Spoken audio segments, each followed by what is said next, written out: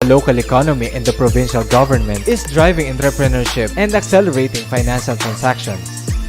And with sustained peace and order across community in the province, business and investors are assured of a secured environment.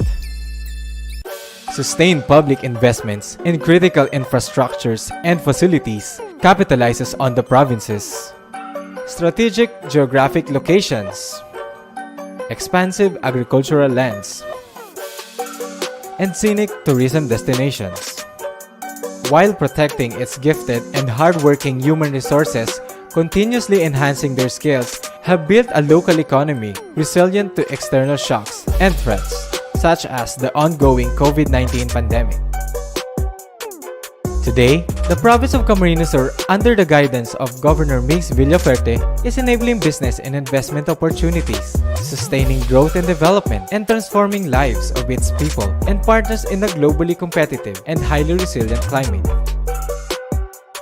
United under a common and shared vision, Camarines Sur is facing contemporary challenges of our times with transformational and decisive leadership.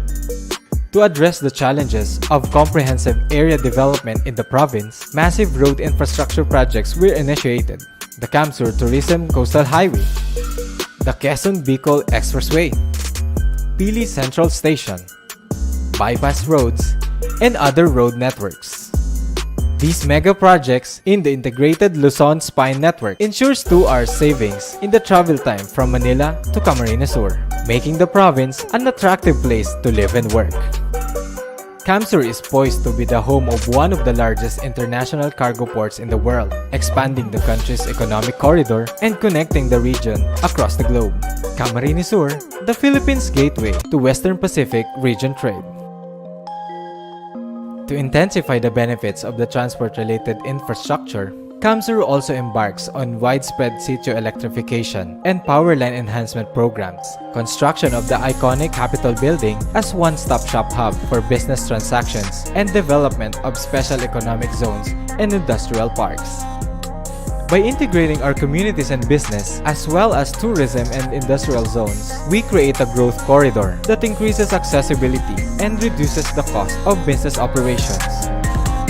Prior to the COVID-19 outbreak, the provincial government of Camarines Sur has already implemented various interventions, policies, and programs aimed towards ensuring continuous operation of businesses. Camsur has established the first IATF-designated hospital isolation facility outside of Metro Manila. The province also launched the Hospital on Wheels for patients in special or high-risk situations and employed healthcare backpackers modeled from the Cuban healthcare system to serve as active case finders. As a result, Camarines Sur was one of the first provinces to transition to MGCQ, allowing businesses to recuperate immediately and opening doors for the emergence of the new MSMEs. To further support local businesses, Camsur pushed for the procurement of locally manufactured face masks, face shields, alcohol, and other personal protective equipments or PPEs. The province also implemented a tax subsidy and incentives program to stimulate and encourage small and medium entrepreneurial activities. As we move forward to a post-COVID-19 scenario, the province of Camarines Sur boasts its readiness to shift to the expected new normal through the intensified research and development and upskilling our workforce. While COVID-19 is our most immediate threat, we continue to pay attention to the broader issues of our contemporary societies: digital connectivity and integration, environmental conservation, and global climate change adaptation. To support food security while investing in more sustainable alternatives, we invested in a NIPA bioethanol production project, in aquaculture demo farms, soft broom making from tiger grass in upland communities, gabod productions from raw abaca, and bee culture demo farms. Finally, we believe that investing in our people is key to making it in the expected new normal. Our business expos, technology fairs, construction and agricultural summits, youth entrepreneurship congress, and food beverages expos have consistently provided a platform for consumers, business, and industrial interactions. The expected new normal, they say, is digital. This is why we have to prioritize building our digital infrastructure and upskilling our students and workforce so they can adapt and survive the digital new normal. Our modern Wi-Fi ready classrooms, e-learning initiatives, and other skills development programs are just some of the ways that will make Camarines Sur digital future ready.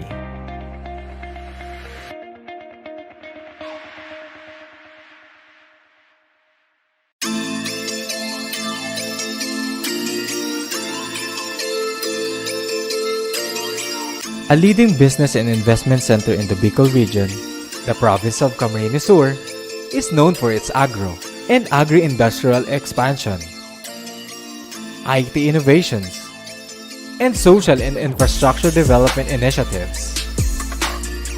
Confidence in the local economy and the provincial government is driving entrepreneurship and accelerating financial transactions. And with sustained peace and order across community in the province, business and investors are assured of a secured environment. Sustained public investments in critical infrastructures and facilities capitalizes on the province's strategic geographic locations, expansive agricultural lands, and scenic tourism destinations, while protecting its gifted and hardworking human resources, continuously enhancing their skills, have built a local economy resilient to external shocks and threats. Sa nagsusulputang sakit ngayon, pantapat mo, pagsik ng Pigrolac. B. Bigyan ng Pigrolac Hog Feeds with immune enhancers, pampatibay resistensya. A. Alisin ang virus at bakterya para iwas sakit. G. Gumamit ng supplement pampalusog. S. Sa nagsusulputang sakit ngayon, pantapat mo, pagsik ng Pigrolac. B. Bigyan ng Pigrolac Hog Feeds with immune enhancers, pampatibay resistensya. A. Alisin ang virus at bakterya para iwas sakit. G. Gumamit ng supplement pampalusog. S. Siguraduhin may foot bath sa babuyan. I. Iwasan ang pagbigay ng kanin baboy. K. Kontakin ang Bureau of Animal Industry para sa iba pang impormasyon.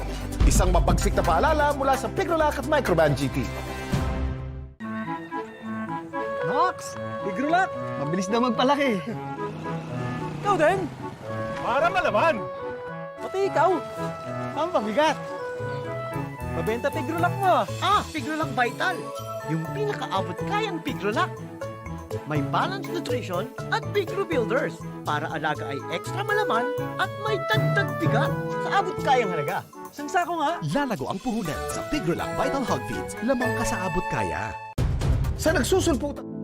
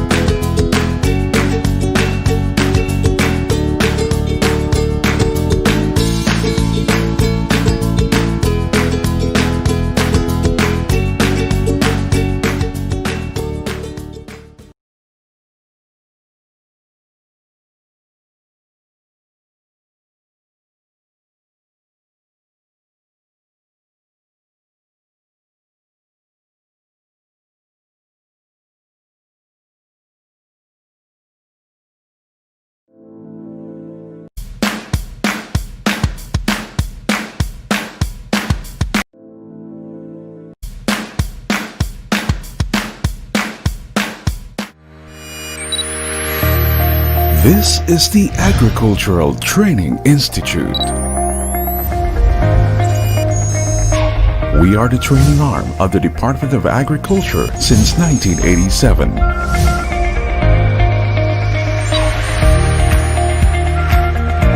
We are the premier institution managing the country's extension services. We uphold leadership in agricultural extension through our network of 16 training centers located at the heart of rural communities across the country. Ang tunay na mitigumpay na pag-aalaga ay yung matipid na malalaman pa ang mga alaga. Kaya siguradong mas malaki ang kita dahil ang Seeds Feeds ay may balancing nutrients at ideal protein na madaling Ang tunay na mitigumpay na pag-aalaga ay yung matipid na malalaman pa ang mga alaga. Kaya siguradong mas malaki ang kita. Dahil ang Seeds Feeds ay may balancing nutrients at ideal protein na madaling matunaw ng mga baboy, baka at manok. Kayang-kaya na maging masiksik sa laman at mas mabigat ang kanilang timbang. At sa panahon ng bentahan, siguradong mitigumpay rin ang kita. Kaya ano pang hinihintay? Para sa mitigumpay na pag-aalaga, mag-Seeds Feeds.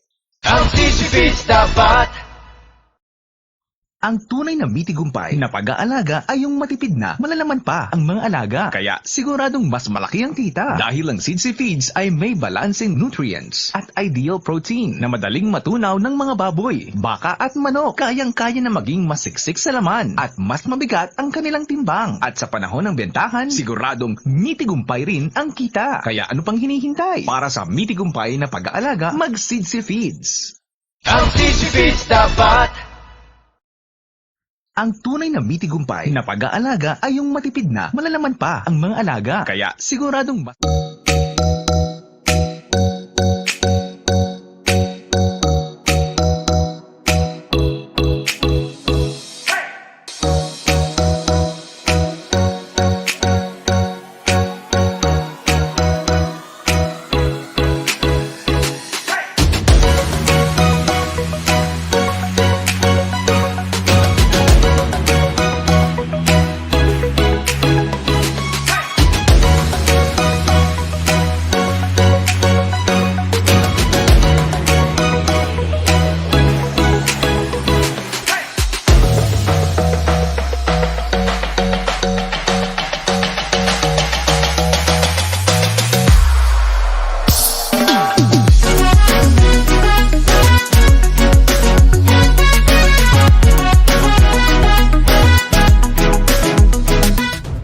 nagsusulputang sakit ngayon?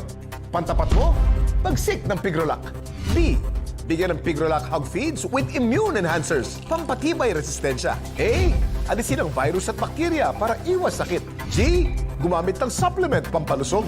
S. Siguraduhin may foot bath sa babuyan. I. Iwasan ang pagbigay ng kanin baboy. K. Kontakin ang Bureau of Animal Industry para sa iba pang impormasyon. Isang mabagsik na paalala mula sa Pigrolac at Microban GT. Nox, Pigrolac, mabilis na magpalaki. Ikaw din. Para malaman! Pati ikaw. Ang pabigat. Mabenta Pigrolac mo. Pigrolac Vital. Yung pinakaabot kayang Pigrolac. May balanced nutrition at Pigro Builders para alaga ay extra malaman at may dagdag bigat sa abot kayang halaga. Sangsa ko nga. Lalago ang puhunan sa Pigrolac Vital Hog Feeds. Lamang ka sa abot kaya. Sa nagsusulputang sakit ngayon, pantapat mo? Bagsik ng Pigrolac. B. Bigyan ng Pigrolac Hog Feeds with immune enhancers. Pampatibay resistensya. A. Alisin ang virus at bakterya para iwas sakit. G. Gumamit ng supplement pampalusog. S. Siguraduhin may foot bath sa babuyan. I. Iwasan ang pagbigay ng kanin baboy. K. Kontakin ang Bureau of Animal Industry para sa iba pang impormasyon. Isang mabagsik na paalala mula sa Pigrolac at Microban GT. Nox, Pigrolac, mabilis na magpalaki. Ikaw din. Para malaman! Pati ikaw. Ang pabigat. Mabenta Pigrolac mo. Pigrolac Vital. Yung pinakaabot kayang Pigrolac. May balanced nutrition at Pigro Builders para alaga ay extra malaman at may dagdag bigat sa abot kayang halaga. Sangsa ko nga. Lalago ang puhunan sa Pigrolac Vital Hog Feeds. Lamang ka sa abot kaya. Sa nagsusulputang sakit ngayon, pantapat mo? Bagsik ng Pigrolac. B. Bigyan ng Pigrolac Hog Feeds with immune enhancers. Pampatibay resistensya. A. Alisin ang virus at bakterya para iwas sakit. G. Gumamit ng supplement pampalusog. S. Siguraduhin may foot bath sa babuyan. I. Iwasan ang pagbigay ng kanin baboy. K. Kontakin ang Bureau of Animal Industry para sa iba pang impormasyon. Isang mabagsik na paalala mula sa Pigrolac at Microban GT. Nox, Pigrolac, mabilis na magpalaki. Ikaw din. Para malaman! Pati ikaw. Ang pabigat. Mabenta Pigrolac mo. Pigrolac Vital. Yung pinakaabot kayang Pigrolac. May balanced nutrition at Pigro Builders para alaga ay extra malaman at may dagdag bigat sa abot kayang halaga. Isang sako nga. Lalago ang puhunan sa Pigrolac Vital Hog Feeds. Lamang ka sa abot kaya. Sa nagsusulputang sakit ngayon, pantapat mo, pagsik ng Pigrolac. B. Bigyan ng Pigrolac Hog Feeds with immune enhancers, pampatibay resistensya. A. Alisin ang virus at bakterya para iwas sakit. G. Gumamit ng supplement pampalusog. S. Siguraduhin may foot bath sa babuyan. I.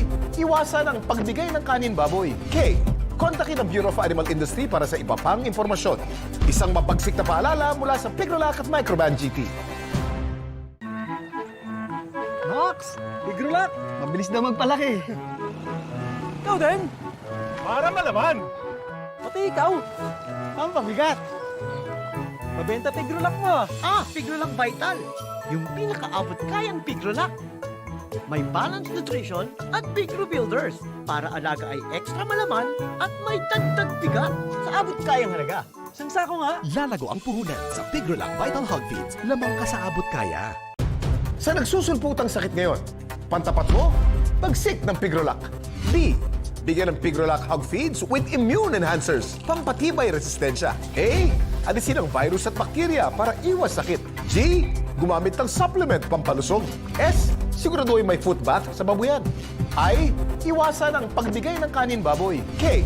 Kontakin ang Bureau of Animal Industry para sa iba pang impormasyon. Isang mabagsik na paalala mula sa Pigrolac at Microban GT. This is the Agricultural Training Institute. We are the training arm of the Department of Agriculture since 1987.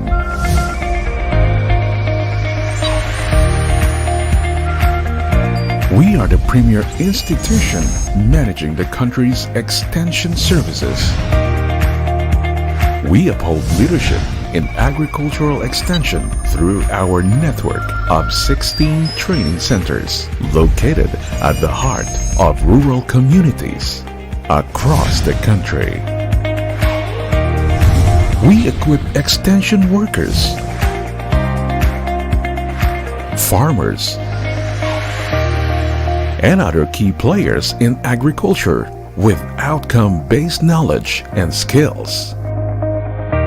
Our services are anchored on 6 thematic platforms of our core functions.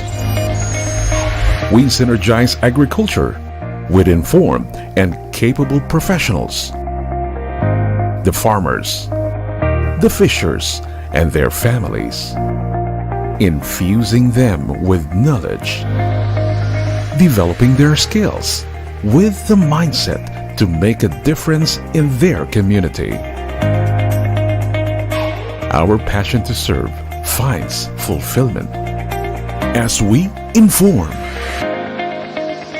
support, and sustain the growth of urban and rural communities. We connect with partners in agriculture to uplift the human capital and hasten socio-economic progress.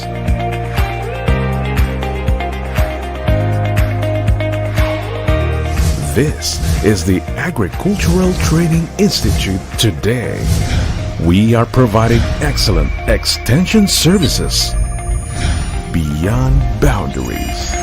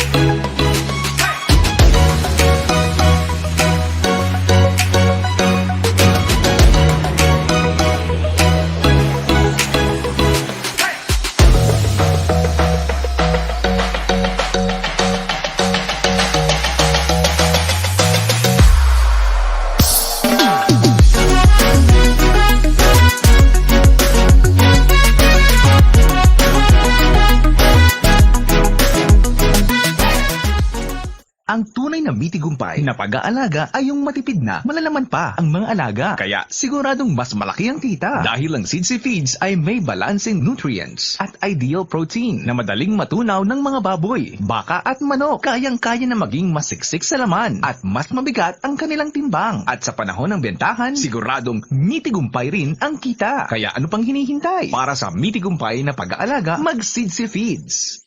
Ang Seeds Feeds dapat.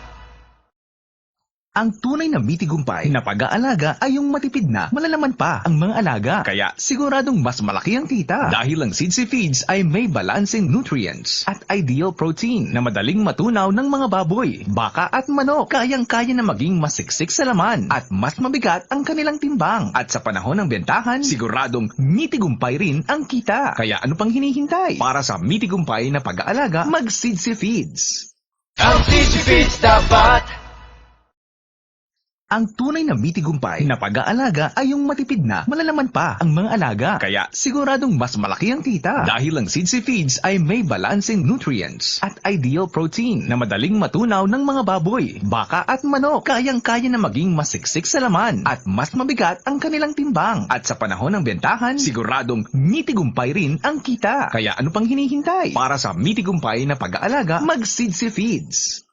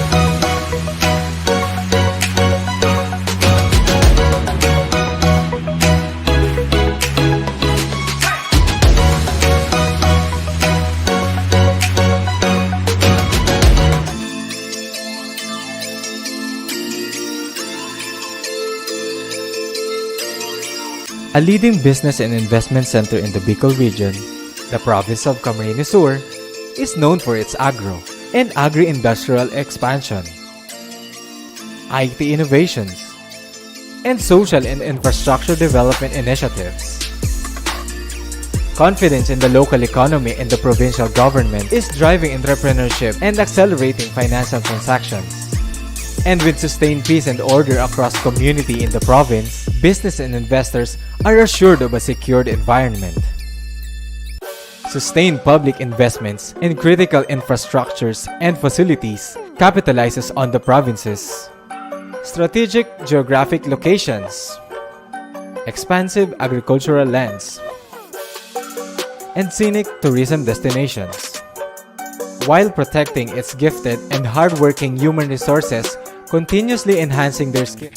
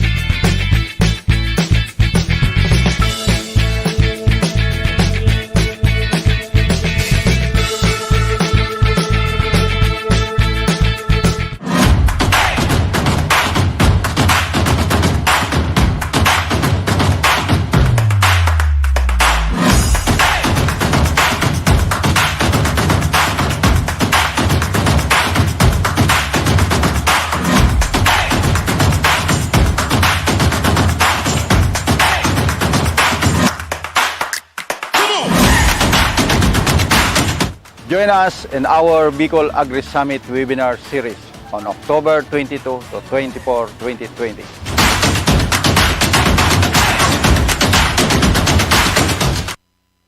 Diyos maray na aga sa Indogabos. Welcome to the second day of the third BICOL AGRI Summit webinar series. I am Crystal Isales and I'm your host for today. Let us begin our day with a prayer and with the singing of the Philippine National Anthem.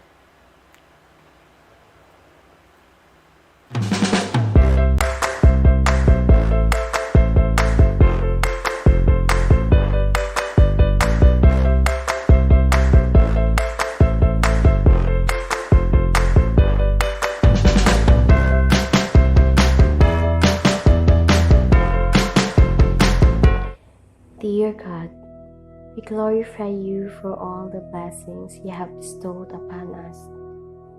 We are truly grateful for them. Thank you for allowing us today to meet and share our knowledge and time with one another virtually. May you send forth your divine wisdom to our speakers as they impart effectively their God-given gifts to all the participants. Bless the Cameroon Chamber of Commerce and Industry Incorporated as they continue to be the voice of business in BICOL. Bless the participants as well so that they would be able to obtain vital information from this activity. May you send forth your Holy Spirit so that after this webinar, we may share what we learn in the spirit of your love and generosity, especially during these trying times. May we able to bring glory to you, Lord, in everything that we do. Amen.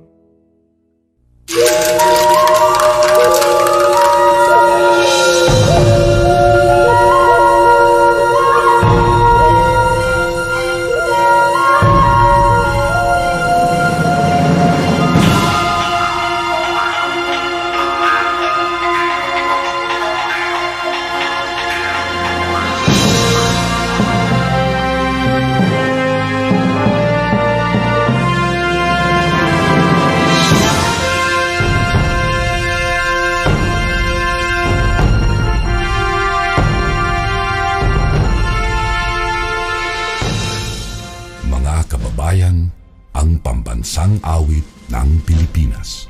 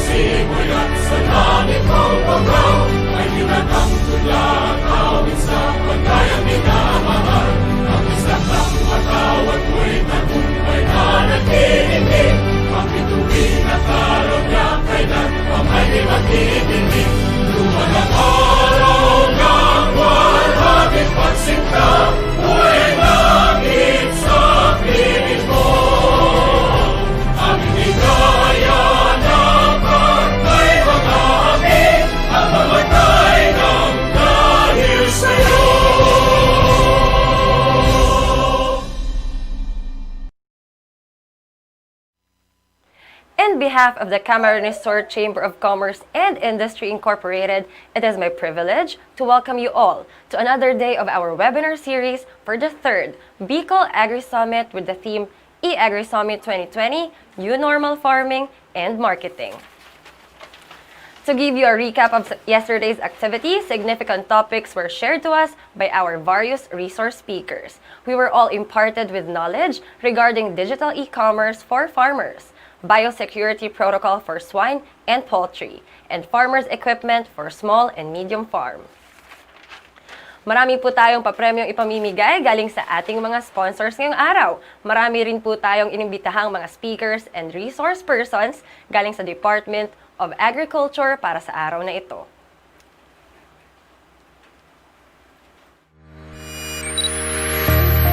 This is the Agricultural Training Institute. We are the training arm of the Department of Agriculture since 1987.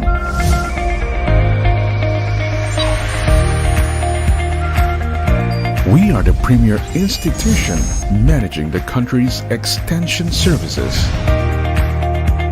We uphold leadership in agricultural extension through our network of 16 training centers located at the heart of rural communities across the country. We equip extension workers, farmers, and other key players in agriculture with outcome-based knowledge and skills. Our services are anchored on 6 thematic platforms of our core functions. We synergize agriculture with informed and capable professionals, the farmers, the fishers, and their families, infusing them with knowledge, developing their skills with the mindset to make a difference in their community. Our passion to serve finds fulfillment as we inform, support, and sustain the growth of urban and rural communities. We connect with partners in agriculture to uplift the human capital and hasten socio-economic progress.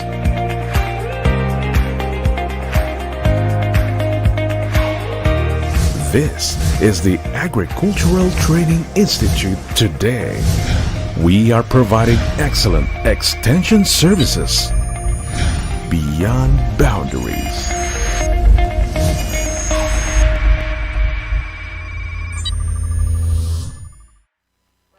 Let us start the ball rolling. For our first speaker, she is a licensed agriculturist working for the local government of Tigaon, Camarines Sur as an agricultural technologist. She is the HVC Organic Program Coordinator as extension worker and trainer. She is the national awardee for the Organic Agriculture Achievers Award for the Municipal Organic Agriculture Focal Person category in 2015. To tackle organic farming of high-value crops, ladies and gentlemen, please welcome Ms. Yena Sombrero. Hello, ako po si Shena C. Sombrero, isang licensed agriculturist ng nagtatrabaho sa local government unit of Tigaon. So, ang hinahandilan ko is high value crops production and organic program. So, ngayon, ang i-discuss ko sa inyo about organic high value.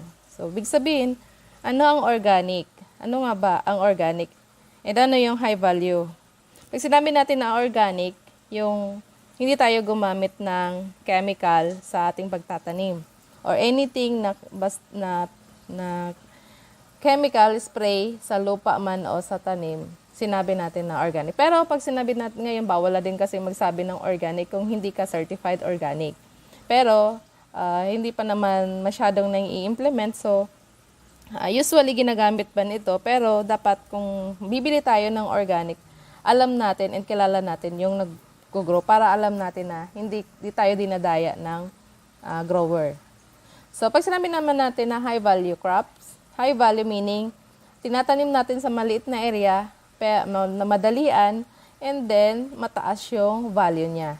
Example, yung mga gulay and fruits.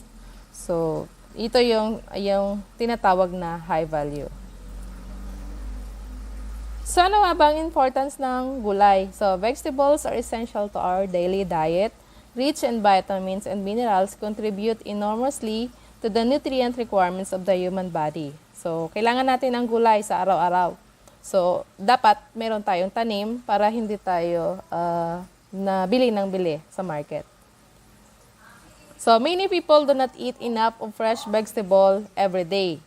So, yun, ilan lang sa mga tao ang kumakain ng fresh vegetable every day. Kasi ang iba umaasa lang sa market, bumibili ng gulay na hindi na siya fresh kasi kung ilang araw na or ilang days na siya hinarvest. So, reasons for low consumption, do not know vegetable are cheap source of vitamins and minerals and proteins.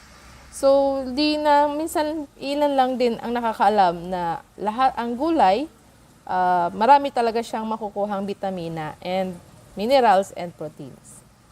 So, home gardening can reduce family daily food expense. So, yun, 20% ng budget natin sa araw-araw ay nasa-save kung may tanom tayo ng gulay sa ating garden.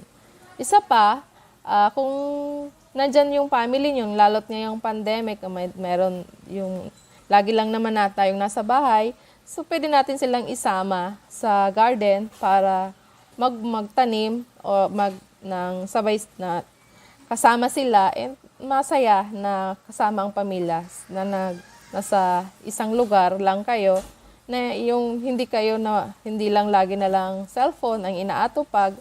Pero sa ngayon, lalo't busy sila sa nag-schooling. So, during free time nila, pwede naman silang encourage para at least medyo, tawag yan, yung medyo ma-relax sila. So, vegetable from home garden are safe. So, syempre, alam natin na ang gulay sa bahay ay safe na nagtananim natin dahil alam natin na wala yan ilalagay na anuman spray chemicals. So, it can be additional additional home income. Siyempre, income, kapag marami na kasi yon supply natin doon. Halimbawa, nagtanim tayo ng 5 puno ng talong, pag 5 puno ng talong, sobra na yan sa family. Kung maliit lang naman ang family, pwede nang ipagbili sa kapitbahay. And then, pwedeng ipalit na ibili natin ng isda na wala doon sa ating taniman.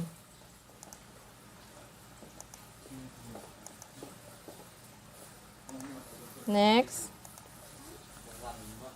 So we introduce yung high value crop production.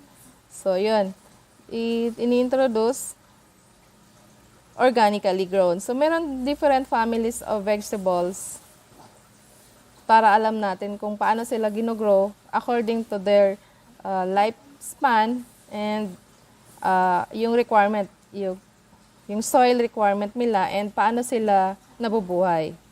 So, nandito yung leafy vegetables. So, crops mainly used for their leaves whether eaten raw or cooked. So, yun, kinakain natin sila na pwedeng fresh na hindi natin niluluto. So, usually grown for salad and require full sunlight and can also be grown in containers, pots, shallow roots, minimal pests, no trellis needed, and ideal for backyard gardening. So usually ito yung tinatanim natin na mabilisan talagang lalo ng pechay. Mga 15 to 30 days, meron na tayong pwedeng maani ng pechay sa ating bakuran. So next is the cocoa beets, better known as the squash family. Cucurbitaceae. So, ito yung family na lahat na gumagapang. Yung opo, patola, kundol, melon, cucumber, ampalaya. So, ito yon ang sample ng mga... So, nagre-require ito ng trellis, 30 to 90 days to grow. Deep roots require full sunlight and can also be grown in bigger containers. So, ito yung kailangan nasa mga sako. Hindi siya pwede sa mga bottles na maliliit lang. Kunti lang nakakapasok na lupa. So, dapat sako. Sako or yung medyo malalalim. Maraming pwedeng makalagay na lupa. So, solanaceous crops, family, Solanaceae family, pepper, tomato, eggplant, potato, sila din yung family na magkakasama. So, better grown in summer or hotter regions. So, deep roots can be grown in bigger pots and require trellis. So, nagre-require din ito ng trellis kasi kapag hindi, nalagyan ng poste, nagtutumbahan din sila. Kasi medyo mataas din ang halaman na ito, ang crops na ito. Next is root crops. Crops that produce edible and enlarged roots or stem.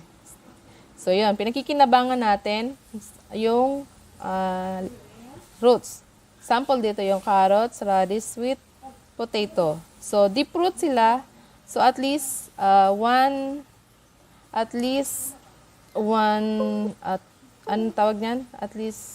ruler ang lalim para ma-achieve natin yung size na gusto natin sa mga root crops. So, kailangan din dito yung sandy loam soil, yung buhaghag. Or kung hindi naman, medyo clay, ilagyan natin ng compost or anything na carbonized rice hull or pwedeng basta makakapagbuhaghag ng lupa. Ayaw nito ng compacted soil. So, dapat buhaghag.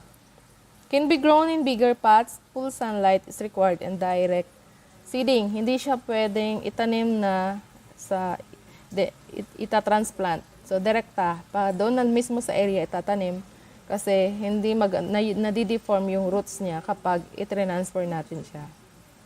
Legumes. So, ito yung family ng legumes. A member of the legume family that produce edible pods and seeds. So, sample dito yung snap beans, pole beans. Kasama din dito yung munggo and peanut. So, sila yung source ng protein sa gulay.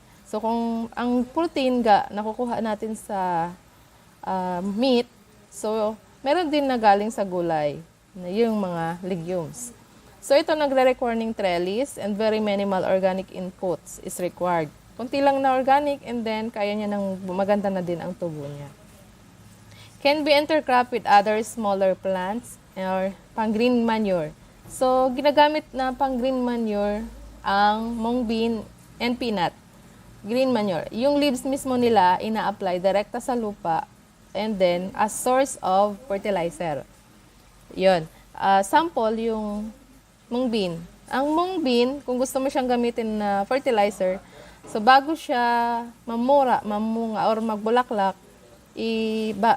yung area gusto mo siyang gamitin para ma-rehab, bibilisan ma-rehab, para gumanda yung tubo ng gusto mong crop, gamitin mong pang green manure yung mung bean. So, gagawin mo lang, itanim mo bago mamulaklak, then iararuhin mo na. Then, after 1 week, so kung ano na yan, tawag niyan, bulok na, pwede mo na siyang taniman ng main crop mo. So, yun tinatawag na green manuring. So, next family is crucifers. Yun, mga nag-form ng head. Yung cabbage, broccoli, cauliflower. So, has anti-cancer properties, i-prepared well. So, yun. And loves organic fertilizer. So, medyo maganda ang madali itong gawin, madali din itanim kasi may mga lowland vegetable na din na lowland varieties na pwedeng itanim yung cauliflower and broccoli. And recommended ben to be eaten cooked than raw. So, kailangan natin kainin siya ng cook kasi medyo matigas.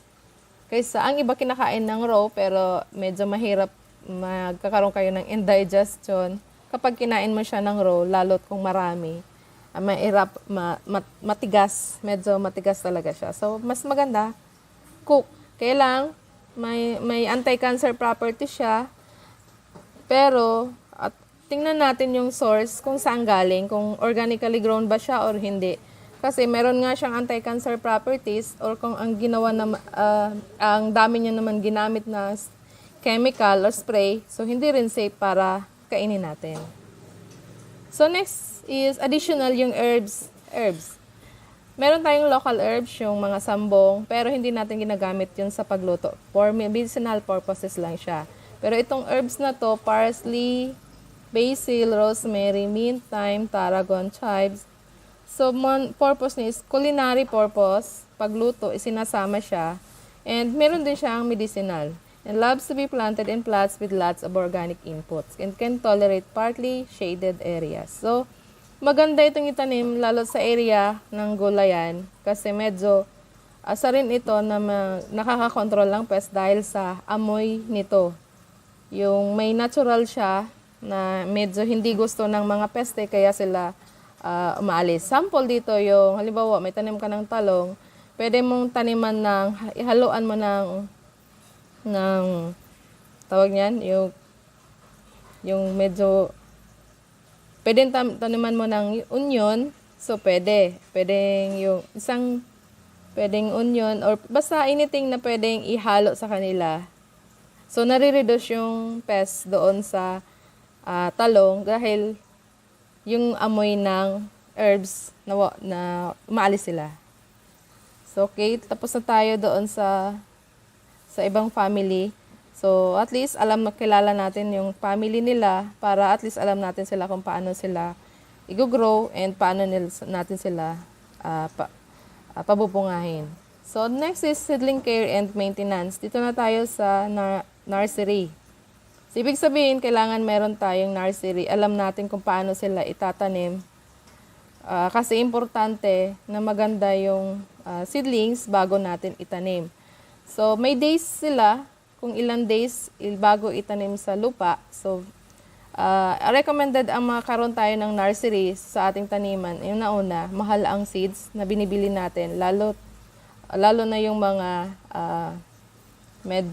lalo sample dito yung ampalaya. Medyo costly na siya sa part ng farmer. And eggplant, tomato. So, kailangan talaga natin siyang i-grow through nursery. Dahil, mabilis silang masira kapag direkta sa lupa. So, meron silang days kung ilan i-grow, yung watermelon 12 to 14 days, honeydew, muskmelon, cucumber 8 to 12 days. So, ampalaya, squash, upo patola 10 to 14 days, and pechay, okra 10 to 15 days. So, ang lettuce, 15 to 18 days, and tomato, 18 to 20 days. Cabbage, cauliflower, broccoli, 20 to 25 days, and eggplant and pepper, 25 to 30 days. So, additional dito yung papaya, 45 to 60 days. Ang papaya kasi sinasama na siya na mataas ang value niya, medyo maraming naghahanap as fruits. So, ito yung paano natin sila patutubuin sa isang pots o seedling pots. Gawa tayo ng potting mix. So, pwedeng, kung walang carbonized rice hull, pwede natin ipalit yung sand or buhangin. Then, nahaluan natin ng compost or vermicompost. And garden soil. So, part 1:1. So, ibig sabihin pare-parehas ang mixing. Halimbawa, isang sakong sand or carbonized rice hull, isang sako din na compost or vermicompost, and isang sako din na garden soil para even yung pare-parehas ang pag-mix natin. Then, seed sowing and germination. Meron tayong iba-ibang pwedeng patubuan ng tinanim ng seeds. Pwedeng mga bottles, so bubutasan lang natin.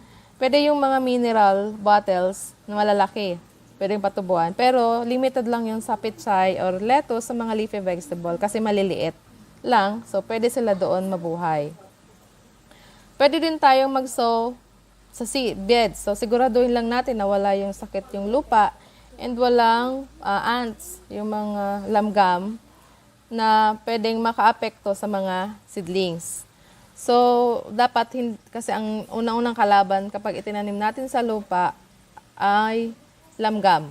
So, isa pa dito, pag tinatanim natin, usually kasi ang mga farmers, ang ginagawa nila, binububod lang ang pagtanim ng seeds. So, alam natin na ang isang lata ng talong, nagkukos siya ngayon ng almost 1,000 plus na ang isang 50 grams. So, ibig sabihin yan, medyo ma-costly na siya. So, dapat kailangan natin mapatubo lahat ng seeds doon para hindi tayo malugi. Kasi, seeds pa lang, lugi na minsan ang farmer kasi kapag hindi nila inaayos ang pagpatubo, hindi nila inaayos ang pagpatubo, ano lang iyan, tawag yan, 30% lang nung seeds na binili nila sa isang lata ang nakukuha nilang na itatanim na maganda. So, advice, kailangan, pag nagpatubo tayo sa mga beds, siguro din natin na wala silang pest and disease doon sa lupa. And kailangan naka-distance and proper distancing din para maganda yung tubo. Ibig sabihin, hindi sila nagko-compete kasi hindi sila siksikan. Yun ang maganda. Kailangan, paral din silang sa alam naman natin na kapag may distansya, tamang nutrients, maganda ang tubo ng tinanim. Pati, the same sa mga seedlings pa lang. So, yan. So, it's seed tray. Pwede din tayong bumili ng seed tray, kaya lang medyo costly. Pwede din mga cups, o pwede, yon plastics. Pero ang iba, yun ng plastic kasi gusto nga organic eh. So, ito naman, gagamitin, naglalast naman ito ng matagal. So, pwedeng gamitin ito kahit ilan, basta depende sa gamit. Ayun din. So, sow seeds in seedling trays or seedling cups to protect them from predator, example, ants and birds. So, yun ang purpose ng mga naka-seedling trays. So, seedlings in tray cups also protected from stress during transplanting. Una, hindi napuputol ang ugat kapag nasa mga seedling trays or seedling cups. Buo. So, kahit itanim mo siya ng mainit, any time of the day, basta hindi putol yung ugat at basa, hindi siya magkakaroon ng stress. Yun ang maganda kapag nakatanim sa mga seedling trays. So, ito yung quality. Ayun, ang mapuproduce natin, quality seedlings. So, ibig sabihin, pag quality ang seedlings natin maganda ang tubo, ibig sabihin niya, magandang tubo, maganda din na, mamumunga din yan ng maganda. So, yan, ito yung, kung makikita nyo, yung sample ng seedlings di sa picture, buo yung ugat niya. So, unlike doon nasa beds, putol. Kapag itinanim natin, putol ang ugat,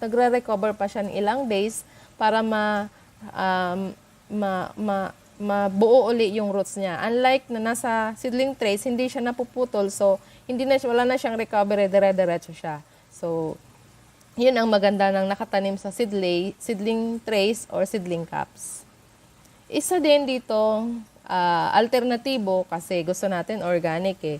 So, sow seeds at raw leaves or paper cups, pwede. So, walang plastic na gagamitin. So, yung nasa farm lang, pwede. Pwedeng coconut leaves, pili leaves, banana leaves, pwedeng paper kung marami tayong, kung nag-office worker tayo, marami tayong hindi ginagamit ng mga papel, pwede natin. Pero limited lang ito sa mga madali lang. Libawa, pechay, kasi mabilisan lang. Hindi siya pwede sa mga talong kamatis kasi mabilis masira yung papel. So, ang gagawin lang naman natin dito, i-roll lang natin, lagyan natin ng lock, and then, pwede na natin taniman ng seeds. Lagyan lang natin sila ng base o plastic sa ilalim na may butas para pag nagdilig tayo, ang tubig niya matatanggal doon sa mismong seeds. Kasi baka mabulok kapag maraming tubig na ma-stuck doon sa taniman natin, sa mga seedling cups or seedling trays. So, isang paraan para hindi ma-stress ang tinanim seedlings na galing sa nursery, kailangan natin ng hardening. Hardening of the seedlings. How to harden? So, before transplanting in the garden plots, harden them first for several days. Una, pinakasimple na gawin natin. Halimbawa, tatanim na siya. Gagawin natin na ilabas natin yung, kasi ang nursery natin may cover ng, ibig sabihin na sinabing nursery, meron siyang merong bahay na ginawa tayo. So, medyo, ibig sabihin pag nasa nursery, hindi siya direktang tinatamaan ng init. So, ibig sabihin, hindi siya exposed. Kailangan, pag gusto natin, sanayin natin yung seedlings. Bago tanim, ilabas natin na at least 1 hour, pa unti-unti, hanggang sa ang kulay kasi kapag galing nursery, ang kulay niyan medyo light ang color ng dahon.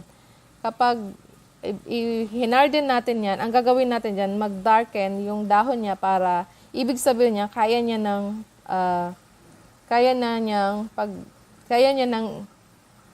nang suportahan yung init kapag itinanim natin siya direkta sa taniman. So, kailangan na hardening lang, paunti-unti, 1 hour, 2 hours, 3 hours. Yun, everyday, nagdadagdag yung hours nila sa exposed ng sunlight para hindi sila bigla. Kasi alam natin na pag kulang ang sunlight, medyo mahina siya. So, paunti-unti lang, pakunti-kunti lang natin silang painitan para ma-acquire na nila yung environment sa labas.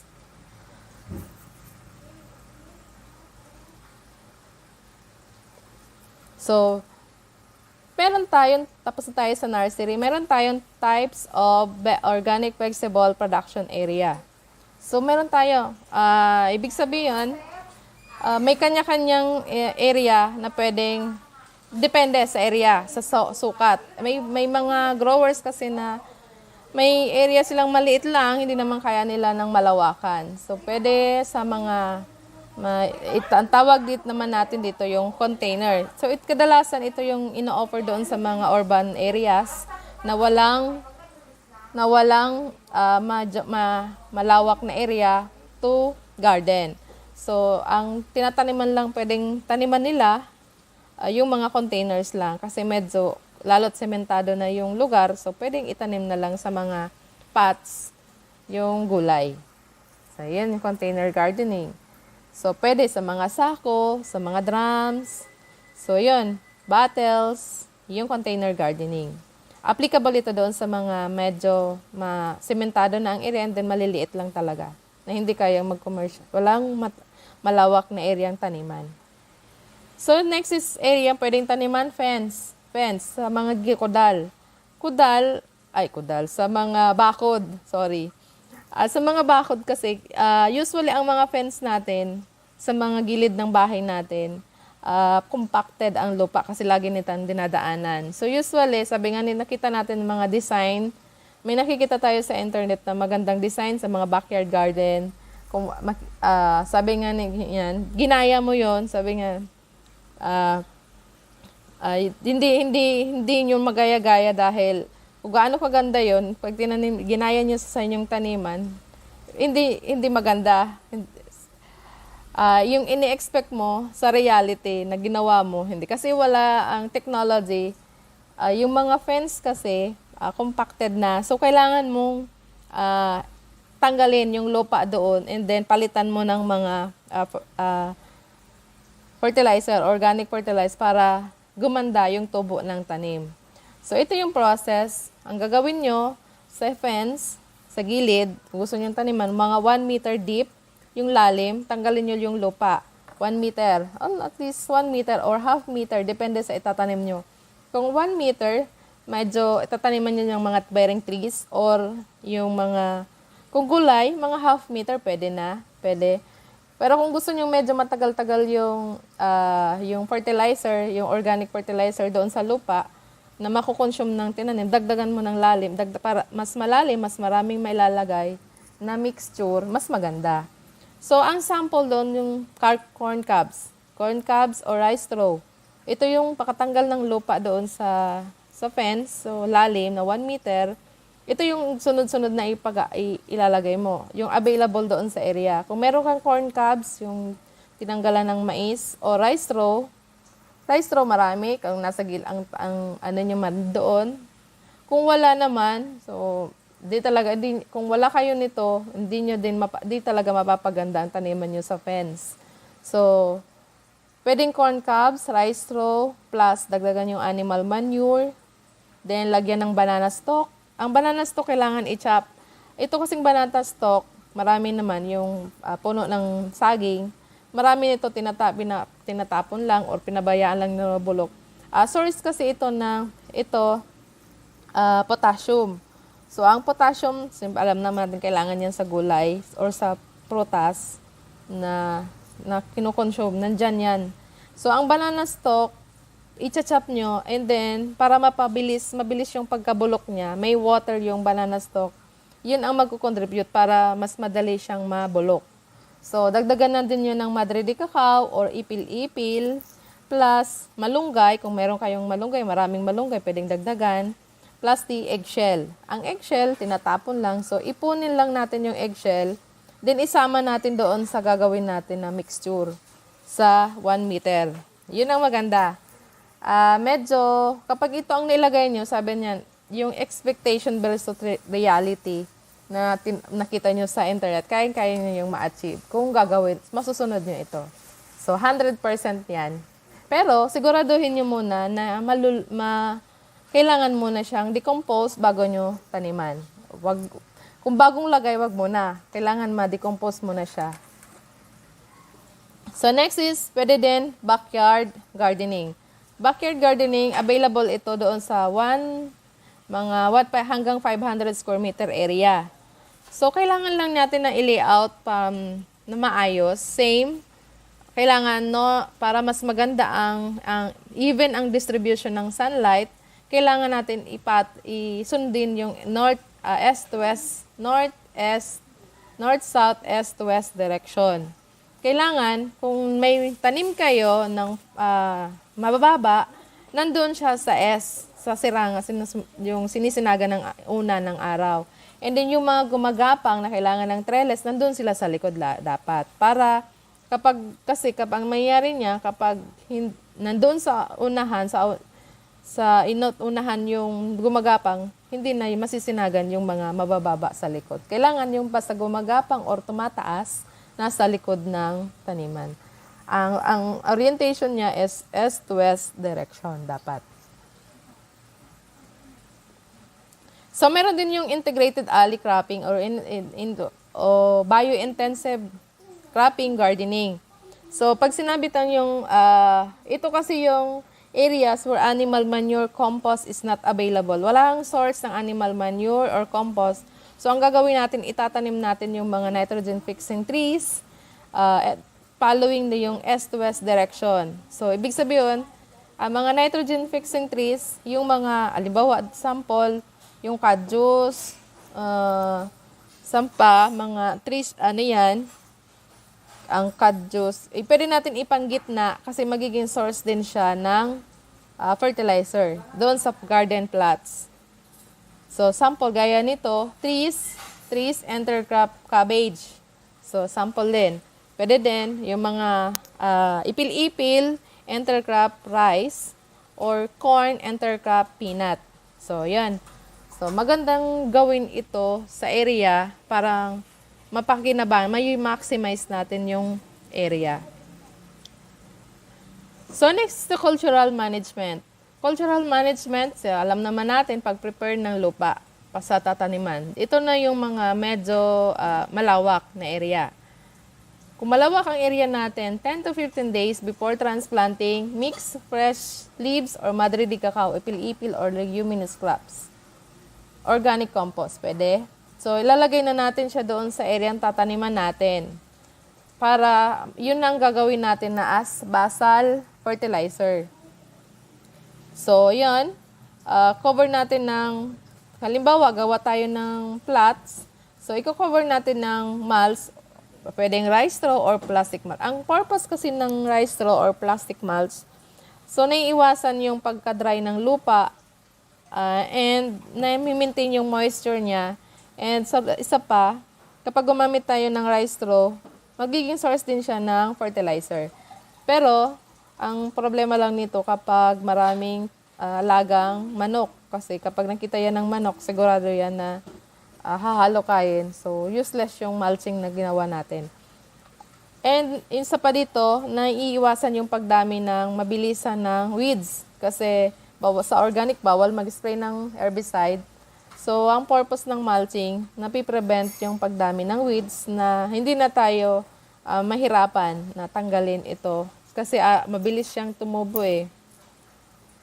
So, pwede din gawin natin yung mulching, yung plastic.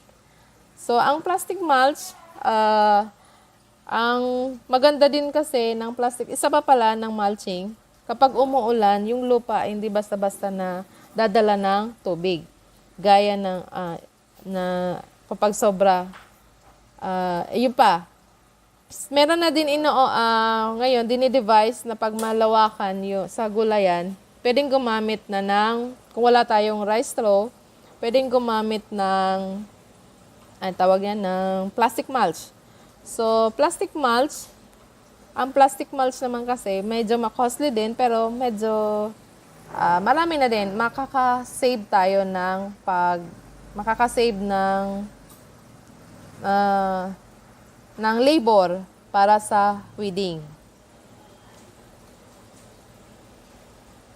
So, ang isa lang dito, kailangan hindi dapat pag nagtanim tayo sa mulch, ang tanim, hindi siya nakadikit sa plastic para hindi siya maluto kasi mainit ang mulch. And ang ilalim ay yung butas, kailangan nako-cover siya ng lupa para hindi siya masingawan yung tanim sa nakalagay sa mulch. So, transplanting and care and maintenance. So, process of planting, kailangan natin ng 2 to 3 true leaves. 2 to 3 true leaves na 2 to 3 true leaves rule of thumb na seedlings. So, kailangan natin na at least dalawang dahon o tatlong para dire-diretso ang magandang, ibig sabihin niyan, maganda siyang itanim. Yan ang tamang-tama para sa seedlings. So, ito yung transplanting distance. So, leafy types vegetables, 25 centimeter between hills and rows for number of rows per 1 meter bed is 4 and days before harvest 30. So, same as headed type lettuce, yung tinatawag natin na iceberg. So, between hills, 40 centimeter and by 2. So, days before harvest, nasa 60 days siya. medyo matagal ang headed type lettuce kasi bumibilog siya, parang cabbage. So 60 days ang duration niya para ma-consume natin ang lettuce. Tomato and eggplant, 50 centimeter. And ang isang plot, dalawang row. And 60 days tayo mag-start ng harvest. And ang okra or hot pepper, 50 centimeter, 2 meters ang rows. Isang plot yung inusapan natin, yung 1 meter bed. And 60 days, start na ng harvest. Bell pepper, isa din yung bell pepper, 40 centimeter and dalawang rows din, 60 days before harvest. Ang palaya, upo, and patola, depende. Merong gumagawa ng tatlong seeds so, ang common sa farmer, tatlong seeds sa isang butas, then medyo malawak yung creeping area. So, depende naman kung gusto mo isa-isa, 1.5 meter ang distance nila, 1 meter ang distance nila, then 3 meters yung creeping area. So, 60 days na mamunga na sila. So, crop maintenance to reduce pest infestation and produce quality fruits. Tawag dito, pruning. So, isa sa maintenance natin yung pruning. Ang pruning, pag sinabi natin na pruning and trimming is the removal of undesirable plants part to produce quality fruits and free from pests and diseases. So, isa yon sa technology na kailangan natin na gawin sa gulay para makaroon tayo ng quality. Pag sinabing quality fruits meaning mataas din ang value niya pag binenta natin, pag magagandang klase. And isa pa, pruning nakaka-reduce ng mga pests. Una, hindi siksikan yung dahon and naiinitan kasi ang gusto ng pest kapag malago ang dahon, gustong-gusto nila yan na mag-hide diyan sila na stay talaga kapag medyo presko sa part nila yon. Hindi sila umaalis. Pero kapag naiinitan, so umaalis sila. Kaya kailangan natin ng trimming ng dahon. So next is solanaceous. Solanaceous, isa ito sa regular na kailangan natin na i-trim or i-prune. Sample, pepper, tomato, and eggplant. So, ito yung makikita natin sa screen, itong puno ng talong. Makikita natin na nagkakaroon sila ng shoot, side shoot. Ang tawag nito ng sapling. Sapling sa kada dahon from the base of the plant. So, kailangan lang natin siyang i-prune, tanggalin. Tanggalin natin siya from the base, yung regular. Itong may X, ito, regular natin siyang tatanggalin hanggang dito sa nagkaroon na ng fork or nag-Y. Y section. Dito sa taas ng fork, hindi na tayo magka-prune. Dito lang. From the fork down to base, yung mga side shoots ang kailangan natin lang tanggalin. Kasi usually ang nauuna, ito kasing mga side shoots, ito ang mga nauunang namumunga. Nauunang mabilis tumubo kasi nasa sides, sinusuportahan siya. And then, itong pinakataas sa fork, ito naman yung nauhuli. Kasi, pag sa common na technology na ginagawa natin sa pagtanim, itong mga side shoots nito, ito yung mga namumunga agad, mabilis. Pero ang bunga nito maliliit at hindi quality yung fruits kasi side shoots lang siya. So, ang purpose ng pruning, tanggalin natin yung side shoots and then pabubungahin natin siya sa fork, sa taas. Ngayon, para kaya niyang i-sustain yung bunga niya kasi nasa main stem siya and malalaki ang bunga. Siguro, garantisado yon na kasi malalaki talaga siya. And ang sapa, quality ang mapuproduce. And kung nagsisids tayo, ganito, pinuprune talaga siya. Hindi tayo nagpapabunga sa side shoots. Gusto natin ng malalaki ang bunga. So, pruning starts from the base of the plant to fork only. Huwag tandaan natin yon. Kailangan lang natin fork, pagkaroon ng Y, pababa, hindi pataas. Same to tomato and pepper. 10 to 15 days nagsisimula na siyang mag-produce ng side shoots. So, tatanggalin natin siya kunti-kunti. Habang dumadaan tayo sa area, yun na lang ang gagawin. Pero bawal tayo mag-prune ng maulan kasi pwedeng pasukin ng disease o sakit. So, fungus, magkakaroon niya ng sakit. Kailangan mainit. And then, yung ginagamit natin na scissors, kailangan malinis din. So, i-sterilize natin. And lahat ng mga prinon natin, itrinim natin ng mga dahon or side shoots, kailangan hindi yan iiwan sa area. Kailangan natin yang alisin at itapon sa tamang lugar na pwedeng na pagtambakan ng mga basura. Ito yung first pruning stage. So, ganyan. Tawag niyan. Maliliit pa lang. Dito, ang tatanggalin lang muna natin dito yung side shoots pag ganito pa lang kaliit. Hindi mo tayo magpuprune ng leaves, dahon. Kasi ma-stress yung tanim. Okay? So, walang magpuprune na pag ganito pa lang ang edad ng... pag nagkaroon na siya ng fork o naghiwalay na, pwede na tayo magprune ng dahon. So, ito yung unpruned eggplant. Kung makikita nyo, mas mabilis tumubo yung side shoots and mabilis bumunga. Pero ang bunga nila talaga maliliit. Unlike doon sa pinaka-main stem ng talong or kamatis, sili, malalaki talaga. This is the Agricultural Training Institute. We are the training arm of the Department of Agriculture since 1987.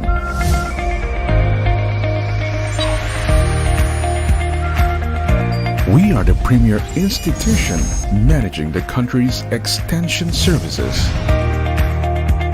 We uphold leadership in agricultural extension through our network of 16 training centers located at the heart of rural communities across the country.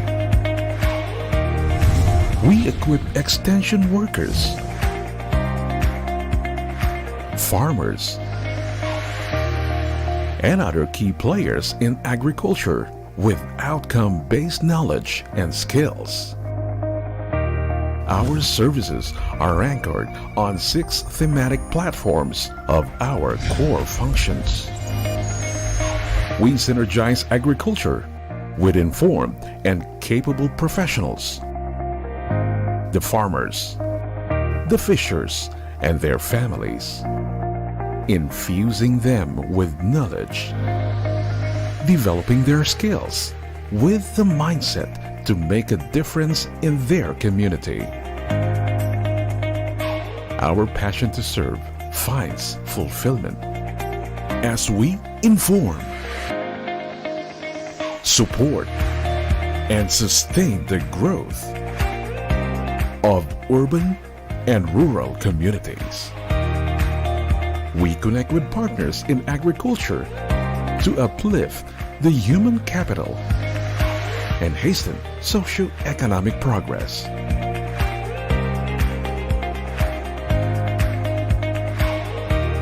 This is the Agricultural Training Institute today. We are providing excellent extension services beyond boundaries.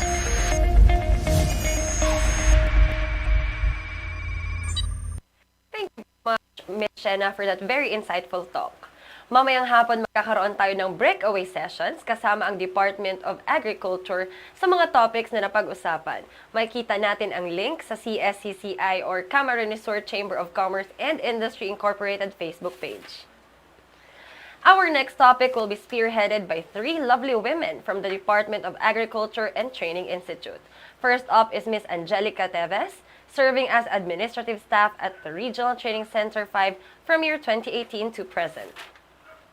She will be followed by Ms. Rafaela Bajaro, serving as technical staff under ATI BICOL, then by Ms. Charlene Freeman, also serving as technical staff for the Career Development and Management Services section for the DA Agricultural Training Institute Regional Training Center 5. Mga kaibigan, ating pakinggan ang ating topic tungkol sa financial literacy for farmers.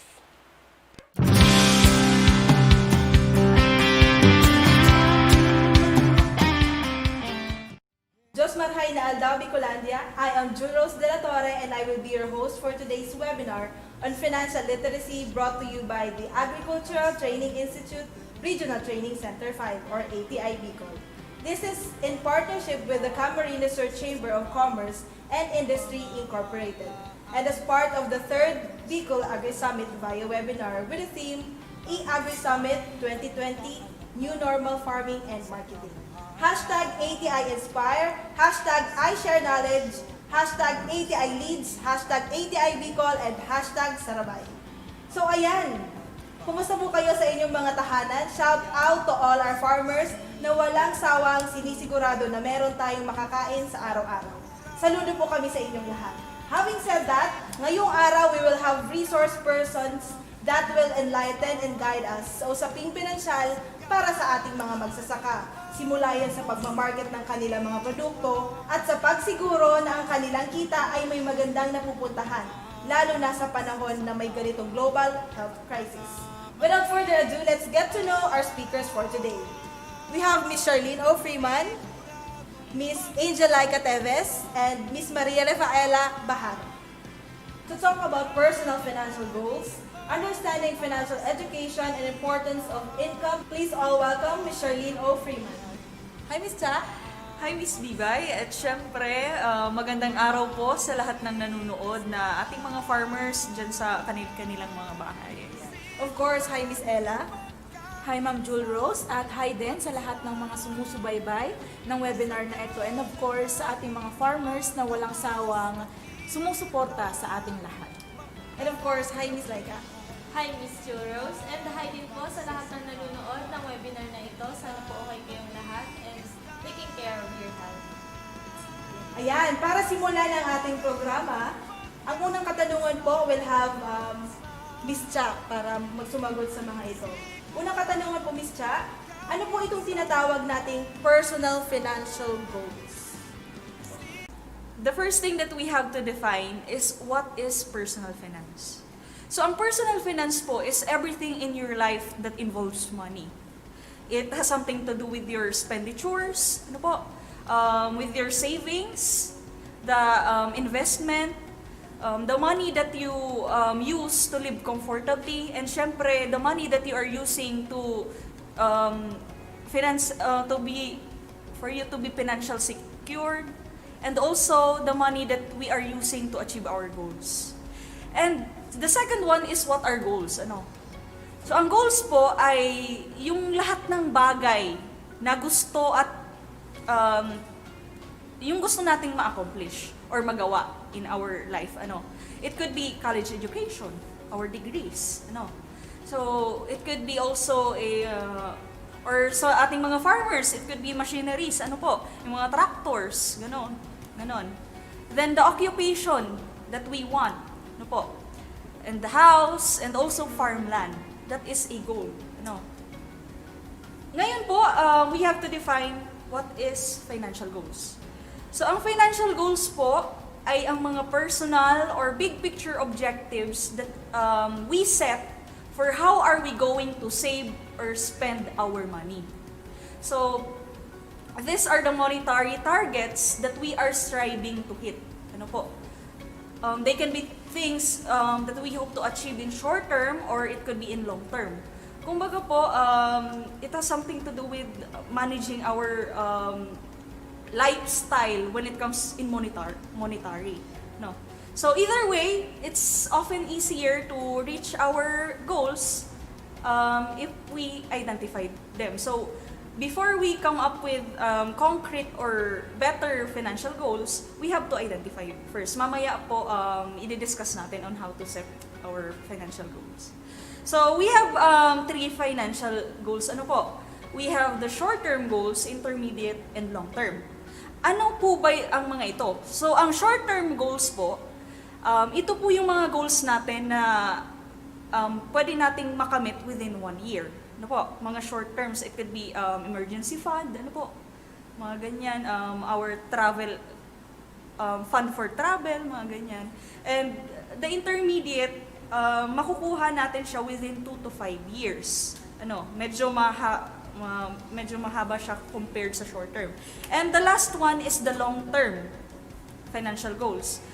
These financial goals naman ay nakukuha natin within 5 years. So, ayan, Miss Cha, thank you so much sa pag-enlighten ng ating mga viewers.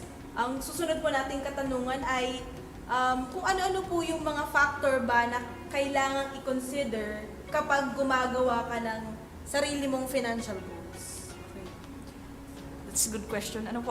So, in setting goals po, the first thing that we have to consider po, sabi ko nga po, is we have to identify our financial goals. Kasi kung hindi naman natin i-identify, medyo hindi klaro sa atin kung ano ba talaga ang gusto natin. So, it could affect our lifestyle, our behavior when it comes to spending our money. So, yun nga po, we have to identify first. And then, focus in what we actually like. So, setting goals, kumbaga libre lang mangarap. Pero, how are we going to achieve those dreams or goals if we don't focus in what we are actually like? So, kasi po, pag may focus, tayo po as a person, pag focus tayo sa isang bagay or alam natin kung ano ba ang talagang gusto natin, no matter what happens, gagawin natin kung ano man ang kailangan para maabot ito. Maraming salamat, Miss Cha. Ngayon, dadako naman po tayo sa pag-discuss ng managing wealth through budgeting and controlling expenditures. Kasama natin dyan, of course, si Miss Laika. Hi, Miss Laika. Mag-hi naman po kayo sa ating mga viewers. Hi, Miss Churros, and hi din po ulit sa ating mga viewers ng webinar na ito. Yan. Magandang araw po. Ayan. So, ang una po namin katanungan, Miss Laika, ano itong budgeting?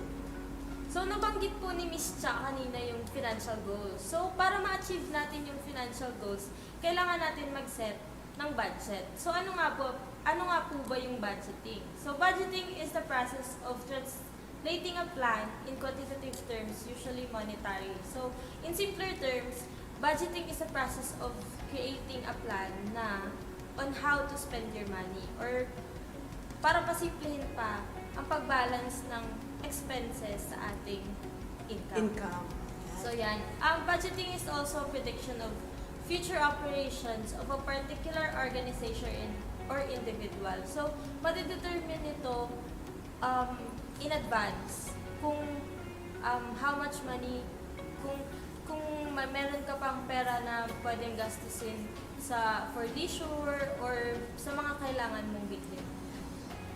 Maraming salamat, Miss Laika. Ang pangalawa po nating katanungan ay, paano nga ba ginagawa ang pagbabudget na mas efficient? May mga steps po bang dapat i-follow or mga unwritten rule in budgeting? Ano po ba ito? So, meron tayong 5 steps in creating a budget. So, step 1 is to set your goals. Nabanggit kanina ni Miss Cha, meron siyang 3 steps. Sa akin, meron tayong two types of financial goals. Meron immediate goals, which focuses on using money today. Yun yung mga current expenses natin, like food, fuel, transport, and the likes. So yung second is yung long-range or long-term goals, which deals with savings and spending over the decades. Dito naman yung retirement savings and dyan na po yung yes. So yung step 2 natin is to calculate your income and expenses. So dito, kailangan mo ilista lahat ng income mo for the month and yung expenses. So sa expenses, meron tayong 3 categories. Meron tayong fixed expense, ado na yung rent. Kadalasan fixed naman, minsan lang magbago yung rent. Variable expenses, andyan yung groceries, and nabanggit ko kanina, fuels. And last, yung discretionary expenses, yun yung mga optional or for entertainment expenses. Pagkakain ka sa labas, manonood ng sine. And yung third step natin is to analyze your spending and income. Ang goal natin dito is to make sure na yung expenses mo hindi lalagpas sa income mo for the month. Kasi masi-short ka yan, di ba, Miss Yes. So step 4 is to revisit your original budget. So, after a month month or two, monitor mo na yung budget mo for in the past. So, magiging aware ka na kung saang areas ka kailangan mag-adjust. Saan ka nag-overspend? Yes. Kung kailangan mong magbawas ng expense or magdagdag ng expense or kung nadagdagan yung income mo, better, di ba? So, kailangan mong mag-adjust. And last is commitment. So, committing to your budget is a great step in working towards a more financially sound future. Yan yung medyo challenging talaga yes, sa part. Yes, kailangan mo talaga, mahirap mag-commit, di ba? Lahat ng bagay. Yes. So, kailangan din dito maging realistic ka sa budget mo para hindi ka masyadong mahirapan. Kailangan mo din discipline, di ba? Pag no cheating. Yes. Oo nga, kasi sarili mo lang naman ang naapektuhan pag ganyan. Sige po. Thank you so much, Miss Laika. Bale, ang next po nating katanungan ay, bakit po mas okay na nagbabudget ang isang tao? Ano-ano mga benepisyo nito kung magbabudget ako? So, kapag nagbabudget tayo, mapapansin na natin dun yung kung ano yung waste, kung ano yung mga expenses na dapat mong i-trim na, tanggalin, kung feeling mo sobra na yung waste, ay yung expenses mo, tapos napapasobra na yung pagkain sa labas, pagsine, yung mga for entertainment. Talagang namomonitor yes, talaga kung po. kaya mo na tanggalin, pwede Talagang tanggalin. cut na. Yes, matatanggal mo siya. So, next is you can direct your priorities. Since nakita mo na nga yung waste, may kita mo na yung bigger picture, makakaset ka ng priorities kung masaset mo yung potential ng pwedeng gawin sa pera mo. And next is, makaka-create ka ng new habits. Since kanina nga sinabi ko, clear na yung picture sa'yo. So, makikita mo kung makaka-create ka ng new habits on how to spend and how your to money save on different categories.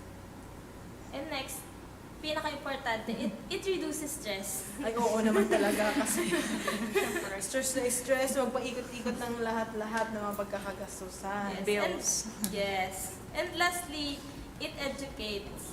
May educate tayo, makikita natin na ang money is a tool. Ayan. Ayan, maraming salamat, Miss Laika. Ngayon naman po, dadako tayo sa pag-discuss ng multiplying financial wealth through investments. Makakasama natin dyan si Miss Ella. Hi, Miss Ella! So, hello Ma'am Jewel Rose. Hello po ulit sa lahat ng mga nanonood ng webinar na ito. Ayan. Ang una pong katanungan natin ay, ano po itong investment or investing? So, in multiplying financial wealth through investments, ang main point po natin doon is investing. So, ano ba yan na investing? So, investing is making your hard-earned money make more money. Sabi nga nila, savings is not enough. Hindi lalago yung pera natin kung hindi natin ipapasok sa isang bagay na mas lalong makakapadami nito.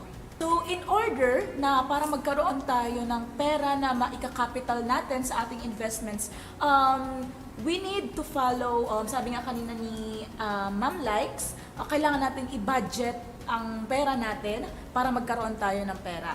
And also, to set our financial goals, we need to invest our money. So, dapat alam natin kung ano yung assets and liabilities para ma-control natin yung pera natin. So, ano ba ang assets and ano ba ang liabilities? So, ang asset is something that puts money in your wallet, while a liability is something that pulls out money in your wallet. Ayan, Miss Ella. Bilang nabanggit nyo na ang assets and liabilities, pwede po ba tayo magbigay ng example o mga halimbawa kung ano yung mga bagay na mako-consider natin as assets and ano yung mga liabilities? So, ayan na. So, ang gandang question po niyan, Ma'am Bibs. Ano po? So, ang assets, very familiar tayo dito, especially the farmers. Ano po? Ang very best example natin dyan is our farms. Bakit? Kasi kapag nagtanim tayo, inalagaan natin, and when we harvest at pinabili natin yan, yung income natin, it puts money in our wallet. So, asset siya. For liability naman, the best example for that is a luxury car. Bakit? Kasi kapag bibili tayo ng car, of course, lalabas tayo ng pera. Hindi lang yan. Maggagastos din tayo para sa gas, sa maintenance, at hindi naman sa if there is an accident na nangyari sa'yo, lalabas ulit tayo ng pera. So it is a liability. It is something that pulls out money in our wallet. So, bilang nasabi niyo rin po kanina yung investing together with may pahapyaw kayo ng saving, pwede po ba nating sabihin sa mga manonood at sa mga viewers, ano ba ang pinagkaiba ng pagsisave mo at saka pag-invest? Ang savings kasi, ang pera mo, dyan lang yan. Hindi yan gagalaw. Pero kapag nag-invest ka, ininvest mo yung money na meron ka, yung pera na yun, pwede yung dumoble, pwede yung trumiple, o mas dumami pa. Depende kung paano ka mag-invest. Kasi sabi nga nila, there are people who are very good on savings, magaling sila mag-ipon, pero hindi sila magaling mag-invest.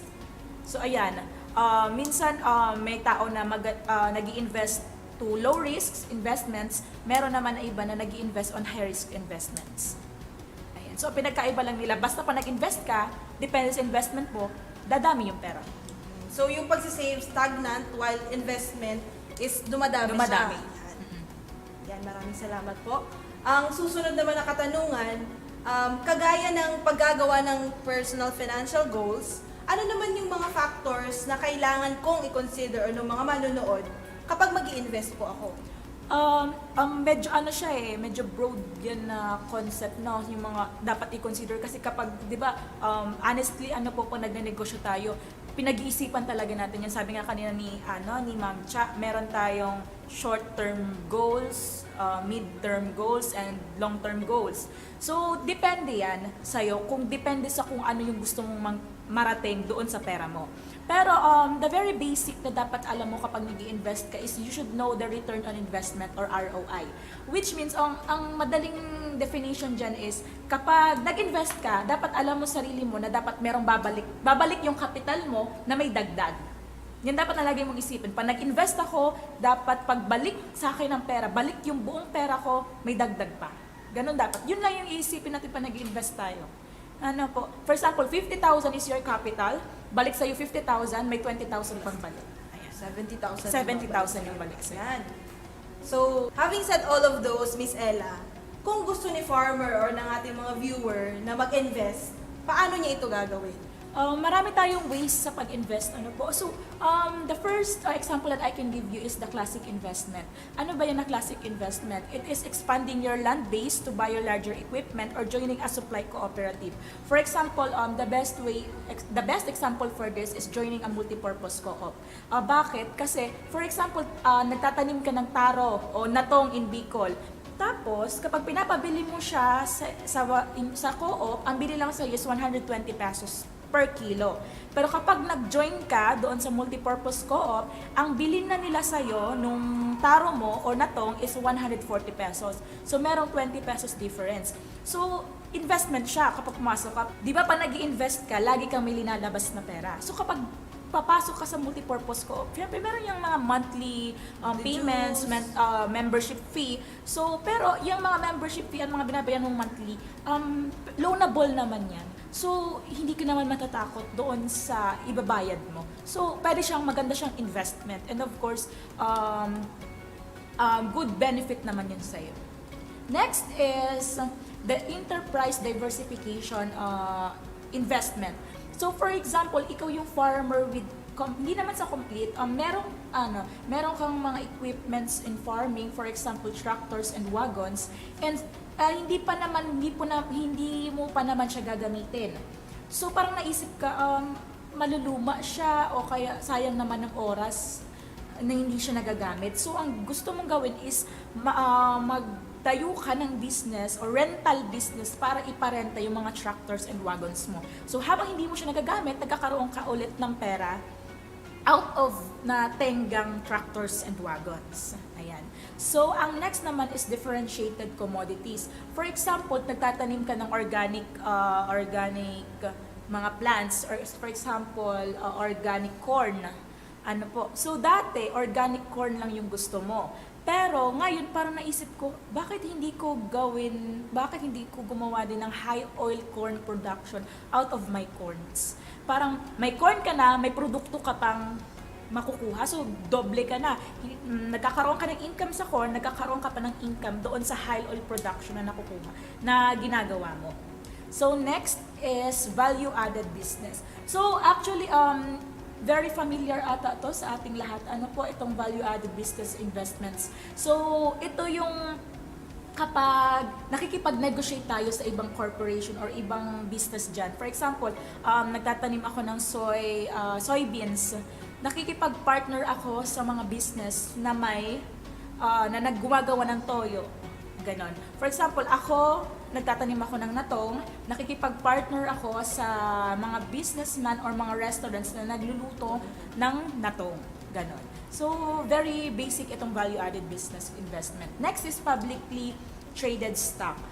Kung medyo malaki-laki yung kaya mong ilabas na pera, pwede ka dito sa publicly traded stock investment kasi bibili ka ng kanilang traded stock with your money na i-invest. So for example, if meron sa inyong pwedeng bilhin na stock, for example, 1% of their stock, so you can invest naman as long as you know na lalago yung pera mo. Pag-isipan din natin, hindi naman yung basta-basta, ay, stock, bibilihin ko. Hindi naman, kasi medyo complicated pag bumibili tayo ng stock kasi medyo, minsan tataas, minsan bababa. Unpredictable. So unpredictable siya. So titingnan din natin.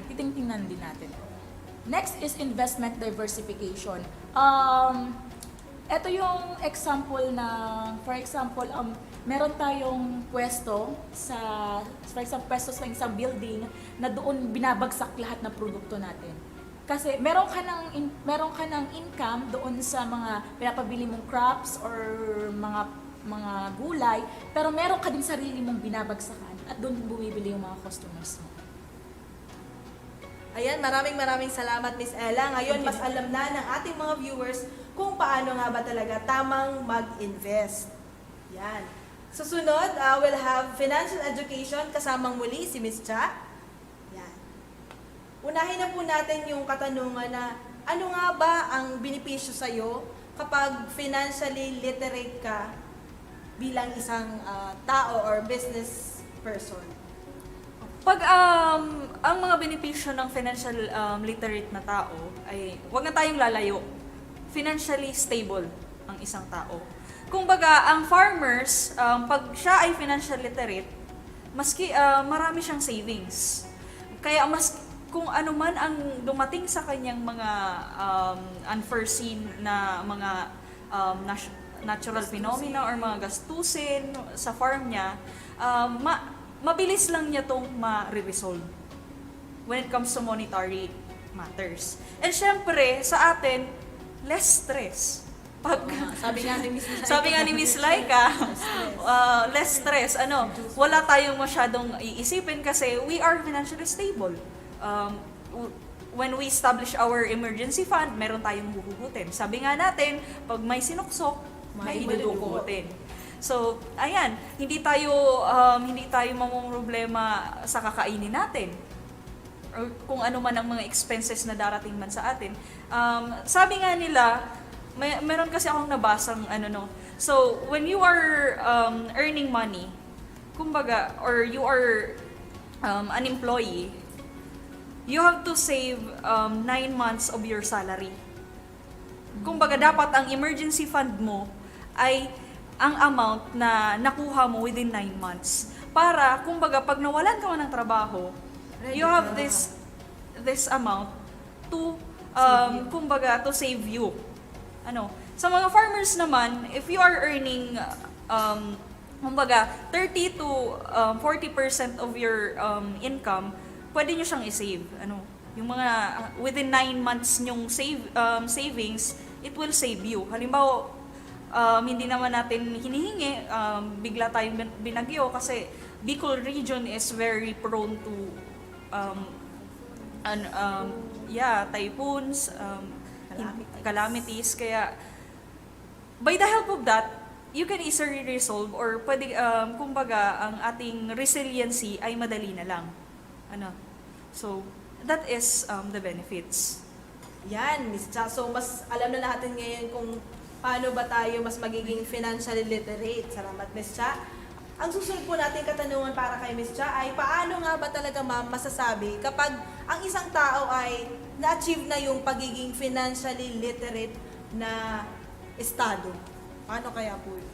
So there are signs kumbaga na masasabi natin na ang tao ay financially literate. So number one is he or she have a well-stocked emergency fund. Sabi ko nga kanina, ang financially literate na tao should save for his or her emergency fund na kumbaga pag may dumating sa kanyang unos or hindi inaasahang mga pangyayari, she or he could use that emergency fund. And another thing is wala siyang utang. Walang London yung sinasabi natin. Walang loan, walang utang sa 5-6 or any kumbaga lending institutions, or walang utang sa tao. Another thing is plan for he or she have plans for early retirement. So tayo as a person, hindi naman pwede na habang buhay tayo nagtatrabaho, So, kasi usually ang mga indications or ang reasons kung baga tayong sinusubsob natin ang buhay natin sa trabaho or sinasagad natin sinasagad natin yung buhay natin sa trabaho is marami tayong kailangang bayaran, marami tayong expenses. So, ang financially literate is hindi na sinasagad ang retirement, kumbaga yung 65 na retiring age, pwedeng kasi we can enjoy naman our lives. And syempre, create multiple income streams. So, hindi lang tayo nag-stick, kumbaga, if we are employed, dun lang tayo. So, ang financially literate na tao, she or he is kumbaga seeing those opportunities or grabbing those opportunities, Bina-maximize talaga. the possibilities na mag-earn. Nowadays, meron na tayong mga employee sa government at the same time online selling, di ba? That's an example, And another is be able to live on less than you earn. So, eto naman ang pinaka-importante. So, challenging din. Yeah, challenging sa part natin kasi dapat daw ay ang mga expenses natin ay hindi lumalagpas sa income natin. And medyo challenging na part, So, another is, kumbaga, and any addiction to stuff that you may have. Dito tayo, guilty, So, minsan may mga addiction tayo na hindi natin, online shopping, hindi mapigilan, mag-add to cart, So, may mga addiction tayo. So, ang financially literate, nakukontrol niya yun. I-delete mo na yung mga online apps. And another thing is plan to do work that you love. Kumbaga, ang mga financially literate, hindi na nila kailangan magtiis sa mga trabahong nila, hindi naman gusto. So, they have the chance to enjoy what they want to enjoy. So, that's the characteristics of being financially So, kapag na-achieve na natin yung mga sinabi ni Ms. Cha, makakonsider natin ang mga sarili natin. Kung nakikita nyo sa sarili nyo na ganyan kayo, you can say na financially literate kayo. Kung hindi naman, work on it pa. Work on it. Marami pa naman. Challenge yourself. Challenge. Yes, challenge ourselves. Kasi pati din po ako, gusto ko din maging financially literate. Lahat naman tayo. Lahat tayo. Ayan. So, may follow-up question din tayo doon kay Ms. Cha. Kung meron nga bang mga institusyon na pwedeng dulugan ang ating mga viewers, ang ating mga farmers, kapag gusto nila talagang matulungan ang kanilang mga sarili na maging financially literate. Okay. So, there are, sa ating mga farmers, for our informations lang, kung kulang po ang ating mga budget when it comes to farming, there are ways, ang Department of Agriculture po, ang aming ahensya, in partnership with the ACPC or the Agricultural Credit Policy Council, ay may mga programang ipinapatupad ngayong, lalong-lalo na ngayong pandemic. Number one is the marginalized farmers or fisher folks. Ang mga farmers and fisher folks po natin ay pwedeng makapag-loan ng 25,000 na no collateral and no interest na payable within 10 years. Ano po? Then another one is the agri-fishery micro and small enterprises. Ito naman po yung mga enterprises or mga nagninegosyo natin na related sa agriculture and fisheries. Ito naman po, dahil ito nga po ay enterprise, pwede po tayong makapag-loan ng 10 million na payable within 5 years. Ano po? And another is the capital access for young agripreneur or kaya. Hindi na po natin nililimit sa mga youth, kumbaga sa ating mga adult na farmers. Ngayon, yung ating mga young farmers na ang edad po ay 18 to 30 ay pwede na pong makapag-loan. All you have to submit is ID, government ID, and ang alam ko is business plan. Business plan. And another is agri-negosyo program. And lastly, the agripreneurship loan program for OFWs. Ito naman po yung mga loan program for our OFWs. So you can for more details, you can visit naman po ang website ng DA, And syempre, aside from that programs po na binibigay ng ating Department of Agriculture, ay meron din po tayong iba't ibang rural banks na nagbibigay ng loan program. Isa na po dito ang Land Bank of the Philippines, and any other bank institution na pwedeng makapagbigay ng tulong sa ating mga farmers. Syempre, yung mga co-op, pwede tayo doon humingi ng tulong, kumbaga, to start up our and to kumbaga, finance our business. So, yun lamang po. Ayan, maraming salamat, Miss Cha. So, ayan, marami na pong nabanggit si Miss Cha. And for more details, bisitahin lang po ang website ng Department of Agriculture. Ayan, dito naman po tayo dadako sa managing loans and addressing multiple borrowing and over-indebtedness. Sa portion pong ito, makakasama natin ulit si Miss Laika. Ayan, Miss Laika, ang una po nating katanungan about dito, ano nga po itong loan na ito? So, ano nga ba ang loan? So, for a simpler term, ang loan is yung hiniram mong pera sa friends, sa bangko, sa mga financial institutions na nabanggit ni Miss Cha kanina, nababayaran mo in a definite period of time. So, since babayaran mo, meron tayong commitment to repay the money.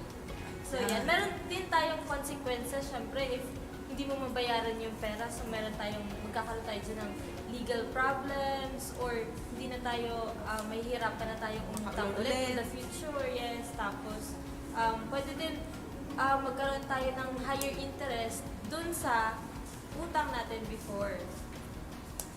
Ayan. So, dito tayo sa mga usapang hiraman. Ayan. Yan po. Yung loan, hindi naman siya bigla-bigla nangyayari, di ba? Ano kaya yung mga rason kung bakit kinakailangan na humiram ang isang tao? So, marami naman tayong iba't ibang reasons, individual reasons para umutang, di ba? Meron yan yung, meron ka ng utang dati, kailangan mong magbayad ng utang mo dati, kaya umutang ka ulit. Yan yung kadalasang ginagawa na, yes. diba?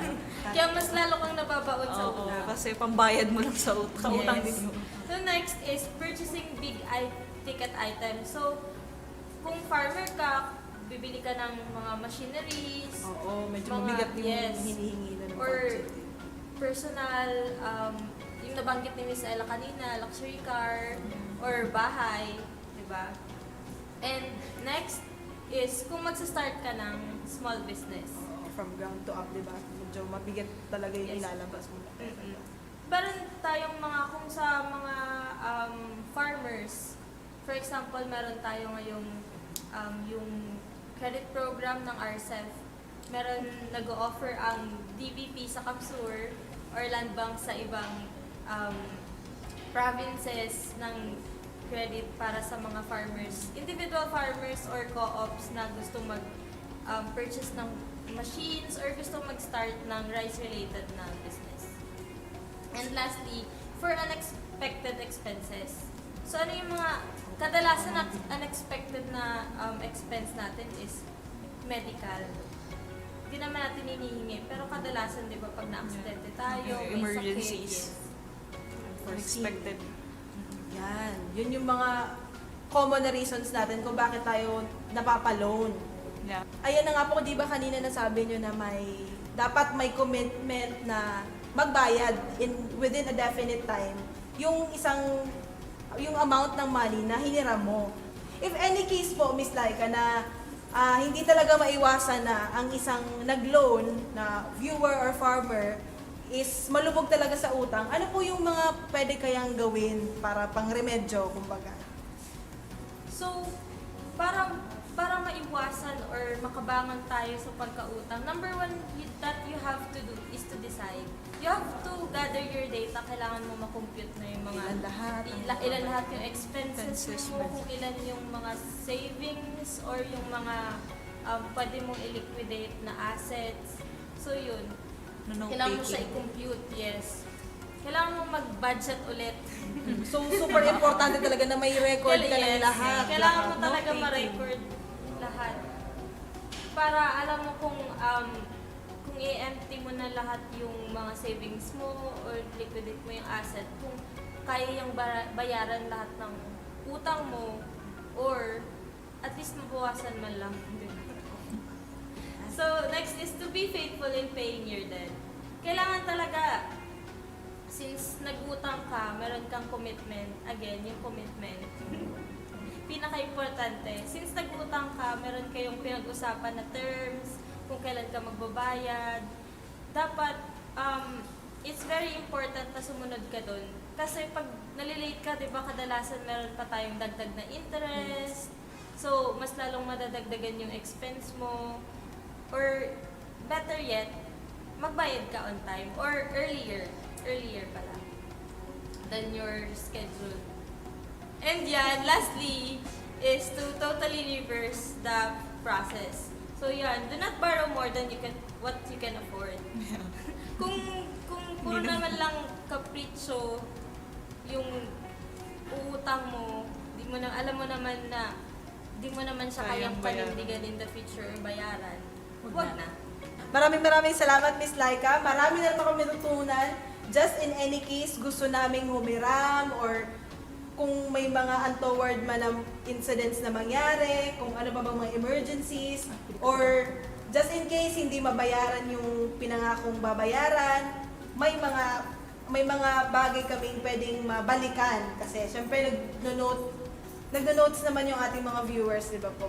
Ayan, next up, kay Miss Ella po ulit tayo para sa Protecting Wealth, Understanding and Appreciating the Value of Insurance. Ayan, Miss Ella, kakabagit ko pala ng word na insurance, pero bigyan nyo nga po kami ng linaw kung ano nga ba itong tinatawag nating insurance. So, ang insurance is alam naman natin na kapag meron tayong pera, alam naman natin na kapag meron tayong pera at ininvest natin siya, tulad ng sinabi ko kanina, and kunwari may nangyari doon sa investment natin, and kapag wala tayong insurance, wala na siya. Sayang ng pera mo. Pero kapag pumasok ka sa insurance, which is a social device in which a group of individuals are insured or a transfer risk to another party, which is the insurer, it will protect the investment na nilagay mo, na binitawan mo. Ayan. So sabi nga nila, any risk that can be quantified can potentially be insured. Ayan, sabi nga nila. Ano naman po ang advantages ko or ng mga nanunood kapag nagpa-insure kami? So kapag pumasok ka sa insurance, first of all is the transfer of risk. For example, nasunugan ka ng bahay. For example, imbes na gumastos ka ulit para magpatayo ng bahay, gumastos para sa mga salas o magpundar ulit, hindi na ikaw ang gagastos na kapag insured yung bahay mo. Ang gagastos na is the insurer. Ayan, Miss Ella, bilang nanilawan mo na kami sa kung ano nga ba ang insurance, gusto pa po naming malaman kung ano nga ba yung mas marami pang advantages kapag nag-avail kami ng sinasabi ninyo pong insurance. So kapag nag-avail ka ng insurance, meron kang transfer of risk from one person to another, which is ikaw na insured to your insurer. For example, binagyo yung farm mo. Wala kang ang iisipin mo lang is yung insurer na ang bahala sa'yo kapag binagyo yung farm mo. Kagaya nung sabi ni Miss Laika, makaka-reduce ng stress. Dahil stressing na yung nangyari sa'yo, mas stress ka pa pa. Yung resiliency level. Pareho siya sa reduction in tension and fear. So kapag binagyo ulit yung farm mo, hindi ka matatakot kapag babagyo na. Kasi alam ko na insured ako. Alam ko na protektado yung investment na inilabas ko. Ayan, thank you so much, Miss Ella. Talagang nakatulong yan sa pag-decide ng ating mga viewers dyan, especially mga farmers natin na may mga tinanim ngayon na malapit ng anihin. Alam naman natin na labas-masok na ang bagyo sa bansa natin, kaya talagang importante itong pag-i-insure ng ating mga crops and especially ang mga farmers natin themselves, diba? So, ang susunod po natin katanungan, Miss Ella, sa inyo, ano naman yung uri ng mga insurance na pwedeng i-avail ni farmer or ni viewer? So actually, meron tayong 5 types of insurance. First one is the life insurance. Second one is the property insurance. Third one is the health insurance, auto insurance, and the home insurance. So these 5 insurances are very basic insurances na dapat meron tayo. Sa ating mga farmers, very important na merong life insurance, property insurance, and auto insurance. The health insurance and the home insurance, importante siya. Meron tayong mga government institutions na nagbibigay naman ng insurances in terms of health and home insurances, which is the PhilHealth and the Pag-ibig for health and home insurance. So for the life insurance, ano ba yun na life insurance? So ano ba yun na life insurance? So life insurance is something that provides monetary benefit to a descendant's family. So kapag pumasok ka sa life insurance and hindi naman sa example, nawala ka, may nangyari sa'yo, yung family mo, meron siyang makukuha na pera kapag nabayaran mo yung nasa kontrata ng napag-usapan ng insurer mo. Ayan. So, it is a monetary benefit to a descendant's family or other designated beneficiary that provides the insured's family, for example, burial, funeral, or other financial expenses. So next, Jewel Rose, is the property insurance. Very important po ito sa ating mga farmers kasi di ba kadalasan sa atin meron tayong mga sariling farms or meron tayong lupa, and then minsan hindi naman perfect yung location ng ating mga farms. Minsan bahain yung ating mga farms, minsan nasa earthquake border tayo kapag palaging may lindol doon, or minsan lagi kayong binabagyo, dapat meron kang property insurance. Sabi ko nga kanina, if you have this property insurance, kapag binagyo ka, hindi ka matatakot dahil insured ka. Insured yung mga crops na tinanim mo. Next is the crop insurance. Ayan. So iba po ang crop insurance is under po siya ng property insurance. Parang lang siya a section of a property insurance. Pwede po ito makuha ng ating mga farmers to reduce the risk caused by weather or insects na very perwisyo talaga sa atin kapag merong mga insektong kumakain ng ating mga halaman. Peste, yan talaga yung very prone sa mga tanim natin. Next is also the diseases na meron yung ating mga halaman. Kapag under tayo ng crop insurance, then if dumating man sa atin yung mga peste at yung mga diseases sa ating mga halaman, then you will not fear dahil salo tayo ng ating insurer. Ayan, Miss Ella, maraming salamat po sa pagbabahagi ng iyong mga kaalaman. Having said those po, meron po ba kayong marerekomenda sa ating mga viewers, especially sa mga farmers, na insurance company para doon sila mag-avail ng kanilang mga insurance? So, Ma'am Jewel Rose, Department of Agriculture has partnered with Philippine Crop Insurance Corporation, or mas kilala natin bilang PCIC. So ang mandate nitong PCIC is to provide insurance protection to farmers against losses arising from natural calamities, plant diseases, pest infestation of their crops. So tatlo po ang protektado ng PCIC kapag pumasok tayo sa kanila. Yun yung kapag may bagyo sa atin, earthquake, plant diseases, and mga pest, pag may pumasok na pestes sa ating mga tanim. Ano yung mga, tatanong nyo kung ano yung mga covered risks ng PCIC. Ang natural calamities, yan yung mga calamities with official declaration from Pag-asa.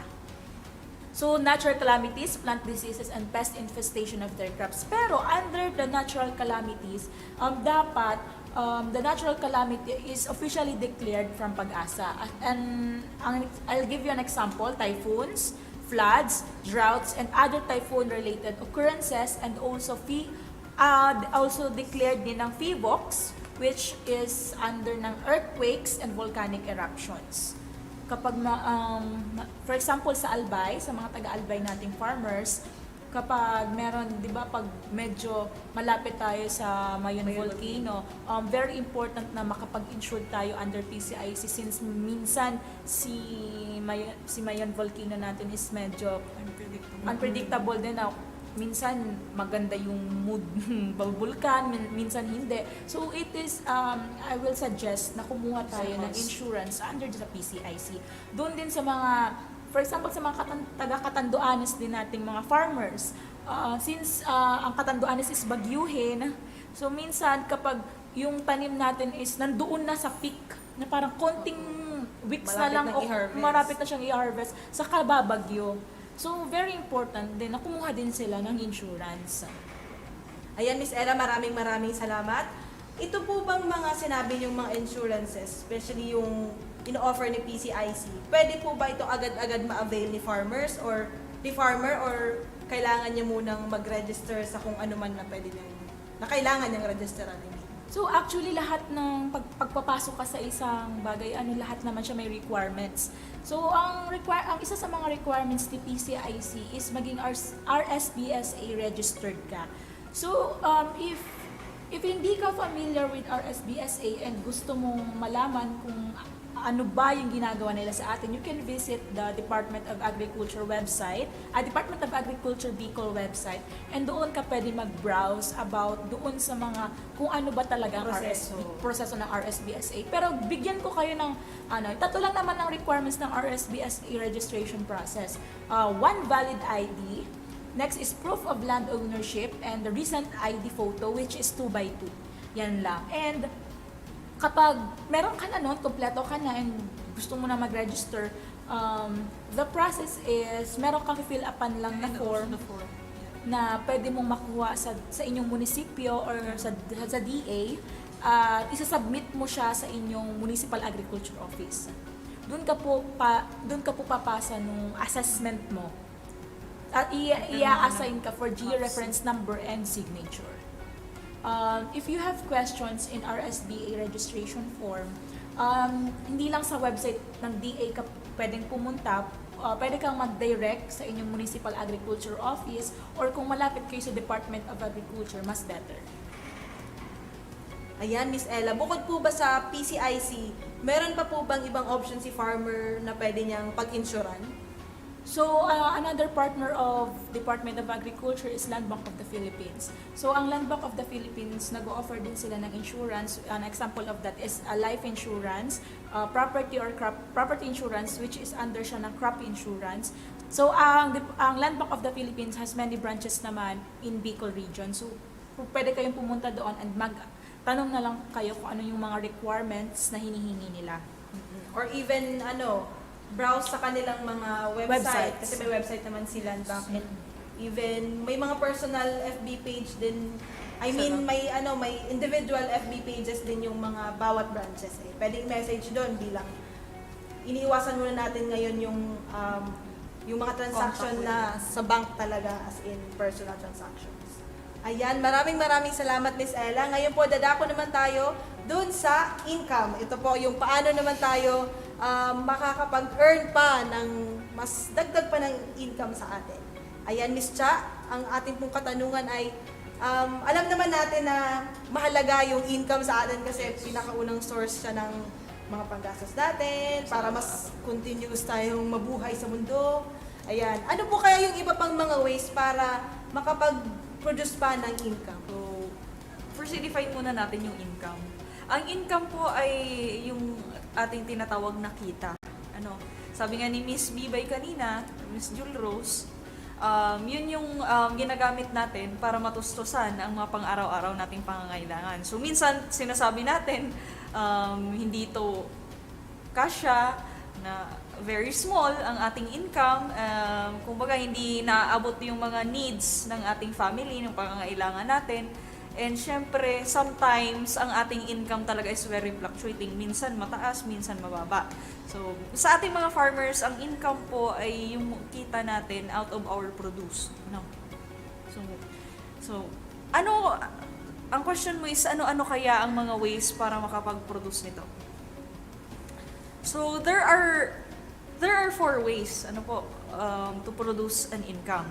So, ang isa po is to be employed, for our employment. Other one is to have a business or to own a business.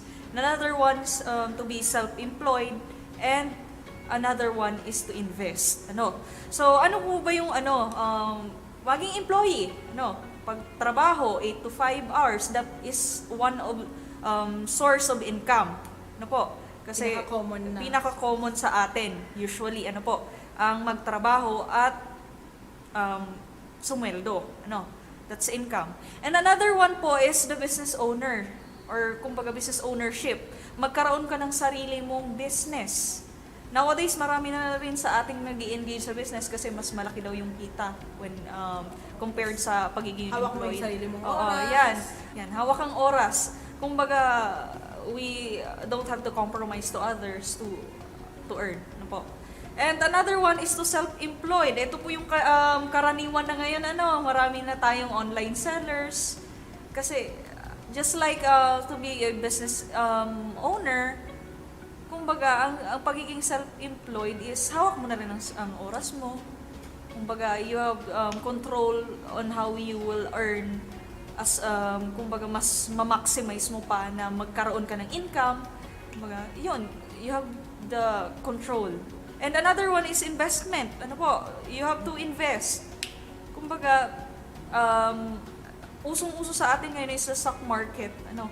So, maski wala kang gawin, as long as nakapag-invest ka, may papasok. Yung pera. Yeah. So, ulitin ko lang po, there are 4 ways to produce income. To be, for employee or employment, business ownership, another is to be a self-employed, and another one is to investment na na-discuss kanina ni Ma'am. Meron dito mga cases, Miss Cha, na employee siya and then at the same time nag-invest din siya. Di ba po, may mga ganyan. Yun nabanggit natin kanina, that is one of the characteristic of financial literate. Yeah. When Hindi you lang are isang stream employee ka, at the same time, you are running a business. And nag-invest ka pa. Yeah. Ayun na talaga. Lahat na. So, that is one of good characteristics, ma'am. So, yun po yung wini-wish natin to have. So, don't stop, kumbaga, reach that, that financial goal yeah. of yours. Ayan, thank you, Miss Cha. Ngayon po dadako tayo sa building financial wealth through savings. Ayan, Miss Laika. Bilang nasabi po kanina ni Miss Ella na ang savings ay ganito, ganyan. Pwede niyo pong paliwanagan ang ating mga nanonood at kami na rin po kung bakit kailangan nating mag-save. Okay, so bakit? Kahit na-define na ni Miss Ella kanina yung savings, ulitin lang po natin. So yung savings po is yung mga part ng income natin na itabi na natin. Bakit kailangan natin mag-save? So number 1, para may funds tayo for daily needs. Kailangan natin ng food, or pambayad sa rent, pang-bili ng damit, or kung ano pa yung necessity household supplies na kailangan bilhin. Number 2 is for emergency fund. ano ba yung mga emergency kadalasan nabanggit ko kanina for Usually mga health related. yeah, health related medical bills or for kung sa farmers mga machinery repair, maintenance. Ayan, next is to increase future capacity to spend. So ayan, iipon ka para in the future makabili ka ng mga items na hindi mo pa kayang bilhin today. Ng mga Para mahal. for upgrade, Yes, ganyan. yes. And lastly, for investment or for capital, na Sabi na-discuss nga na ni din ni Mrs. Ella. Ayan.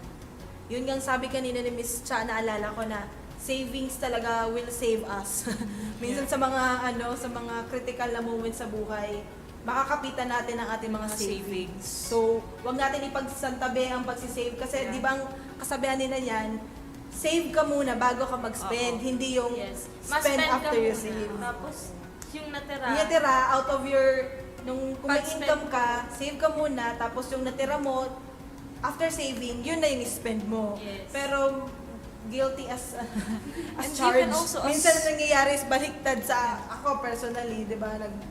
Spend na muna, tapos kung ano matira yung isi-save. No po, dapat tayo ay mag-save muna, kasi priority yon, and then, spend yung matitira after saving. Kadalasan kasi sa ganong approach, pag ganun yung approach mo, it's either zero na yung savings mo or negative Or pa. negative, actually. Nagkautang ka pa.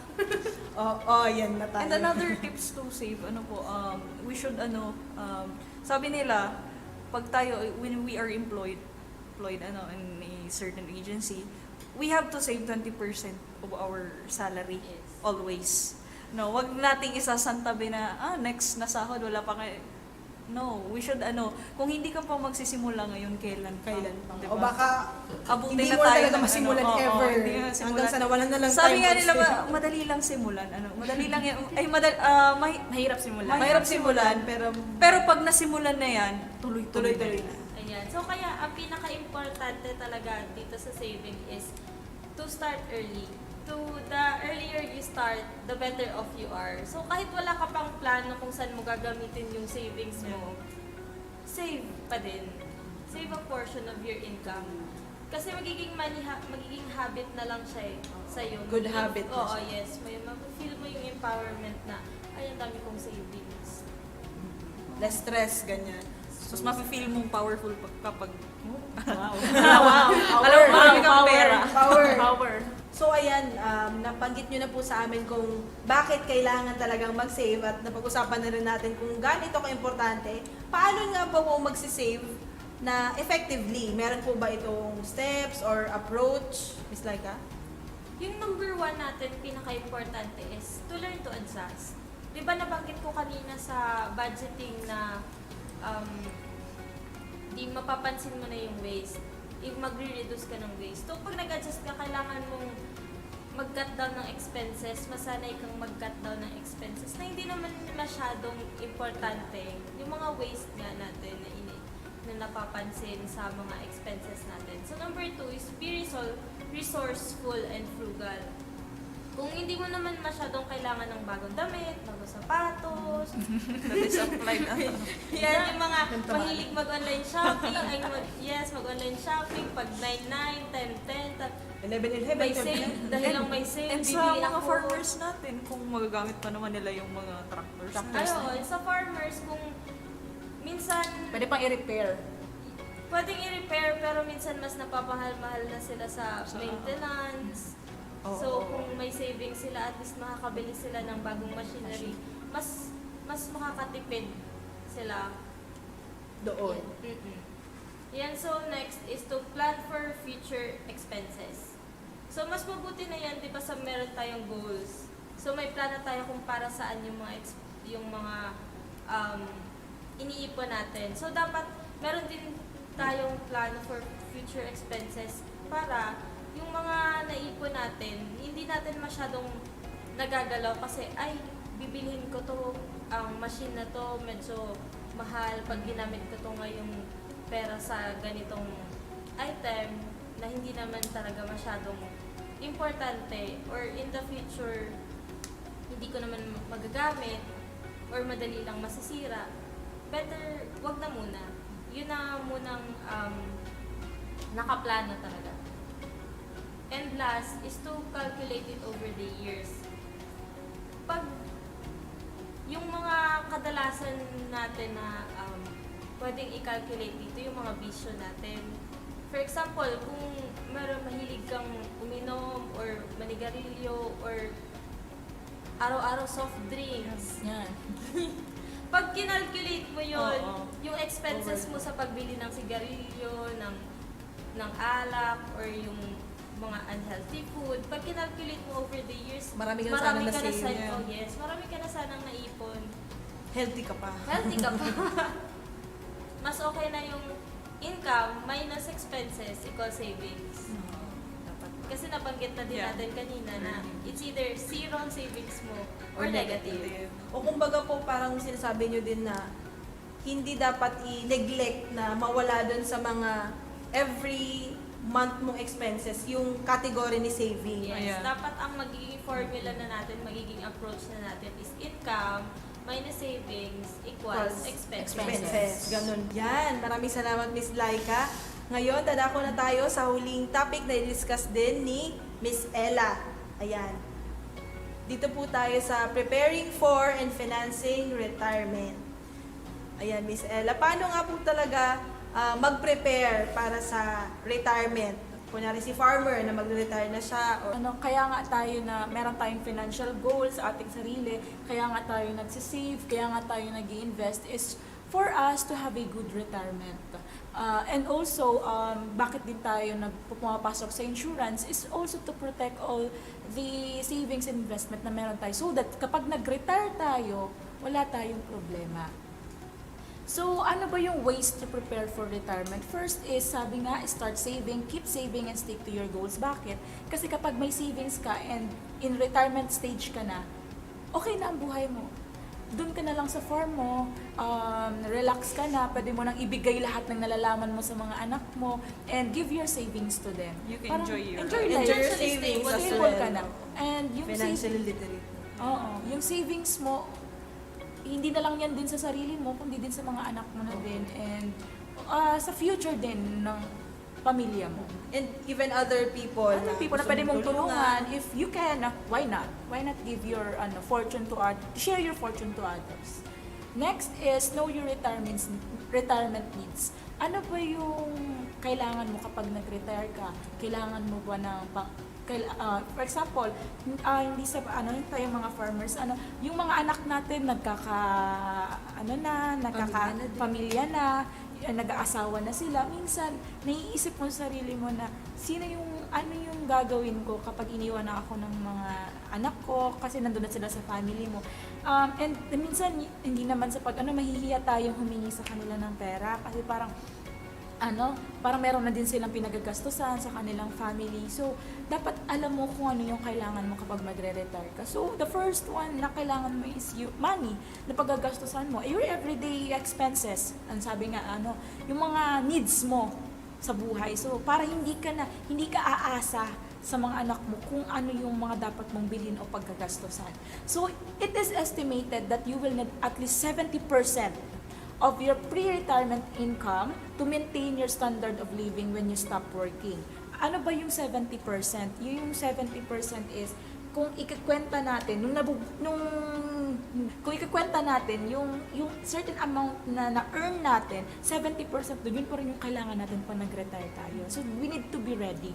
Sabi nga, alamin natin kung ano yung kailangan natin sa retirement. Next is consider basic investment principle. Put your savings in a different types of investment. Sabi ko nga kanina, i-invest natin yung pera natin. Pero hindi naman lahat. Kasi meron din, sabi nga, meron tayong mga medical bills or accidental bills na dapat For example, I know someone who invested her money sa land. Kasi sabi niya, kapag nag-retire ako, gusto ko itong farm na to, ito na yung parang pagkakabisihan ko. I-share ko doon sa mga magiging anak at apu-apuhan ko. So, dapat marunong ka din i-invest yung perang meron ka. Next is don't touch your retirement savings. Ayan, tayo. Medyo mahihirapan tayo minsan dito kasi hindi naman sa pag meron tayong unexpected talagang babayaran. Minsan sa part ng buhay natin, lagi yan meron Kahit meron ng emergency fund. Meron talaga nagkukulang. Minsan, if you are naghuhulog ka may mga hinuhulugan kang benefits sa mga government agencies, minsan, kapag kailangan mo ng pera, hindi mo talaga may iwasan na mag-loan. Sabi nga kanina, hindi mo may iwasan mag-loan. At yung inipon mo ng mga pinabayaran mong benefits, niloan mo, so magkakaroon ka na naman ng utang ulit, nababayaran per monthly. So, medyo matitempt ka talaga. So, I suggest to follow the advice of Miss Laika kanina. Yung mga advices niya kung paano hindi natin mahawakan yung ating retirement savings. Next is find out about your social security benefits.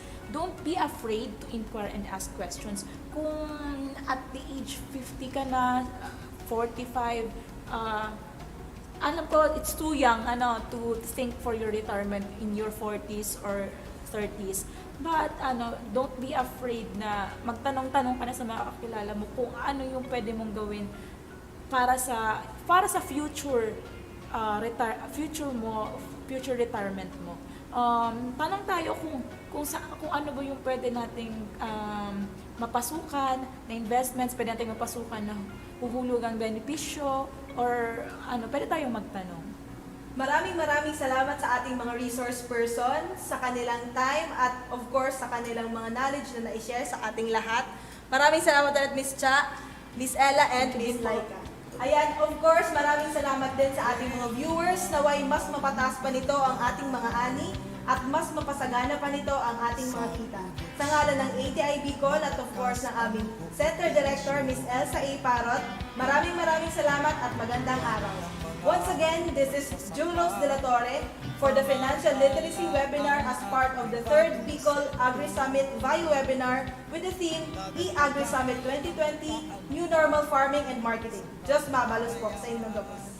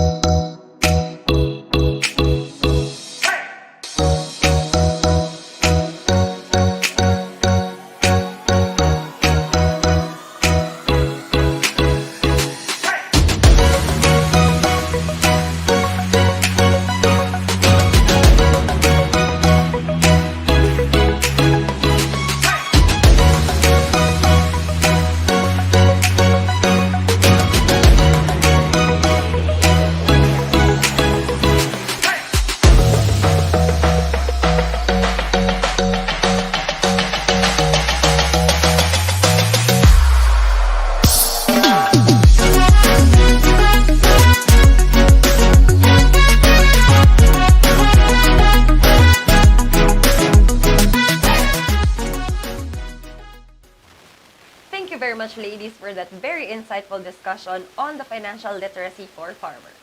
Mamayang hapon po, magkakaroon tayo ng breakaway sessions kasama ang Department of Agriculture sa mga topics na napag-usapan. Makikita natin ang link sa CSCTI or Camarines Sur Chamber of Commerce and Industry Incorporated Facebook page. Simulan na natin ang pamimigay ng mga papremyo.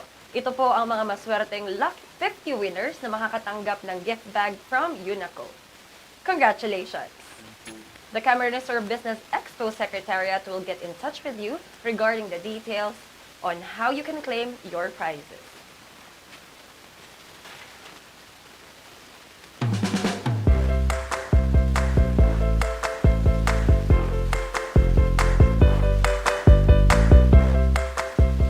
Our third speaker is currently earning her Master of Science in Plant Science at the Central BICOL State University of Agriculture and earned her degree of Bachelor of Science in Agribusiness from the same institution. She spent so much time as extension worker for various associations concentrated on high-value commercial crops, cacao farming, vegetable growing, organic farming, rural improvement, and multi-purpose cooperatives at Lupi, Camarines Sur. She has also attended multitude of trainings and seminars for agribusiness-related topics where she served as lecturer or attendee. Currently, she is the Agriculturist 1 at the Department of Agriculture Regional Field Office 5 at San Agustin, Pili, Camarines Sur. Here to discuss integrated farming system, Ladies and gentlemen, please welcome Ms. Marilyn M. Dimaculangan.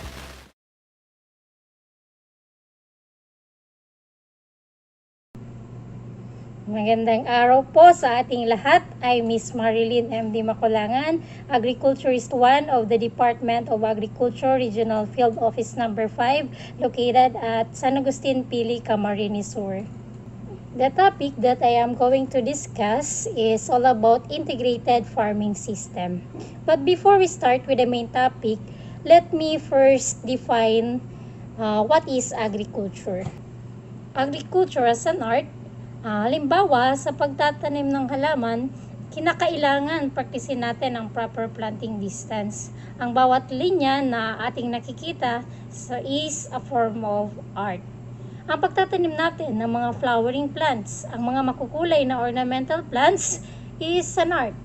As a science, marami sa ating mga farmers ang masisipag manaliksik. Sila yung tinatawag natin ng mga farmer scientist o magsasakang scientista. Sila mismo ang nakakaisip kung paano mapupuksa ang mga insekto at pathogens na na-encounter nila sa kanilang sakahan. Ang iba pa nga, nakakalikha sila ng mga bagong varieties, di ba? And talking about business, ito ang kadalasang di nabibigyan pansin. Ang mga farmers, kapag nag-engage into farming, kailangan consider na ang pagsasaka ay isang negosyo. Maghanap muna ng market na mapagbebentahan ng produkto. Production and marketing should always be teammates. What are the problems of present agriculture? Number 1, decline in agriculture growth rate, decline in factor productivity, static or decline in food production, increasing malnutrition, shrinkage in net cultivable area, increasing environmental pollution, depleting groundwater table, increasing cost of production, low farm income, problems of farm labors due to large-scale migration. What is the solution then? Integrated farming system. Within the broad concept of sustainable agriculture, integrated farming systems hold a special position as in the system nothing is wasted. The byproduct of one system becomes the input for other. It is an integrated approach to farming as compared to existing monoculture approaches. It refers to agricultural systems that integrate livestock and crop production. Moreover, the system helps poor small farmers who have very small land holding for crop production and a few heads of livestock to diversify farm production, increase cash income, improve quality and quantity of food produced, and exploitation of unutilized resources. Dito pumapasok yung konsepto na mas mainam na hindi lamang monocropping ang practice ng isang magsasaka. Nang sa ganun, kapag mababa ang presyo ng isang commodity, dun ka sa iba babawi. Halimbawa, marami kang tanim ng kalamansi. Sa panahon ng bare months tulad ngayon, magkano na lang ba ang farm gate price nito? 5 piso? 10 piso hanggang 15 piso. Ito yung panahon na dapat may binebenta ka na kamatis kasi mahal ang presyo ng kamatis dahil off-season. Kunti ang mga nagtatanim. So, kailangan marunong ka ng proper management o technology kung paano mo ma-control ang pest and disease sa iyong tanim during off-season planting. Kasi ito talaga yung panahon na malaki yung demand pero mababa ang supply. Kaya po ang presyo ng ating mga bilihin mahal. At kapag marami naman ang mga nagtanim, sabay-sabay nagtanim ang ating mga kapwa magsasaka, ang nangyayari, bumababa po ang presyo dahil nag-oversupply. Kapag oversupply, mas maganda na yung mga inani natin ay ipakain muna sa mga alaga nating hayop tulad ng baboy. Lalo yung mga native na baboy natin, magaling sila sa gulay. Meron po tayong tinatawag na farming system components. Nandito yung farming family or farm family. Kailangan, nandun yung labor, meron tayong soil, water, nandun yung crops na ating tatanim, at yung mga alagaan natin ng mga livestock. What is IFS? Integrated Farming or IF is a whole farm management system which aims to deliver more sustainable agriculture. It refers to agricultural systems that integrate livestock and crop production. Integrated farming systems has revolutionized conventional farming of livestock, aquaculture, horticulture, agro-industry, and allied activities. It is sometimes called as integrated biosystems or integrated agriculture. Napakahalaga ng organic farming approach sa IFS.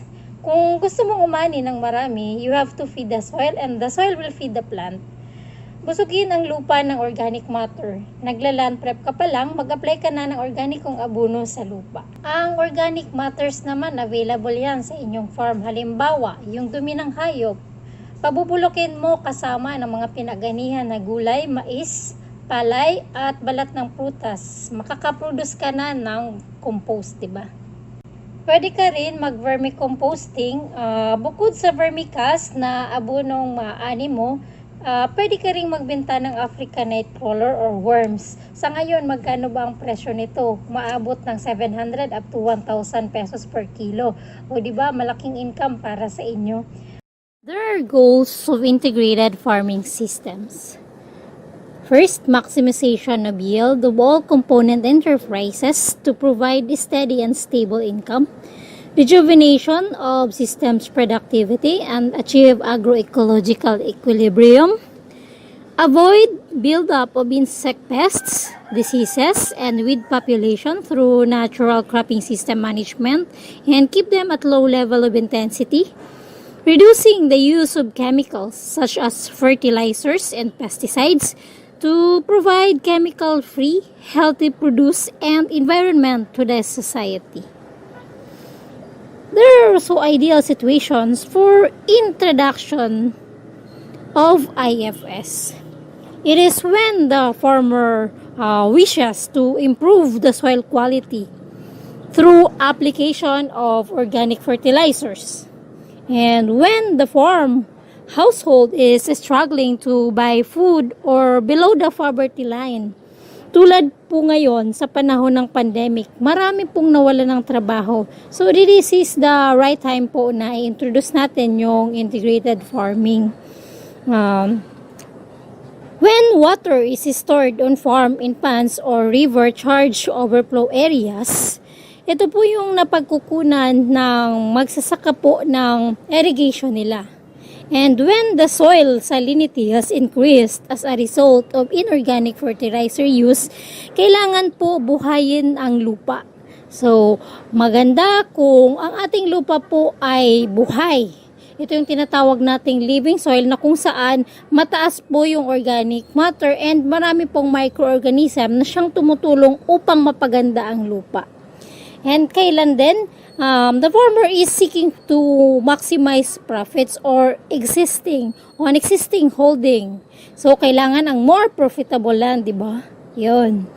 And the ideal situation also, when the farm is being eroded by wind or water through horticulture production. Ano po? And when the farmer is looking to reduce chemical control methods such as IPM, yung tinatawag nating integrated pest management. So, hindi po kailangan gumamit ng mga insecticides na commercially nabibili sa mga merkado.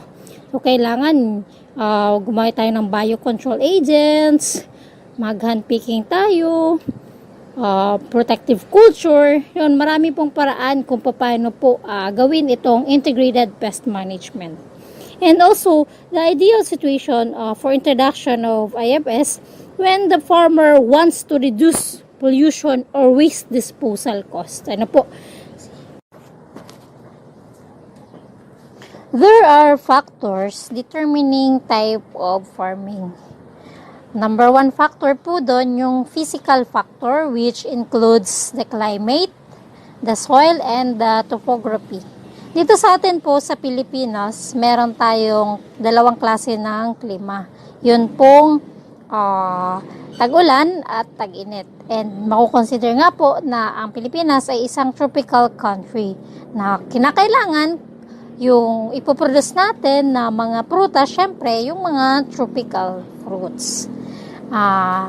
Kung in terms of soil naman, yung type of soil ay napaka-importante na kailangan po natin kilalanin. Kasi halimbawa, kung gusto mo magtanim ng kamote, ng leguminous na pantanim tulad ng mani, so kinakailangan buhaghag po ang ating lupa. Lahat ng mga root crops na ating itatanim, ang soil requirement po ay sandy or sandy loam soil.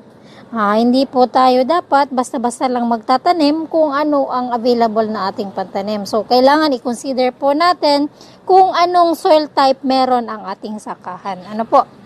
In terms of topography, napaka-obvious naman, 'di ba? Kitang-kita natin na at kilala natin kung anong meron pong topography ang ating sakahan.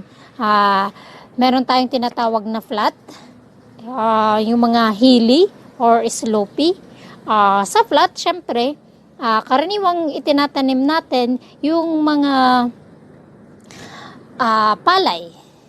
Sa hilly naman, pwede tayo magtanim ng mani.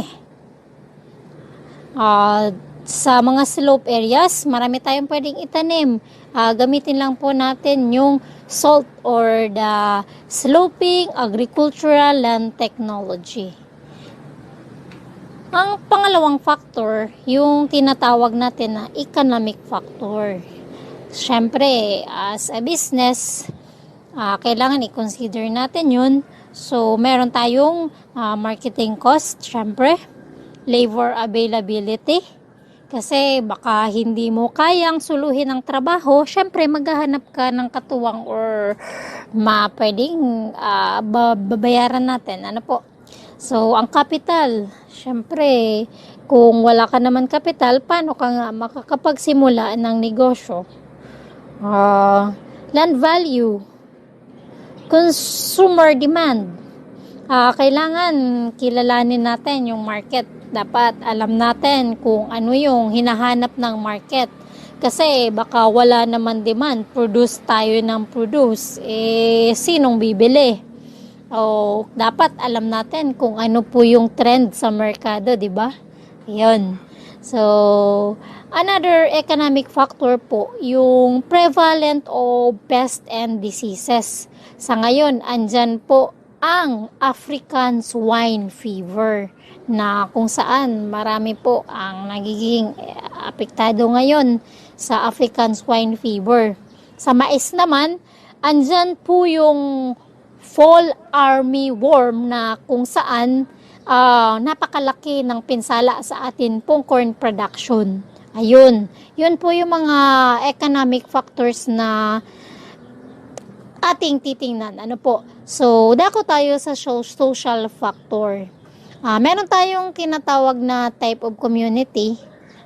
So, dapat accessible or meron tayong easy transport and dapat meron tayong marketing facilities. Another is the objective. Ano ba yung objeto? Ano po? So, income, production, and minimizing cost. Ano po? So, dapat maging competitive tayo.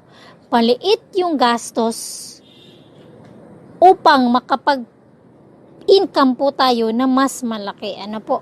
So, yan. So, nandyan ngayon ang environment.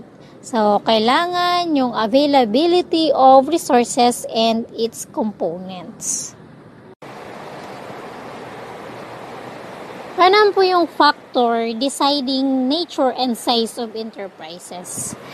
Una, yung ating farm size, gaano ba kalaki ang iyong pagsisimulan?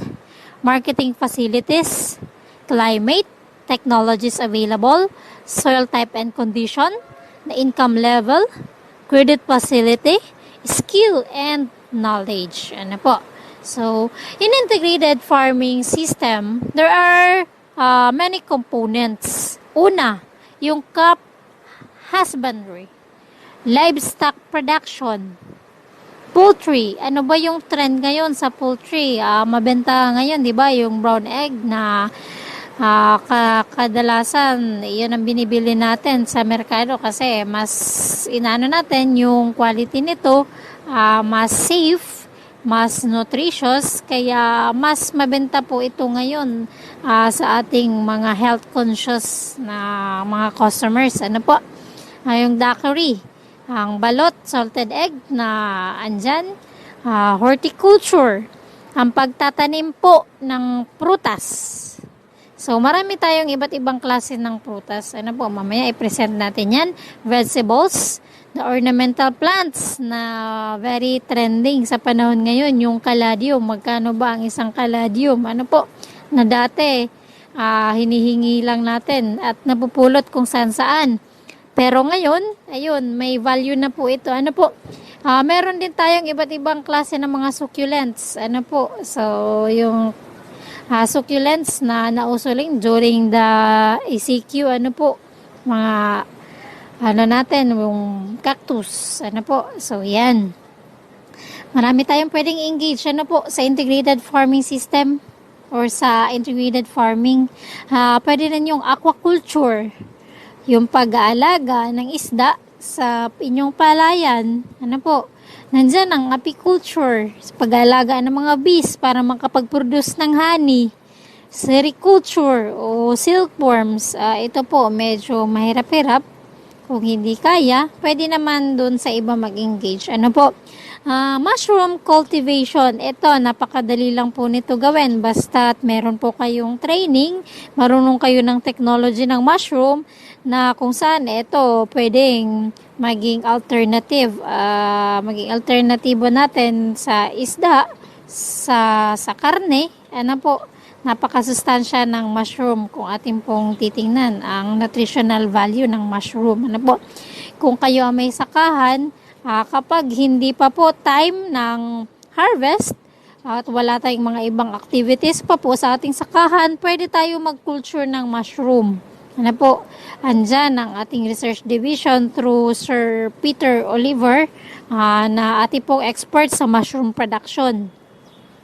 Agroforestry, yung pong pagtatanim natin ng mga trees in association with food crops or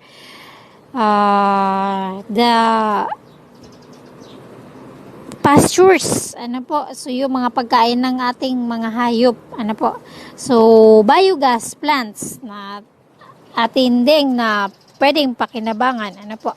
So integrated farming systems for different agro ecosystem. Meron tayong tinatawag na irrigated low and uplands, ano po. So meron din tayong rain-fed and drylands and yung mga hill regions. Ano po? So, sa irrigated upland ecosystem, ano yung pwede nating gawin or pwede nating i-produce or alagaan? Ano po? Pwede tayo mag-alaga ng kambing. Pwede tayo mag-alaga dyan ng bulate, vermicomposting. Magtanim tayo ng mga palay. Ano po? Yan. So, mais, gulay. Yan. Sa wetland ecosystem naman, ito yung pagtatamnan natin ng ating palay. So, yun, nasabi ko kanina na kapag may palay ka, gumawa ka na rin ng mushroom. Ano? Yun. Pwede tayo mag-alaga ng mga itik. And pwede rin po, lalong pwede mag-alaga tayo ng tilapia. Ano po? Ang kambing at kung anong-ano pang mga hayop. Ano po? So, types of integrated farming system. Ito yon, the crop, number 1, crop livestock farming system. Pangalawa, crop, livestock, fishery farming system. Pangatlo, crop, livestock, poultry, fishery farming system, crop, poultry, fishery, mushroom farming system, crop, fishery, duckery farming system, crop, livestock, fishery, vermicomposting farming system, crop, livestock, forestry farming system, AGRI silvi apiary system, AGRI hortipastoral system. Isa-isahin po natin yan. Una, yung tinatawag nating crop livestock farming system. Under crop, ito po yung mga pwede nating pagsamasamahin. Pwede tayo magtanim ng vegetables, pwede tayo magtanim ng fruits, ng mais, ng iba't ibang herbs and spices at mga ornamentals. Sa livestock naman, pwede tayo mag-alaga ng mga cattle, baka, pwede pong dairy, pwedeng meat type na baka. Pwede tayo mag-alaga ng kalabaw at pwede rin tayo po mag-alaga ng horse na kung saan ito pwede nating gamitin na pang source or means of transportation. Makakatipid po tayo sa pamasahe. Yun namang tinatawag na crop livestock fishery farming system. Kung meron kang palayan, samahan mo na ng isda. Ano ba yung isda na pwede nating alagaan? Meron tayong tilapia. So, madali lang naman makahanap po ng tilapia, fingerlings. Andyan naman ang before na handang tumulong po sa atin. Magsiseminar lang tayo. Pag-uwi natin, makakahingi tayo or mabibigyan po tayo ng 500 pieces fingerlings. Bukod po sa palay at isda na pwede nating alagaan, pwede rin tayo mag-alaga ng kalabaw or ng baka. Yun po yung crop livestock fishery farming system. Ano naman po yung crop livestock poultry fishery farming system? Kung tayo po ay may sakahan na palayan, pwede po tayo mag-alaga ng itik. After harvest, pwede nating pakawalan yung mga itik sa ating sakahan. Yan po normal practice na ng ating magsasaka. At sila po ay nag-harvest ng itlog na siyang ginagawang balot or penoy or salted egg. Samahan na rin po natin ng mga isda. Ano po? So, yan. Under crop poultry, fishery mushroom farming system, kung tayo po ay may palayan, pwedeng maitulong nito sa mushroom production. Ang rice straw na siyang pinag-anihan po natin ay pwede natin gawing medium sa ating mushroom production. Ano po? So, nasabi ko nga po kanina na ang DA Research Division through Sir Peter Oliver, tumutulong po kung paano gumawa nitong mushroom. Ano po? So, may technology po tayo dyan kung paano tayo makapag-produce. Usual na pinoproduce po ngayon yung oyster variety. Ano po? Ano naman po yung crop, livestock, fishery, vermicomposting farming system? Pwede po tayo magtanim ng gulay. At the same time, meron tayong palay, meron tayong alagang hayop, at yung dumi ng hayop ay pwede natin gawing substrate na pwedeng ipakain sa ating Africanate crawler or vermiworms. Pwede rin tayo mag-alaga ng tilapia, gawa tayo ng fish pond, and yung pond ay pwede rin maging source of irrigation ng ating mga tanim. Ano naman ang crop fishery livestock farming system? Under crop, pwede ka po mag-upland paddy, upland rice. Ano po? Pwede rin tayo magtanim ng corn. So, under horticulture, ano yung mga horticultural crops na tinatawag? Meron po tayong cacao, coffee, lansones, rambutan, banana, and other fruits. Samahan natin ng ornamental plants na usong-uso po ngayon. Yung caladium at succulents natin, mga cactus na very trending sa social media.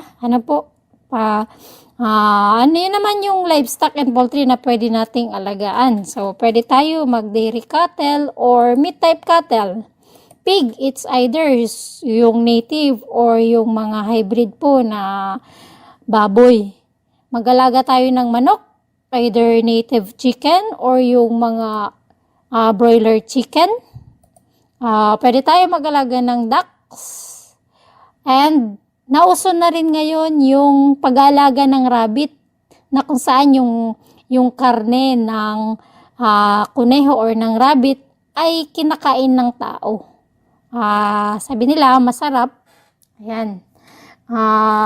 And aside from that, pwede po tayo syempre mag-alaga ng isda. Like, palagi ko example, yung tilapia. Under dairy, agri, hortipastoral farming system, ano naman yung pwedeng pagsama-samahin? Sa livestock, pwede po tayo mag-alaga ng dairy cattle or dairy goat. Pero kung tayo po ay mag-aalaga ng mga dairy cows or dairy goats, be sure na meron po tayong tanim na mga forages or pastures na atin pong source ng ipapakain sa ating mga alagang hayop. Meron tayo halimbawa, Tricantera, Napier, Calyandra, Rensoni at iba pa. So under Agri, horticulture, pwede po tayo magtanim ng kalamansi, pomelo, rambutan, banana, and other crops. Samahan na rin ng ornamental plants such as caladium, succulents, at marami pang iba. Meron po akong kababayan sa Lupi na isang rural woman na engaged into integrated farming. Let me show you a video ng kanyang farm. Ito po, panoorin po natin.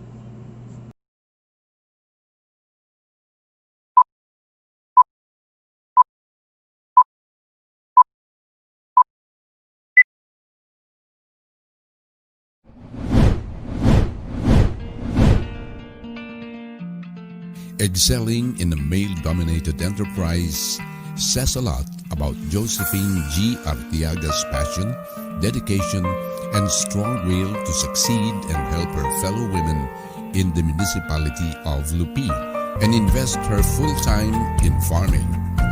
She spent her savings to develop the 1-hectare hilly land along the highway of Lupi into an integrated, diversified organic farm now named St. Francis St. Rita Nature Flow, and her farm has been renowned in Lupi as the first ever organically certified farm. It was certified as organic by the Organic Certification Center of the Philippines, or OCCP, in May of 2017. The St. Francis St. Rita Nature Farm now showcases innovative organic agriculture technology and profitability of livestock and crops integration. Napili ko ang mga native animals gawa ng maganda sila sa climate change, malakas ang kanilang resistance at low cost pagdating sa pagkain at madali silang ibenta kahit anong oras. The farm is into commercial raising of organically certified swine as well as native pigs, which are sold as breeder or as best tasting organic pork letson. She also raises free-range chicken for meat and egg production. Organic chicken egg packs carry the label St. Francis St. Rita Nature Farm and are displayed at the DA Organic Showroom and Sunrisa Farm. She also gets orders from acquaintances in Lupi Sibocot and Lipmanan in Camarines Sur and Lucena City. Aside from native animals, she also grows lettuce, pechay, pipinito, and upland rice under coconut. With a heightened awareness of the consumers on the amazing health benefits of organic products, Josephine's organic products really sizzle with consumers. Unlike other commercial poultry and piggery farms that emit obnoxious odor and attract flies, the St. Francis St. Rita Nature Farm is smell-free and do not have problems in waste management. Josephine practices the babuyang walang amoy technology. She filled the pig pens with deep bed litter flooring using rice hull as well as carbonized rice hull. Salt and IMO sprayed once a week encourage the growth of microbes which keep the bedding clean, smell-free, and fly-free. After 8 months, the bedding is harvested and used as highly nutritious compost. These composts are packed in sacks and are being distributed to the members of her organizations. Agricultural wastes in the farm and animal manure are also processed into compost and are used in permaculture production. Josephine gave its breeder hog and goat a name, which is written on its crate for easy identification and management. She also planted various species of legumes such as indigofera, renzoni, trichantera, and flementia, which are used as animal feeds. Thus, she can provide forage planting materials to interested farmers. She invested most of her income in developing the livestock houses and facilities, from lightweight materials to climate-resilient structures and facilities made of concrete and steel to endure even the strongest typhoons and provide the most comfortable environment for the animals. Due to her acquired skills and knowledge in organic farming, Josephine has been a vital partner and extension arm of the LGU in Lupi in the implementation of various agricultural projects in the municipality, for restoring the ecological balance and contributing immensely to food security. Indeed, Josephine deserves to be hailed as the 2018 katangi-tanging babae sa kanayunan.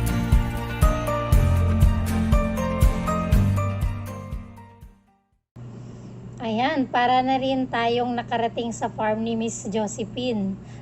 Diyan po nagtatapos ang aking maikling lecture. Kung hindi man po sapat ang technologies na aking naipamahagi sa ngayon, dahil sa napaka-broad po ng topic, hindi po kakayanin ng detalyadong lecture sa maikling oras lamang. But anyway, nandyan naman po ang inyong mga agricultural extension workers sa inyong munisipyo, sa Municipal Agriculture Office, na pwede nyo pong lapitan or hinga ng tulong about sa technologies o specific crop and animal. Andyan din ang Google at YouTube na kung saan makiklik lamang kayo, makikita nyo kung ano ang mga cultural management ng bawat commodity at iba't ibang uri ng hayop. Andito rin kami, of course, ang Department of Agriculture, Agricultural Training Institute, and TESDA na laging handang tumulong sa inyo po. Yun lamang po at maraming salamat sa inyong pakikinig. God bless po. Sa nagsusulputang sakit ngayon, pantapat mo, bagsik ng Pigrolac. B. Bigyan ng Pigrolac Hog Feeds with immune enhancers, pampatibay resistensya. A. Alisin ang virus at bakterya para iwas sakit. G. Gumamit ng supplement pampalusog. S. Siguraduhin may foot bath sa babuyan. I. Iwasan ang pagbigay ng kanin baboy. K. Kontakin ang Bureau of Animal Industry para sa iba pang impormasyon. Isang mabagsik na paalala mula sa Pigrolac at Microban GT. Our Our next lecture will be facilitated by a man with an impressive resume. He is currently enrolled at the Central BICOL State University of Agriculture for his graduate studies as Doctor of Philosophy in Plant Science. He recently earned his Master's of Science in Animal Science last July 15, 2020, also from the same university. He also spent 1 year abroad for a vocational training study at the University of Hawaii under the MAVI Agricultural Training Program. He is a graduate of Bachelor of Science in Agriculture, major in Animal Science at the CBSUA, and studied his pre-veterinary medicine course from the same institution. He is a licensed agriculturist who got a passing rate of 82% from the PRC Board examination in 2012, and a National Certificate to Animal Production holder from TESDA. He is currently an agriculturist too for the Department of Agriculture, Regional Field Office 5 at San Agustin, Pili, Camarines Sur. Ladies and gentlemen, to tackle DA Assistance Program for Livestock, please welcome Marianito Agsangre Tesorero.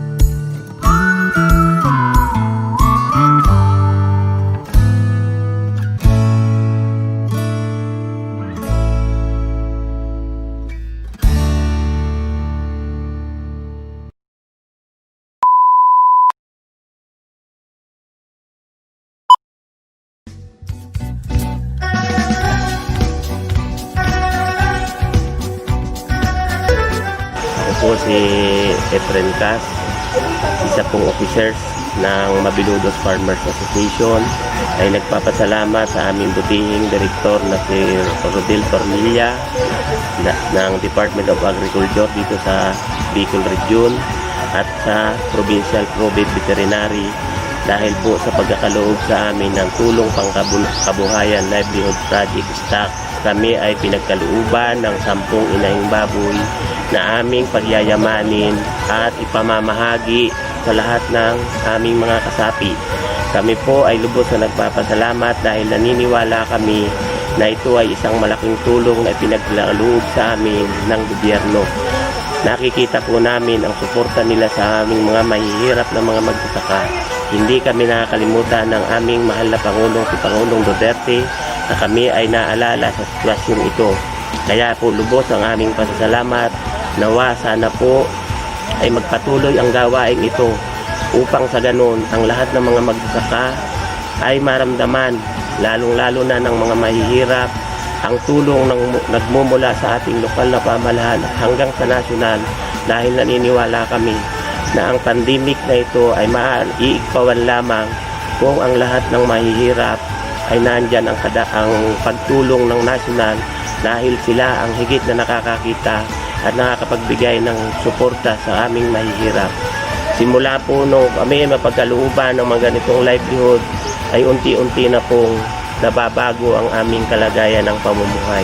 Kaya higit po sa lahat, yan po ay hindi namin makakalimutan at lubos po namin pinagpapasalamat sa lahat ng tagapamahala ng Department of Agriculture.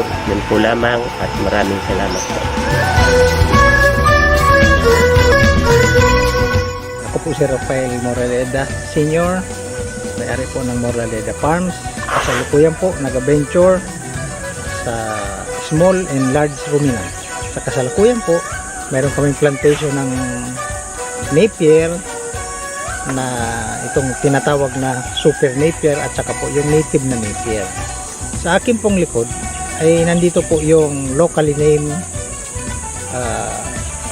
maramais-mais na paborito po itong kainin ng ating mga ruminants, small and large ruminants.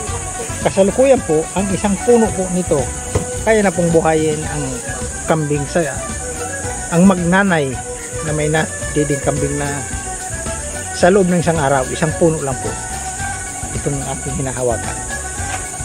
Ito po ay malaking pasasalamat ko po sa Department of Agriculture sapagkat ito pong species na ito ay ibinigay po sa akin at ito po ay aming pinarami sa pamamagitan po ng pagkolekta ng seeds at amin pong itinanim dito po sa aming farm.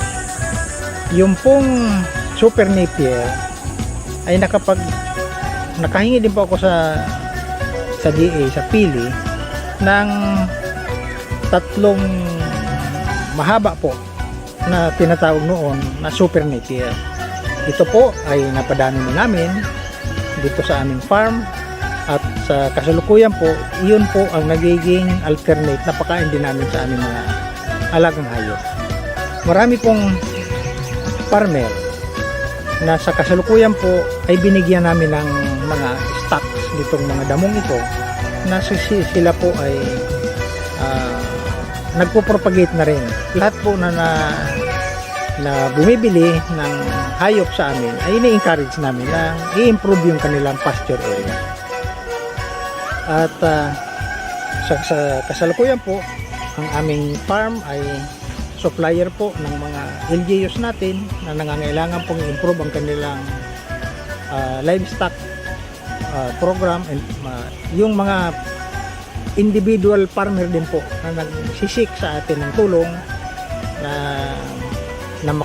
mabigyan sila ng stocks ay tinutulungan na rin po namin at bibigyan na din po kami ng advice and at the same time ay binibigyan na rin namin sila ng panimula nitong aming mga species na tinanggap sa Department of Agriculture na sila po ay magparami na rin at ito po ay nakakatulong sa ating mga kababayan. Sa kasalukuyan po ang aming farm ay bukas sa ating mga maliliit na magsasaka na gusto pong paramihin ang kanilang mga hayop at ang kanilang pasture area ay ma-develop.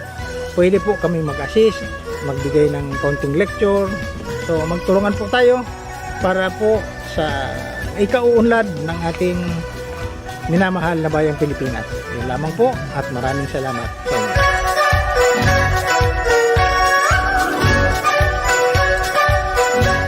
Kami po ay recipient livelihood project, yung breeder goat po ang aming natanggap from the Department of Agriculture under ng livestock program po ng DA. Nagpapasalamat po ang aming grupo na napagkalooban po nitong livelihood project pong ito na kami po din ay umaasa na ito ay magiging tulong sa aming organisasyon, mapaunlad pa po ang goat industry dito sa aming probinsya.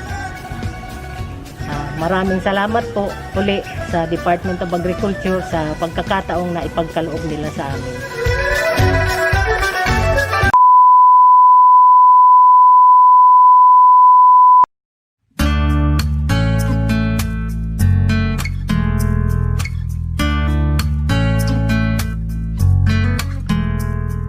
Kani nag-request pong ma-AI si mga taga-DE, si saro kong damulag na gurangan, dinara ko duman.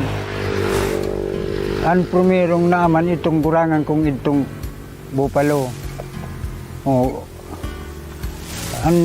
Ayo po yan ang kinatao sa muyang tabang na bilang produkto kan pag-anak buhay mikan pamilya. Sagkod, pag dibiltan in the outro, pag iaya, iyon naman tong tarnirang itong primerong ugbong kambo palo. Pag dininda outro, iyon naning turilyong ining naaman. Kaya sagkod mo niyan, pigaalitan kong dahi mairo, iyon ang bilang tabang kan si mga taga-diing nagdigdi sa muya. Sa ngunyan po, tulo na yung damulag kong alis artificial na pinatabang kan taga-diing. Salamat po sa Department of Agriculture, nakako akong damulag na arong kaya na iay na tabang ninda sa muya. Nagpapasalamat po kami sa DA sa tinaon niya ninda pong tabang na ansa ko yung mga katribo, gabos man sinda na og makansa ng tabang.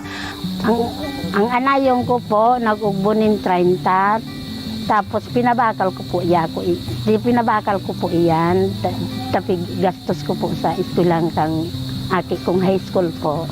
Nagpapasalamat po ako sa oreg na hali po sa diid.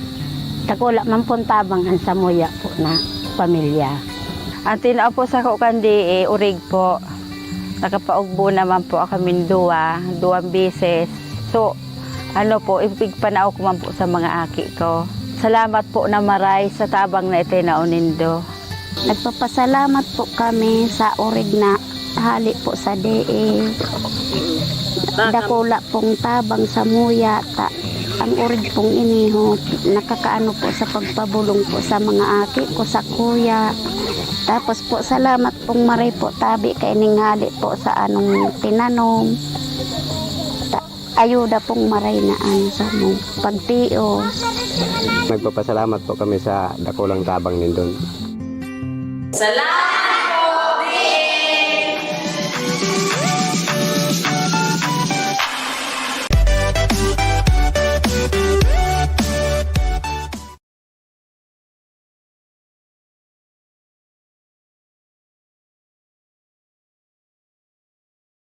Ang Ultrapac High Density Feeds ay isang premium brand na pinagkakatiwalaan ng madami nating mga kababayan na nasa pagnenegosyo ng pagbababoy. At bakit naman hindi? Dahil ang Ultrapac ay nagpapatupad ng mahigpit na pagsusuri upang siguraduhin ang mataas na antas ng kalidad mula raw materials hanggang finished goods.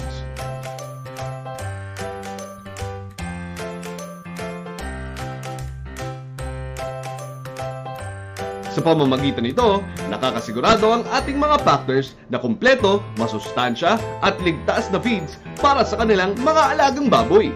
Yan ang tatak Ultrapac.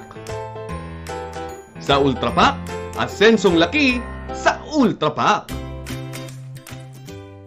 Magandang hapon po. Nandito po tayo ngayon sa piggery po ni Ma'am Judy sa Porac, Pampanga. Kamusta po ang pag-aalaga po ninyo gamit po ang Ultrapac feeds? Tiwala ko sa Ultrapac ngayon. 3.5 months po ma'am, ibig sabihin po may tumimbang po tayo na 100 kilos. Oo, may tumimbang. Masaya ako ngayon. Tunod po ba na pag-aalaga ninyo, gagamit pa po ba ulit kayo ng Ultrapac? Oo naman, gusto ka ng Ultrapac. Kaya ipromote ko pa rin sa mga kasamahan ko dito. Thank you sa Ultrapac ha. Good morning, everyone. You are still watching the third BICOL Agri Summit webinar series, Day 2. Hold on to your seats, ladies and gentlemen, as I will be announcing the second lucky winners of our raffle draw. Congratulations to these 3 lucky winners. Each will receive 1 sack of rice from Sinan and Go. Congratulations to John Ariel de la Paz, Jafar Papandayan, and John Lloyd Capasio. The Camarines or Business Expo Secretariat will get in touch with you regarding the details on how you can claim your prizes.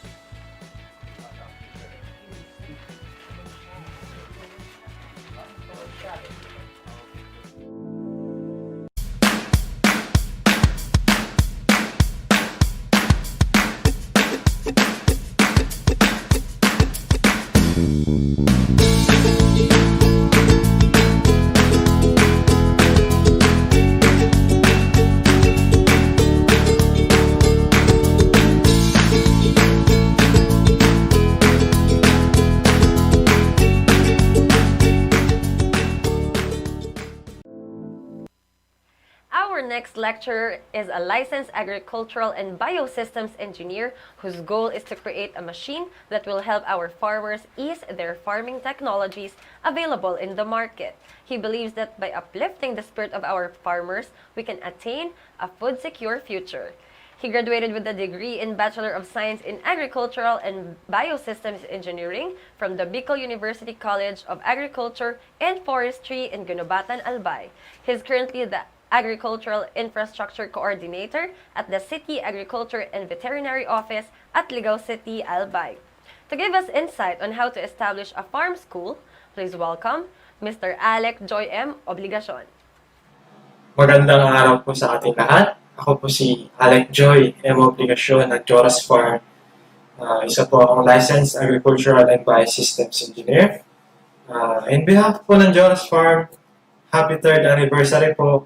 At salamat din po sa opportunity na ibinigay niyo sa amin para maging bahagi ng program for today. So, bago po ako mag-start ng aking presentation, may inihanda po akong short video to share kung saan po located yung aming farm. Panoorin po ninyo.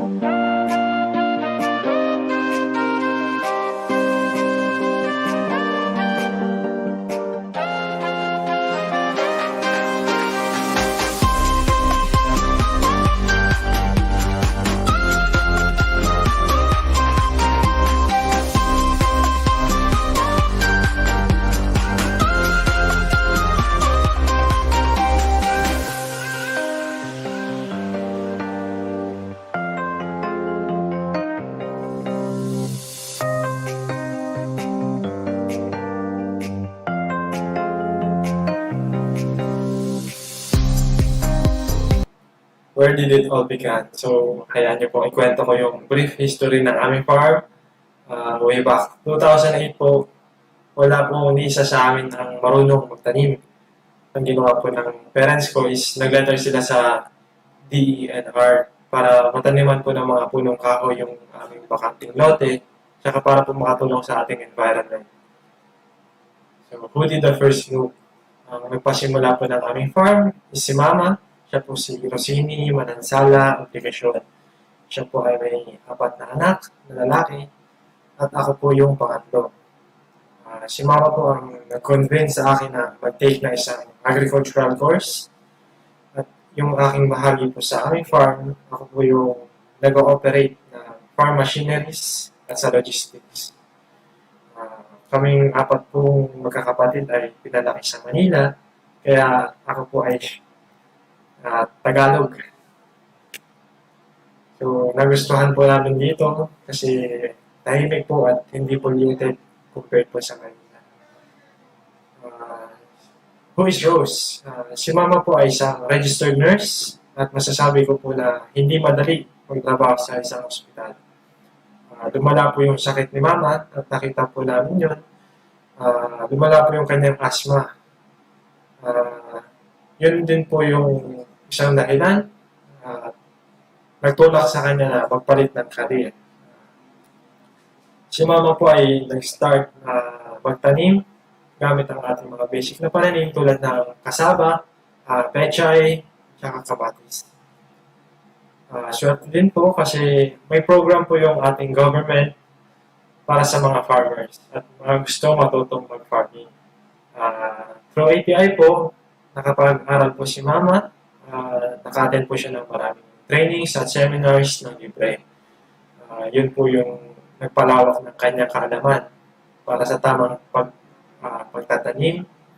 With the assistance of the ATI as a learning site for agriculture, nagsimula po magturo si Mama sa different communities, sa kapwa niya farmers. Tinuturo niya po yung mula sa available technologies, farming tips, value adding sa mga products, para po ma-maximize ng ating mga farmers yung kanilang makita. Naging resource speaker din po si Mama ng different government agencies, related man po sa agriculture o hindi, pati po ang schools, women groups, at different religious groups. Through the years of experience and assistance at the ATI, nabuo po yung Jonas Farm. Mula po sa pagiging isang learning site for agriculture, ngayon po ay isa na kaming farm school. Quick facts. Jonas Farm started its farming activities way back 2009 with a few plots of cassava as their first farming experience.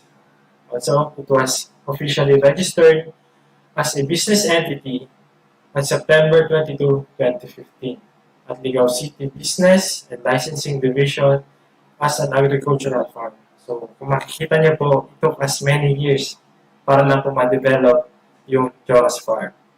Our mission is looking forward in inspiring farmers and soon-to-be farmers where everybody can enjoy the benefits and proper nutrition by growing or producing their food, while transforming such into business opportunity at a sustainable level where they can nourish their other basic needs. Para sa amin po, yung pagiging business is secondary na lang. What important is meron po tayong makakain ngayon. We can help the community at alam natin na safe kainin yung ating mga pagkain kasi tayo po mismo yung nag-produce. Vision. To involve the family and the community in promoting sustainable, eco-friendly agribusiness interests as a dynamic tool for economic improvement. Dito na po papasok yung food security. Kung every family po sa ating community ay magtatanim, kung meron po silang sapat na kaalaman sa tamang pagtatanim, ay makakatulong po yun na sobra para meron tayong enough na makakain sa ating lamesa. At yung mga susobra naman po sa ating magpaproduce, pwede natin ibenta sa ating community at para tayo po ay makatulong sa ating komunidad. Our milestone, from simple backyard farming, we tried the conventional crop production and the trainings given by the ATI.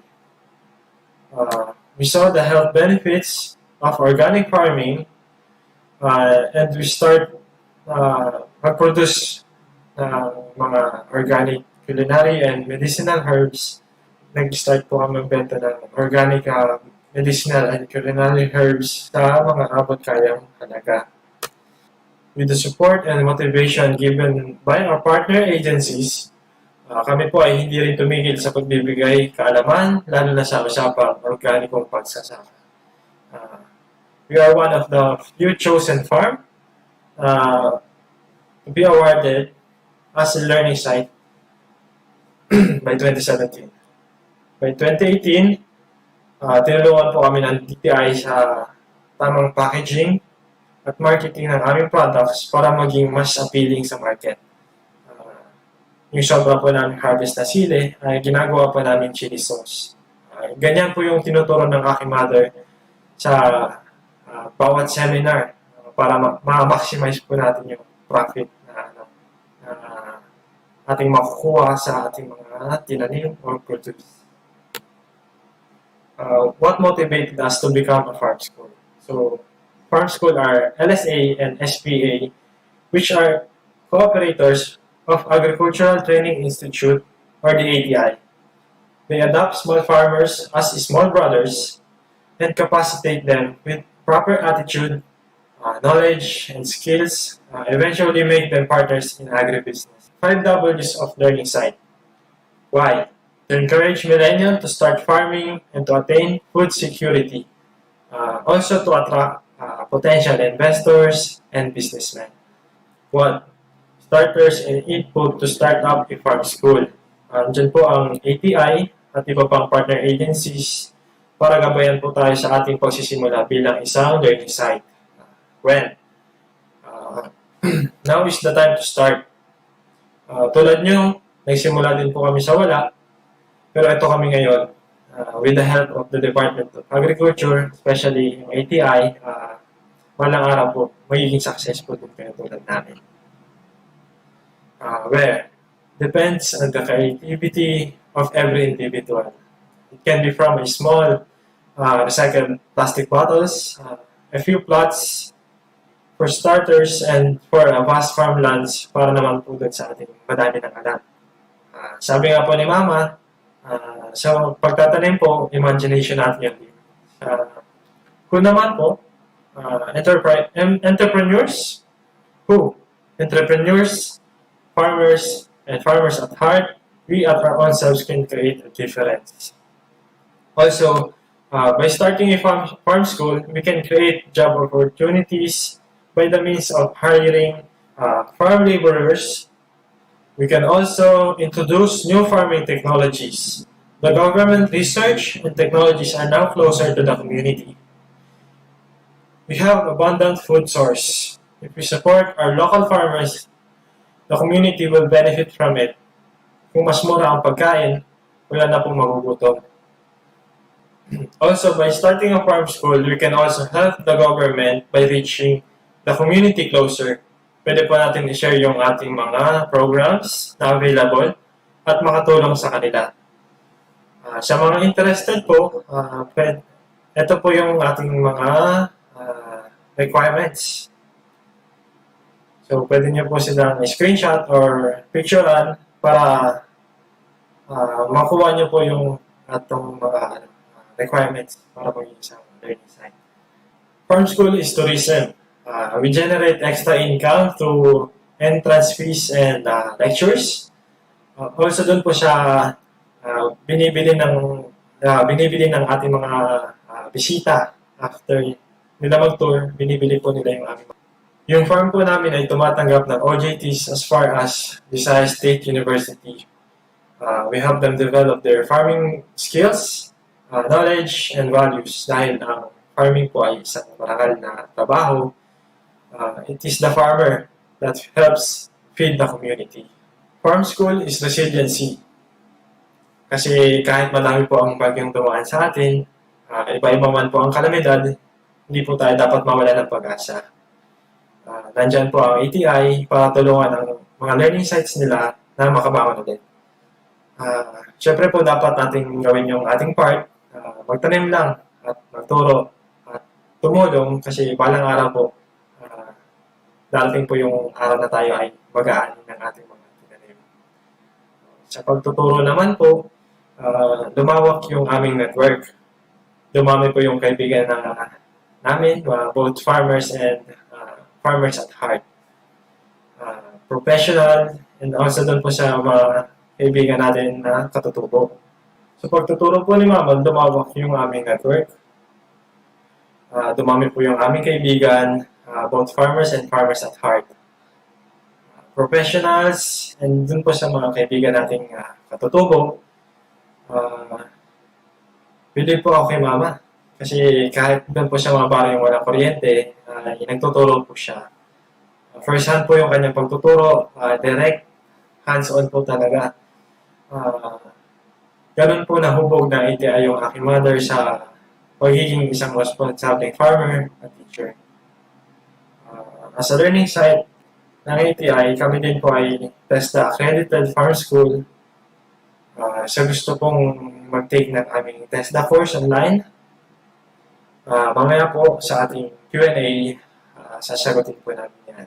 Kung dati po ay full-time sa farm yung actual trainings at seminar, ngayon po ay blended training na ganito po, webinar. More of online seminars and lectures. During the lockdown po, lahat halos nag-aral, nagsubok, magtanim ng kanilang makakain. Kami naman po sa aming farm ay we are proud to say na nakapag-produce po kami ng almost 200 farmers online, here and abroad, sa tulong po ng internet. We adjusted that farming never stops. Yes, farming never stops. Kaya kami po ay tuloy-tuloy sa paggawa ng videos sa tamang paraan ng pagtatanim. At yun po ay aming ina-upload sa aming Facebook page at YouTube channel para makapag-adjust po tayo sa ating new normal. Was it worth doing? Yes, very much. Bukod sa parangal at pagkilala natanggap po ng aming farm, ng aking mother, yung mga products po namin ay abot kaya. Sabi nga po ng aking mother, yung service to humanity is glory to God. So sana po na-inspire kayo sa aking kwento. At kung may mga interesado po sa inyo at gusto din maging isang learning site tulad namin, pwede niyo pong i-contact yung ATI dito po sa bibigay kong information sa inyo. Ito po yung kanilang details at contact information. Pwede po natin silang screenshot at picturean para magamit po natin sa pag-apply bilang isang learning site. Again, maraming salamat po and more power sa Camarines Sur Chamber of Commerce and sa ATI. Ang tunay na mitigumpay na pag-aalaga ay yung matipid na malalaman pa ang mga alaga. Kaya siguradong mas malaki ang kita. Dahil ang Seeds Feeds ay may balancing nutrients at ideal protein na madaling matunaw ng mga baboy, baka at manok. Kayang-kaya na maging masiksik sa laman at mas mabigat ang kanilang timbang. At sa panahon ng bentahan, siguradong mitigumpay rin ang kita. Kaya ano pang hinihintay? Para sa mitigumpay na pag-aalaga, mag-Seeds Feeds. Ang Seeds Feeds dapat! Ang tunay na mitigumpay na pag-aalaga ay yung matipid na malalaman pa ang mga alaga. Kaya siguradong mas malaki ang kita. Dahil ang Seeds Feeds ay may balancing nutrients at ideal protein na madaling matunaw ng mga baboy, baka at manok. Kayang-kaya na maging masiksik sa laman at mas mabigat ang kanilang timbang. At sa panahon ng bentahan, siguradong mitigumpay rin ang kita. Kaya ano pang hinihintay? Para sa mitigumpay na pag-aalaga, mag-Seeds Feeds. Ang Seeds Feeds dapat! Thank you very much, Sir Alec, for that very insightful talk. Now we've come to another icebreaker as I will announce the next set of winners of our raffle draw. To receive a Huawei T8 tablet from the Camarines Sur Chamber of Commerce and Industry Incorporated, we have two winners. Congratulations to Mr. Lorenzo Monje and Ms. Marisa De La Paz. The Camarines Sur Business Expo Secretariat will get in touch with you regarding the details on how you can claim your prizes.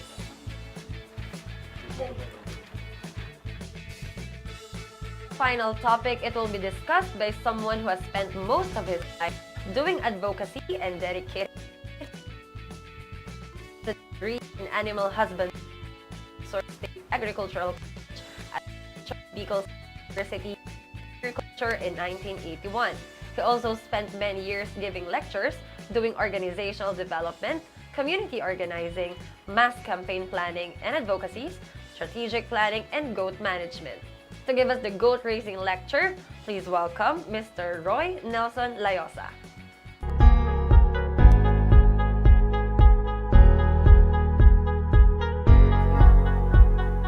Naglawas na, sir.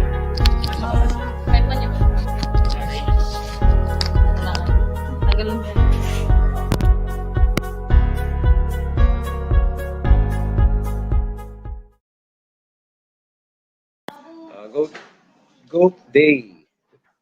Babatiin ko kayo ng Goat Day kasi ang topic ko ngayon ay tungkol sa pag-aalaga ng mga kambing. So my topic for today is goat production and management.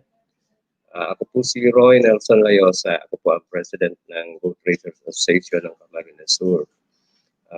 Una ako ay nagpapasalamat sa nag-imbita sa akin para magkaroon ng oportunidad para ma-share namin yung aming natutunan sa ATI, natutunan sa DA, tungkol po sa pag-aalaga po ng kambing. So,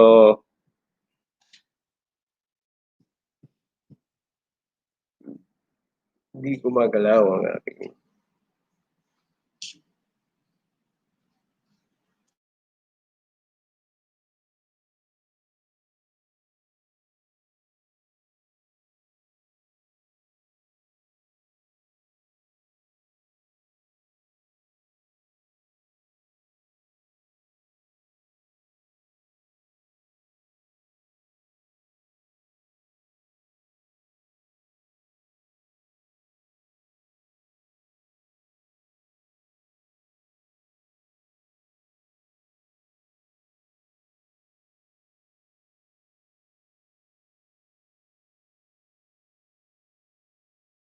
Sir, ulitin mo, sir. Okay na? Magandang araw sa inyo lahat. Ngayon po ang aking tatalakayin tema ay tungkol sa pag-aalaga ng kambing. The topic is goat production and management. Una, ako ay nagpapasalamat po sa sponsor ng pag-aaral na ito. Salamat po dun sa pagkakataon na kami po ay bigay ng aming kaalaman na aming natutunan sa ATI, sa DA, tungkol po sa pag-aalaga ng kambing. So, my topic is goat production and management. Ako po ay si Roy Nelson Layosa. Ako po ang president ng Goat Raisers Association ng Camarines Sur. Ito po ay ilan sa mga pictures na kinuha dun sa aking farm. So, kasama ko ng aking apo. Dati po wala naman talaga akong hilig mag-alaga ng kambing. Pero nung magkaroon kami ng programa tungkol sa dispersal ng kambing, so minabuti ko po na bumili din ng 4 na kambing. Ito yung aking napadami. Pero noon po ay hindi pa ako trained para dito. Salamat po sa ATI at DA dahil kami po ay nabigyan ng pagkakataon para matuto sa pag-aalaga po ng kambing. Ito po ay ilan sa mga paniniwalang napatunayang totoo at ilan po dito ay mali. Una, yung sabi ay mapanira daw sa tanim ang mga kambing. Ito po ay totoo. Pero kaya po ito nagiging mapanira dahil hindi po ninyo itinatali. Kaya dapat po itali o ikulong ang hayop. Kasi pag nagutom po ang hayop, ay talagang ito'y makakasira sa inyong mga tanim. May kasabihan po na ang kambing ay maselan. Pero sa tingin po namin, kaya po siya naging maselan ay dahil hindi po siya maselan. Kaya siya maselan dahil hindi siya maselan. Ibig sabihin, hindi po maselan sa pagkain ang mga hayop na ito. Kahit ano kakainin nila, kaya po dahil po dun sa kanilang ugaling ganun, nagiging madali po silang kapitan ng sakit. O kaya madali silang ma-infect ng mga parasites. Meron din pong nagsasabi na ang kambing daw po ay di umiinom. Ito po ay mali. Di po ito umiinom dahil hindi nyo naman po pinapainom. So kailangan po ang kambing na alaga ay palaging merong available na inuming tubig, malinis na inuming tubig dahil pagka marami pong tubig ang ininom ng ating kambing, maganda po ang daloy ng kanyang dugo, yung blood circulation at magiging healthy po ang ating mga hayop. Sabi ay ayaw kong mag-alaga ng kambing dahil ang kambing ay mapanghi. May dalawang bagay lang po na pwedeng dahilan kung bakit mapanghi ang inyong kambing. Pag naamoy niyo po na mapanghi ang inyong mga alaga, dalawang bagay. Isa, either madumi ang inyong kulungan o kaya po dapat magpasalamat kayo lalo kung meron po kayong alagang buck o lalaking kambing. Dahil ito po ay signs na meron pong in-heat sa inyong herd. Ibig sabihin, Pag malakas na malakas ang amoy ng inyong alagang bak, meron po kayong mga alagang does dyan na in heat. So, ito ay good sign para sa pang nag-aalaga po ng mga hayop. Ngayon, siguro magtatanong kayo kung bakit ako nagdesisyon na mag-alaga ng kambing. Una, cute-cute talaga ng kambing. Magandang tingnan, lalo pa pag mga baby pa. At meron po mga advantages itong pag-aalaga po ng kambing. Goats are said to be poor man's cow. So kahit po medyo hindi ka mayaman, pwede ka mag-alaga ng kambing. Usually, ang mga native goats ay ranging from 2,500 to 3,000 ang isang adult goat. Pangalawang advantage ng pag-alaga po ng kambing ay they are easy to rear. Sabihin, kahit po mga nanay, sabi nga, very gender sensitive itong pag-aalaga po ng kambing. Kahit po mga nanay, kung wala po silang ginagawa sa kanilang tahanan, kahit mga bata ay kayang-kaya po na mag-alaga ng kambing. Hindi po kagaya ng pag-aalaga ng malalaking hayop, halimbawa yung mga baka o iba pang malalaking hayop na medyo delikado po sa ating mga bata. Tapos, yung capital required po ay hindi masyadong required.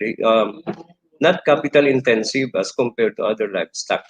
Sabi ko nga po, ang capital mo lang dito ay yung capital mo para doon sa hayop, tapos simpleng housing, tapos hindi ka masyadong bibili po ng pagkain ng kambing dahil karamihan po ng kinakain niya ay nandiyan lang sa ating bakuran o nandiyan lang sa tabi-tabi. Sila po ay pwedeng mabuhay na damo lang ang kinakain or lalo pat kung meron kayong mga improved forage, maganda pong mag-alaga po ng kambing.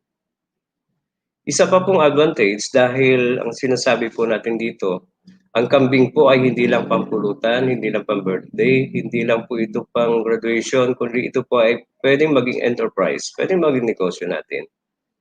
At ang prospects po ng pag-aalaga ng kambing ay sinasabing it goes beyond the shorelines. Sa atin po, sa ating bansa, sa ating nayon, sa ating locality, marami na po tayong mga kapatirang Muslim. Hindi po sila kumakain ng pork. Ibig sabihin, pagka ito ay may mga okasyon, ang hahanapin po nila ay mga hayop na pwede nilang kainin. So kasama na po dito yung kambing.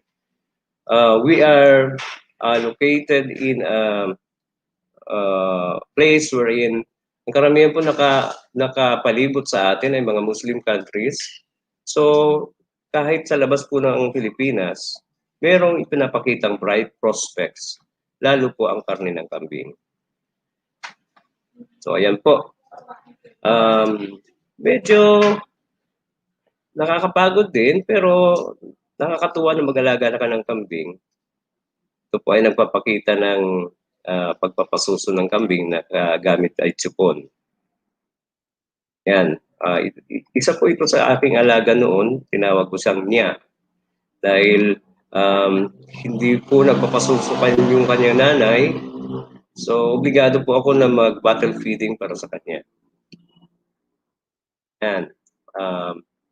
Ang aking pong alagang kambing ay complete confinement. So kailangan ko po maghakot ng kanilang pagkain. Nakakapagod pero very rewarding po ang pag-aalaga nito. Gusto ko ipakita sa inyo yung mga pictures ng mga baby goats. Dati po ang aking mga alagang kambing ay mga Anglo-Nubian. So yung mga tenga po nila ay mahaba talaga. Pero nung makakuha po ako ng laman sa goats, ang mga kambing ko po ay biglang nawala ng tenga. These are two of my original Anglo-Nubian goats. Yung binili ko pong kambing sa Nagasit Goat Farm. So makita po natin ang karakteristik po ng Anglo-Nubian goats, mahaba po ang kanilang tenga. ay parang family portrait ng mga kambing na alaga ko dun sa aking farm. Yan. Isa pong dapat na ugaliin siguro mga nag-aalaga ng kambing yung i-practice po natin na maging close po tayo dun sa ating mga alaga.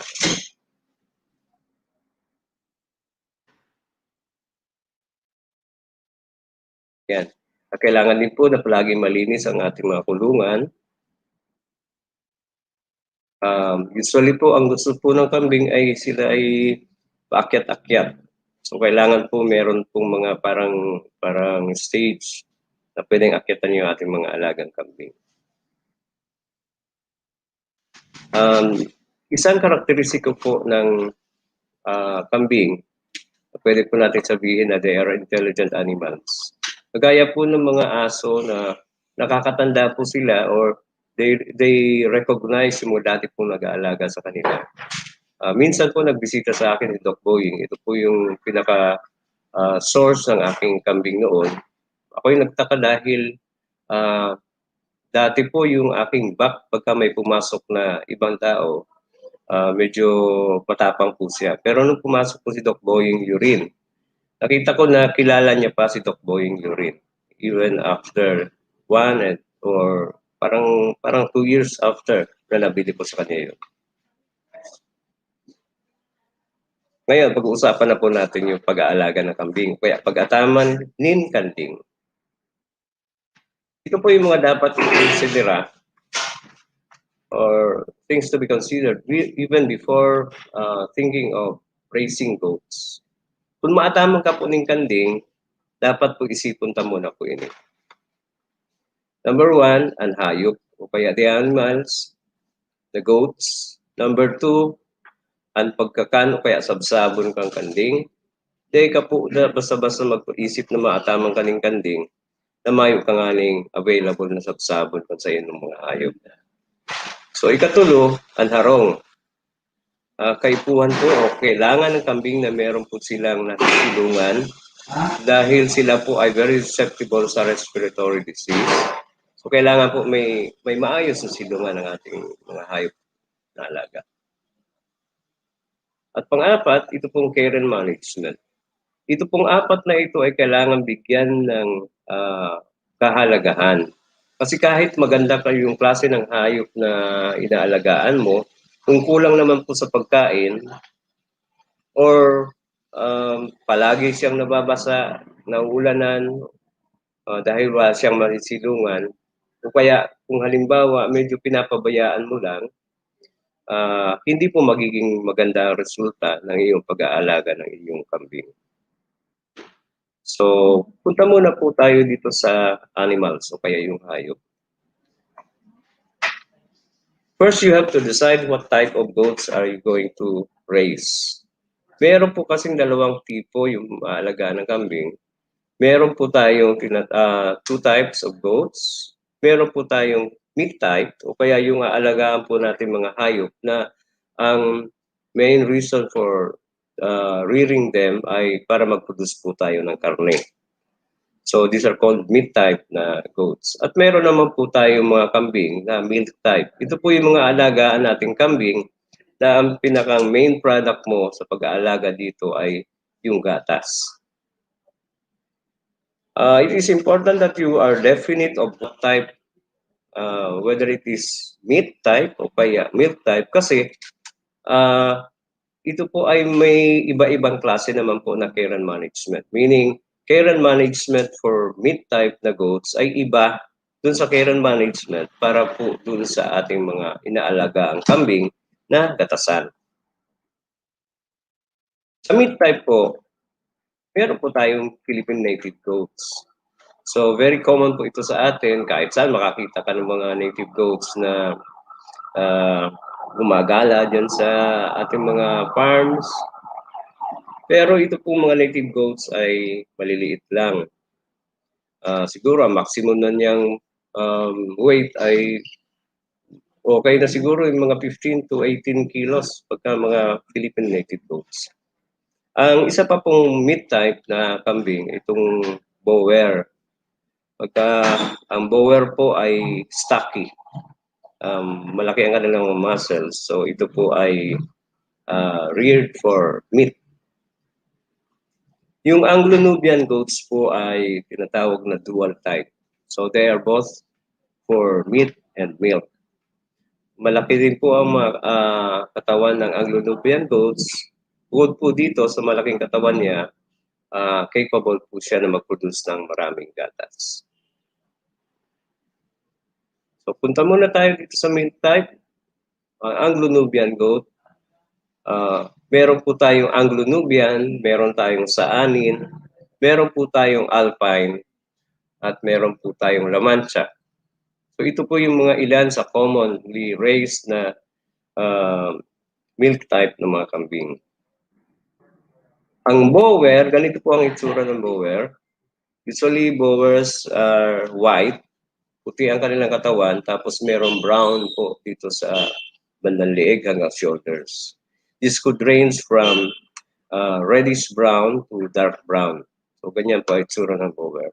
Tapos yung kanila pong paa ay medyo maiksi as compared dun sa ibang klase na kambing. Halos kwadrado na po ang katawan niya dahil very stocky po ito. Well-developed ang kanilang muscles. So mas marami po ang karne ng bower. So kung tayo po ay mag-aalaga ng native goat as compared to bower, you spend the same period sa pag-aalaga pero mas malaking o mas maraming karne ang mapuproduce mo kung ang aalagaan mong kambing ay bower compared to native goats. Ano naman pong Anglo-Nubian, ganito po ang itsura ng Anglo-Nubian. Iba-iba po ang kulay ng Anglo-Nubian. Meron pong brown, meron black, may halo na brown at black. Pero ang very distinct na characteristic po ng hayop na ito, mahaba po ang kanilang tenga. Parang naglalambitin. Mahabang tenga. Tapos yung kanila pong ilong ay tinatawag na Roman type. Medyo bukol po dyan sa unahan. Yung saanin naman po, karamihan po ng saanin ay puti ang kulay.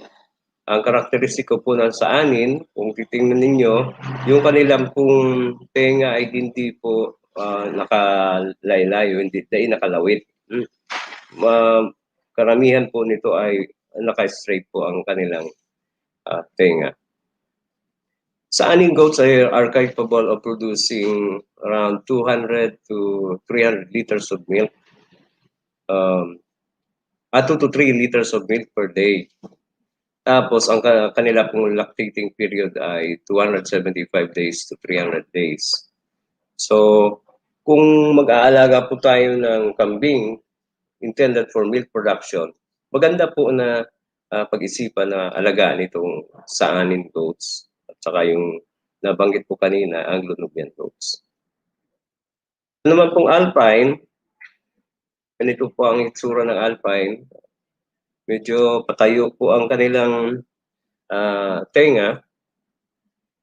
They are also capable of producing 2 to 3 liters of milk per day. Medyo maliit ito ng kaunti kaysa dun sa saanin. La Mancha po dito, yung puti hindi yung karga ko. Yung La Mancha goats po ay, kung nakita niyo kung ang Anglo-Nubian goats ay may mahabang tenga, ito po ay halos walang tenga, wala kang makitang tenga ng La Mancha. They are also good producers of milk, capable of producing 2 to 3 liters of milk per day. Ang kanilang lactating period ay hanggang 300 days din po. So, maganda po itong pag-alagaan kung you're going to produce milk. Bago po tayo pumunta dun sa pagkain ng kambing, ang isang advantage po ng production of goats for meat.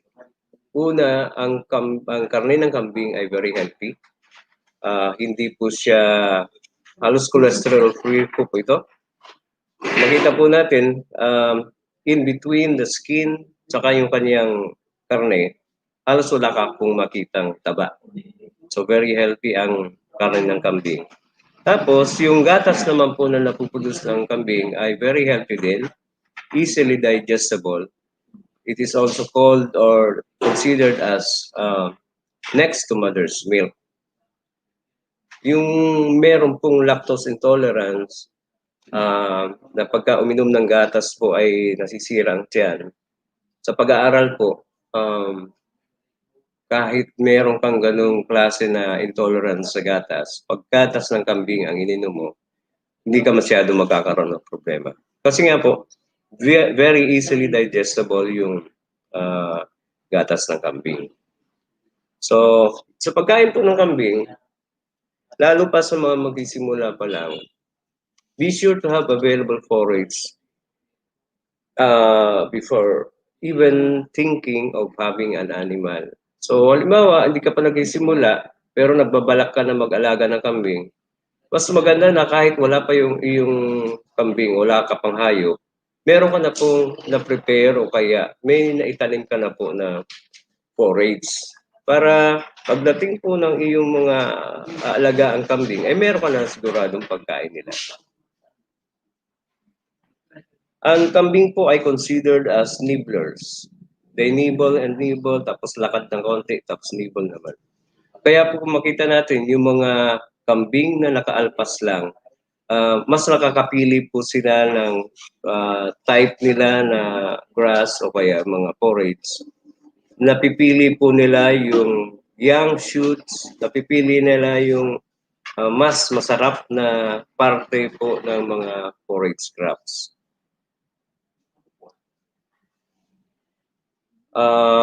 Ideal diet of adult goats, mga average of 5 kilos per day. So ang diet po niyan, halimbawa may alaga kang mga adult goats, mga 5 kilos of grasses and legumes per day. Ang diet po niya normally ay a combination of grasses and legumes.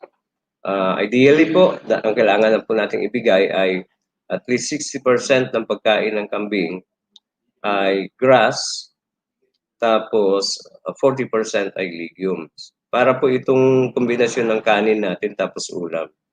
So yung grass ay yung kanin nila, tapos ang ulam, pinakaulam po nila yung legumes. Kasi nandun po sa legumes yung kailangan ng kambing protina, nandun po yun. So yan, 60-40 po ang combination yan. For dairy animals, you need to give supplement feeds.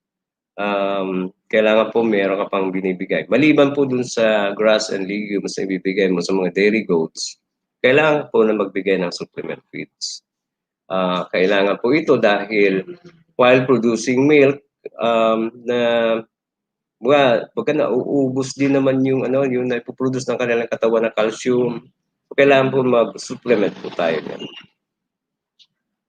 Tapos yun, maliban sa dapat siguradong may pagkain ng kambing, mawalan ka na ng pagkain, hindi dapat mawalan ng inuming tubig. Clean drinking water should be made available all the time. Sabi dun sa amin, sa iriga, di nga ito nagiinom. Hindi nagiinom pero nagrarara. Yan. So natapos na po natin yung tungkol dun sa hayop, tapos natapos na rin natin yung tungkol dun sa pagkain. Ang isang mahalaga pong dapat pagtuunan ng pansin, yung bahay ng kambing. Goats are very susceptible to respiratory infections. Lalo po kung sila po ay nakaalpas lang. Madali po itong kapitan ng sipon. Dahil nga po dun sa kanilang, yung physical characteristics po nila, wala masyadong fat in between the skin and the muscles. So madali po silang ginawin at madaling tamaan po ng respiratory infections. So kailangan po meron talagang siguradong na sisilungan ng ating kambing. Kailangan kahit simple lang, basta sigurado na hindi sila nababasa sa ulan.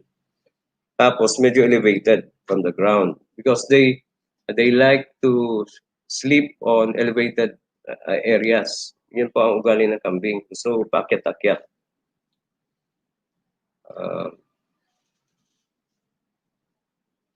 Kung walang secured housing o kaya fence, baka aso lang po ang makinabang sa ating mga baby goats.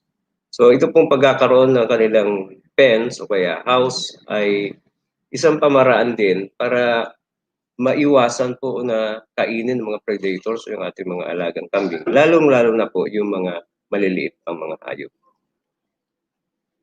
Ang floor space requirement po ay at least 1.5 to 2 square meters per animal depending upon the size of the animal. So siguro kung medyo maliit din naman yung hayop na kaalagaan mo, mga 1.5 to 2 square meters will do.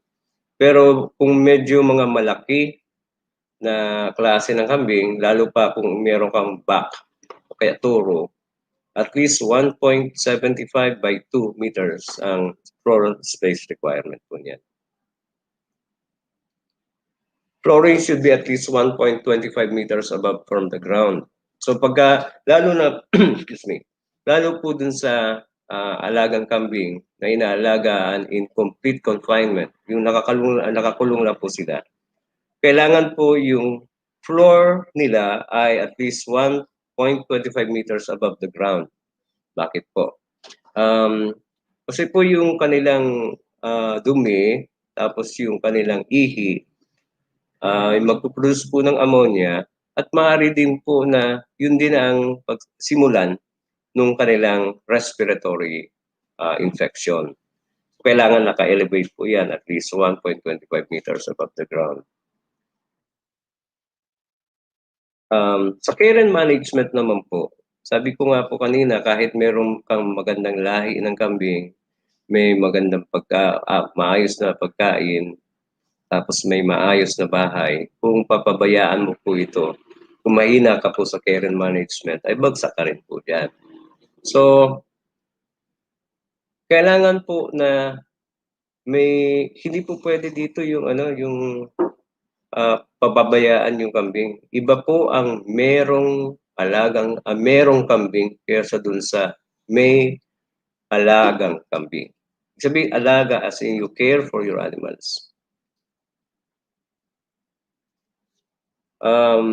Meron pong nag-aalaga na kambing na inaalpasan lang. So, pero kailangan po alam natin kung anong oras dapat sila alpasan. Tinatawag po ito na sa ringkunada, kalimutan ko na tuloy yung ringkunada term yan. Basta yung alpasan lang, nakabiliw sa ng isukanding. Ang iba, ang practice nila, umagang-maga, alpasan na po yung hayop. Pero mali po pala ito. Kailangan na alpasan po natin yung ating mga alagang kambing pagka medyo mataas na po yung araw. At least mga 8:30 to 9 o'clock in the morning. Kung saan, yung pong hamog ay wala na po dun sa damo. Diba, pagka umaga po ay may hamog sa damo. Diyan po sa hamog, diyan din po nakakapit yung ating mga parasites. So pagka nandun pa yung mga parasites at inalpasan mo na yung iyong kambing, pati yung parasites po ay makakain po nila. Maliban po dito, kailangan po yung regular deworming para sa ating mga hayop. At the onset ng rainy season, kailangan po na maggawa tayo ng deworming. Yung kambing, sabi ko kanina, ay hindi po sila masailan sa pagkain. So kahit ano po kinakain nila. So dahil kahit ano ay kinakain nila, it is kumbaga mas mataas yung porsyento na makakain po sila ng mga parasites. So kailangan po ang regular na deworming. At least once every 6 months or in cases na kung saan heavily infested po yung iyong lugar, once every quarter, pwede po yung gawin, mag-deworm ng ating mga kambing. Pero po sa deworming, kailangan po na sigurado kayo na hindi buntis ang inyong mga hayop. Bawal po na i-deworm ang buntis na hayop unless mga 1 month na lang bago sila manganak. Pagka po kasi nag-deworm kayo ng buntis na kambing, lalo pa sa early stages ng pagbubuntis niya, maaari pong maagasan ang inyong hayop. Meron pong mga signs kung kailangan na po na mag-deworm ng kambing. Mahalata mo naman po yan sa itsura ng mga hayop ninyo. Healthy animals are characterized by having makintab na balahibo. Makintab, fine. Fine, tapos shiny na fur. Pero pagka ang kambing mo po ay, pag nakita mo na ang kambing mo ay medyo magaspang ang kanilang balahibo, maaring sign po yan ng malnourishment o kaya sinyal po yan na marami po siyang alaga sa kanyang tiyan. So pagka maraming alaga sa tiyan ang iyong mga hayop, halos malaking porsyento po nung pinapakain sa kanila ay mapupunta lang po dun sa mga parasites. So mahalaga na meron kayong regular deworming. Mahalaga din po ang breeding management. So dito po sa kennel management, dito pumapasok yung kahalagahan ng recording. Dapat nire-record mo kung kailan kayo huli na nag-deworm. Ano yung ginamit mong pang-deworm. Ilang ml ang ibinigay mo. Kasi po, pagka hindi mo na-record, hindi mo alam kung kailan susundan yung deworming. O kaya, pag di mo naman po na-record yung anong klase yung ginamit mo for deworming, hindi mo malalaman ngayon kung effective ba yung ginagamit mong gamot. Pag nakita mo na di naman effective yung ginagamit mo for deworming, it's either kulang yung dosage or mahinang klase ang ginagamit mo para sa deworming. And you have to change yung brand ng ginagamit mo for deworming.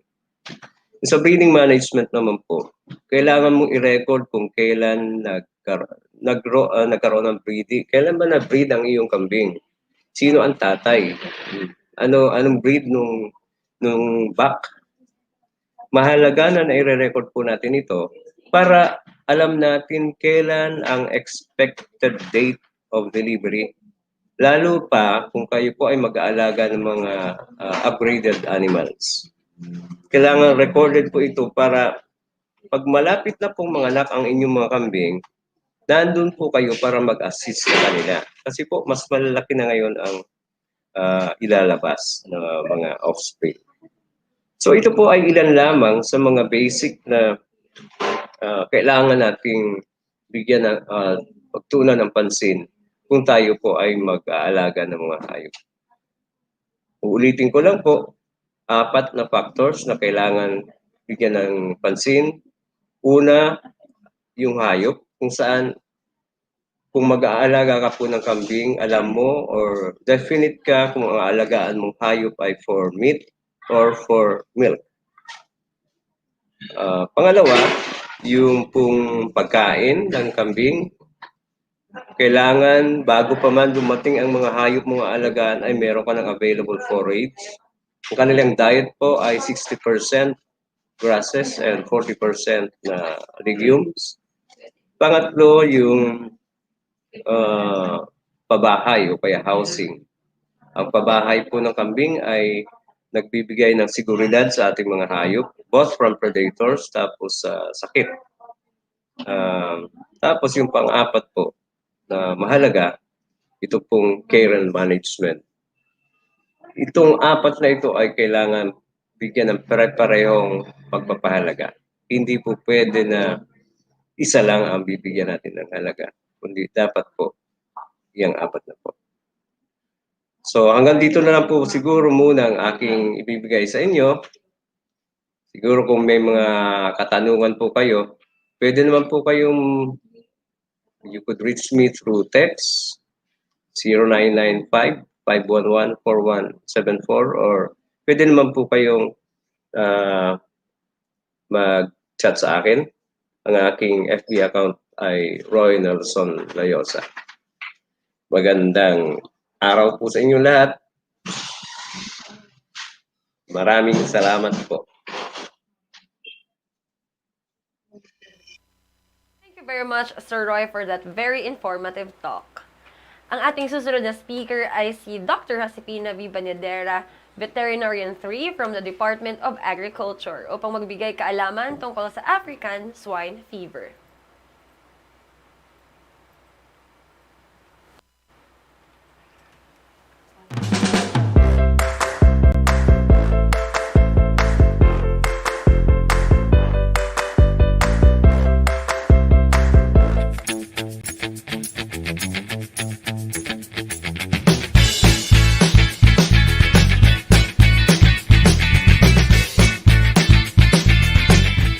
Hello, good afternoon, ma'am.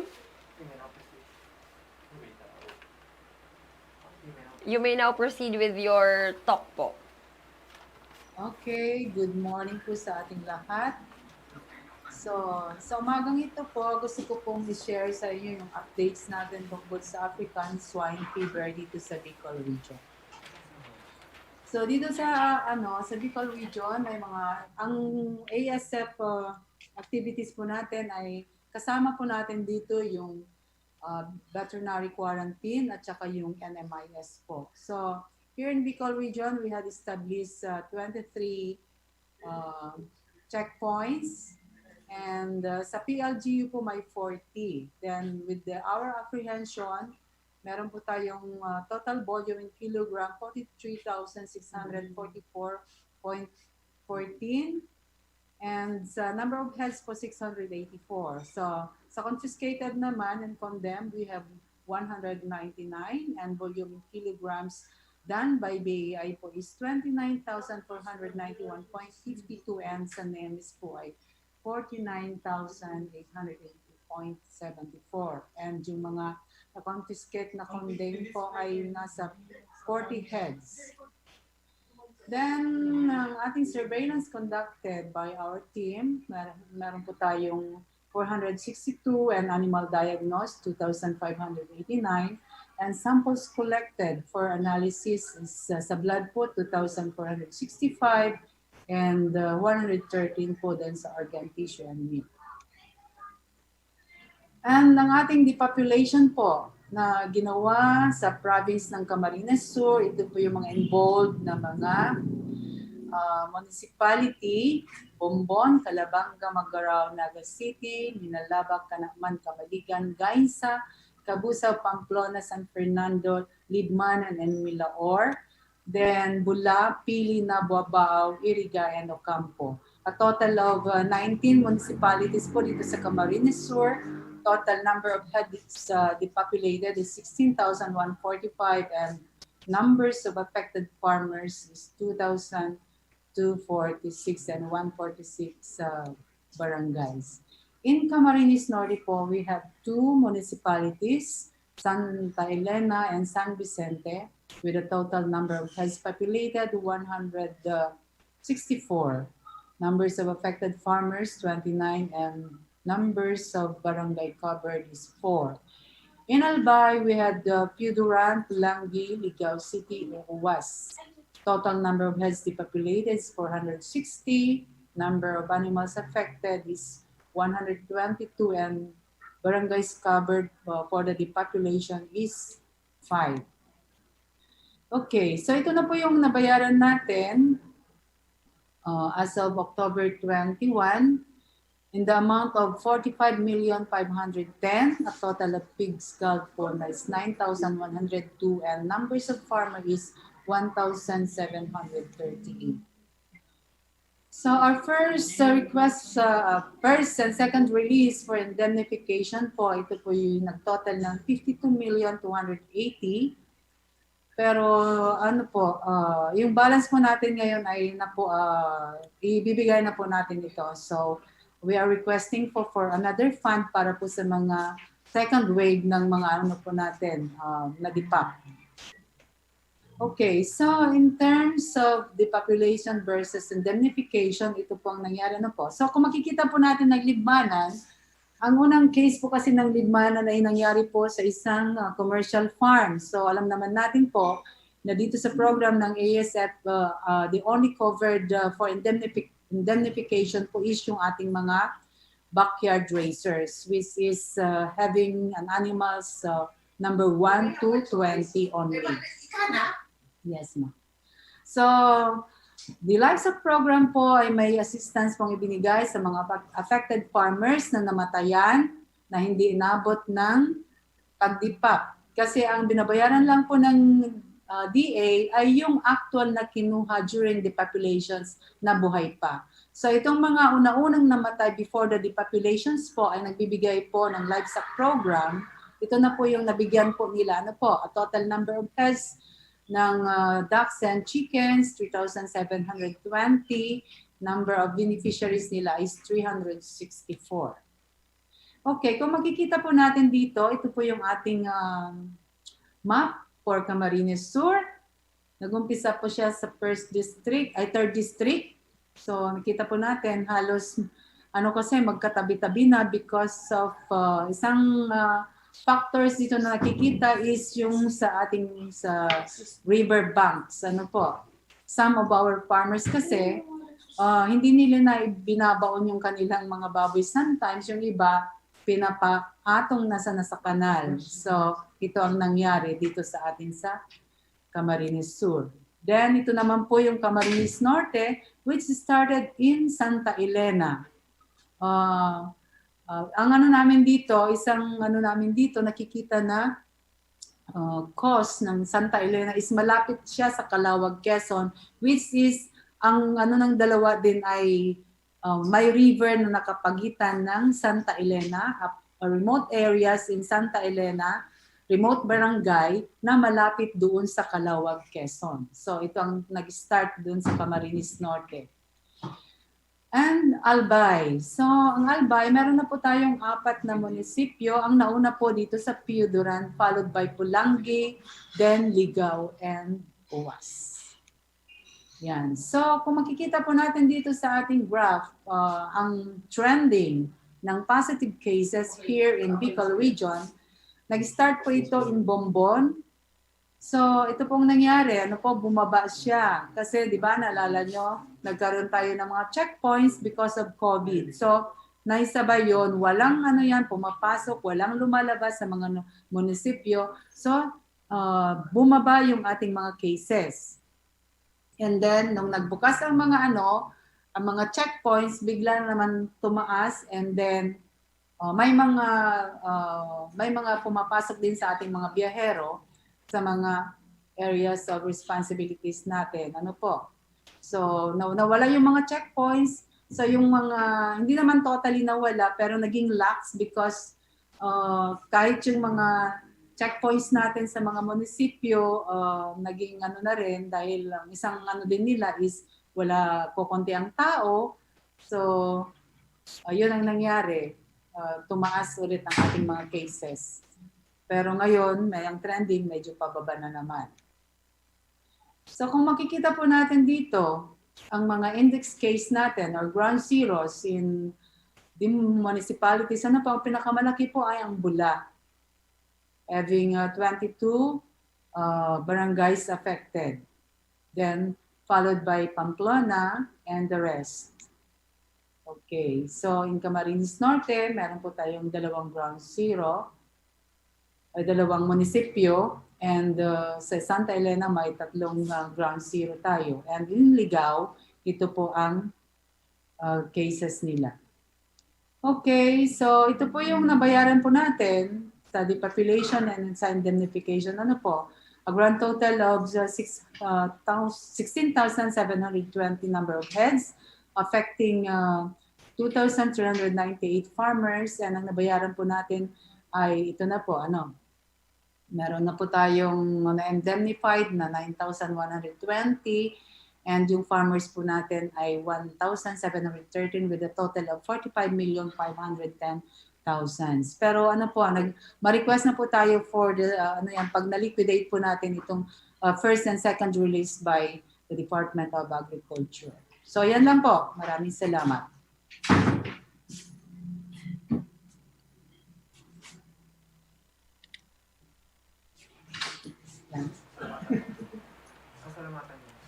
Thank you very much, Doc Josefina, for that very insightful talk. Heto na ang mapalad na nanalo ng ating grand prize sa ating raffle draw. Congratulations to Mr. Andres Buhay. You won a Huawei Y7 phone from the Camarines Sur Chamber of Commerce and Industry Incorporated. The Camarines Sur Business Expo Secretariat will get in touch with you regarding the details on how you can claim your prize.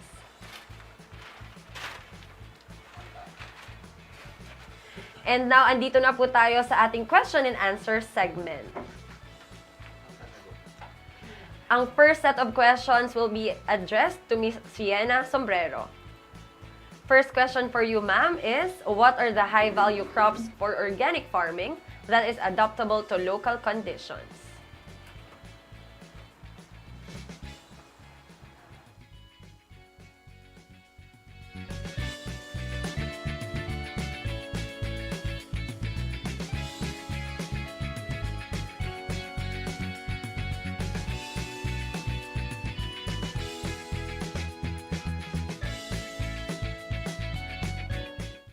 Ano? Hello, good afternoon.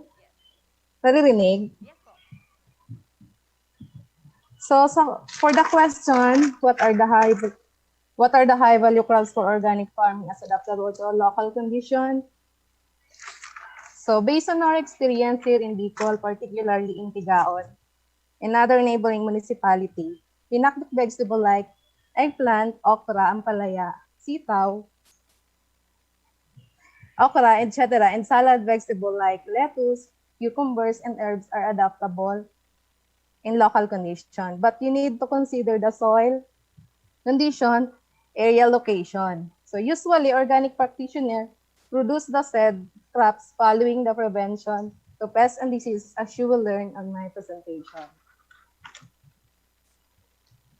Next question, ma'am, is does my land have to be tested so it can be certified as organic? So as to be certified organic, maraming requirement to be able to certified organic. So you need to follow the Organic Agriculture Philippine National Standard, and you can get it at BAPS, Bureau of Agriculture and Fisheries Standard site. And also you need to establish or install internal control system at the farm following the Organic Agriculture PNS. And also, for more information, you can inquire at the BICOL at Organic Agriculture Program, Regional Focal Person, Ma'am Adelina Nilitnosa. Thank you very much po, Ms. Sienna. Next set of questions will be addressed to Ms. Angelica Teves. First question is, ano ang mga ahensya na nagtuturo ng financial literacy sa mga magsasaka? That's a question from Ms. Chinky Osea.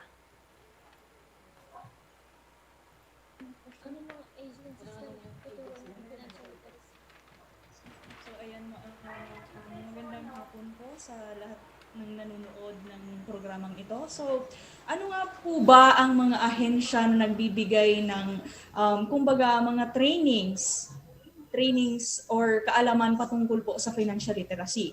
So, unahin ko na po ang aming ahensya, ang ETI BICOL. Ano po? So, ang aming ahensya po ay may mandato na magbigay ng mga trainings related sa financial literacy. Last year po, nagkaroon kami ng numerous trainings na kaugnay ng financial literacy. Ano po? 3-day training po ito. Ano? So, kung gusto niyo naman po maka-avail ng aming trainings regarding sa financial literacy, maaari niyo po kaming, maaari kayong pumunta sa aming ahensya.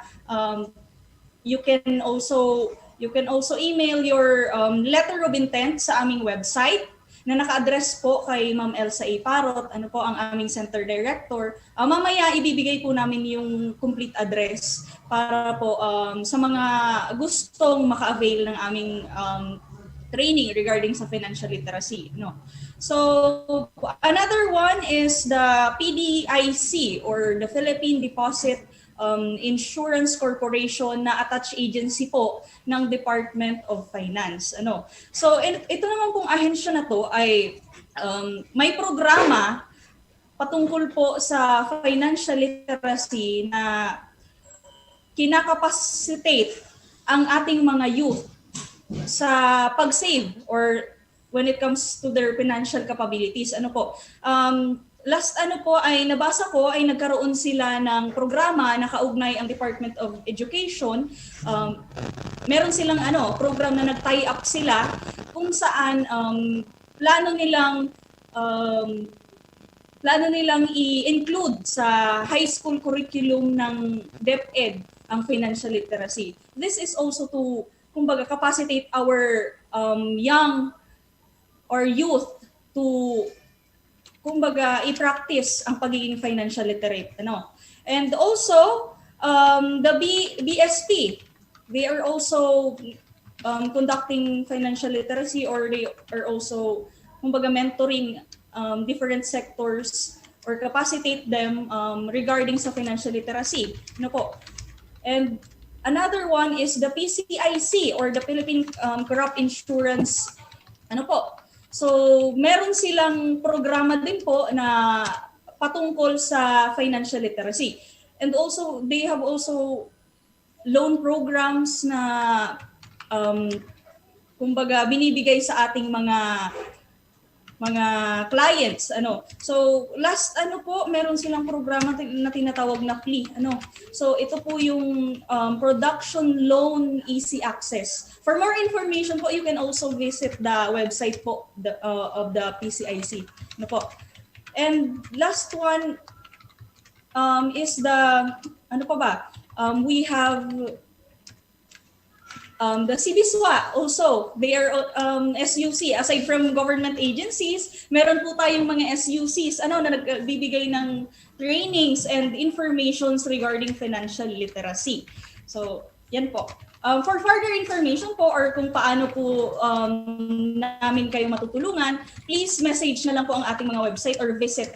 Nandun po nakalagay yung mga requirement, or maaring may taong sumagot sa inyong mga queries regarding that po. So that's all. Very much. Next question, ano ang kahalagahan ng financial literacy sa mga magsasaka?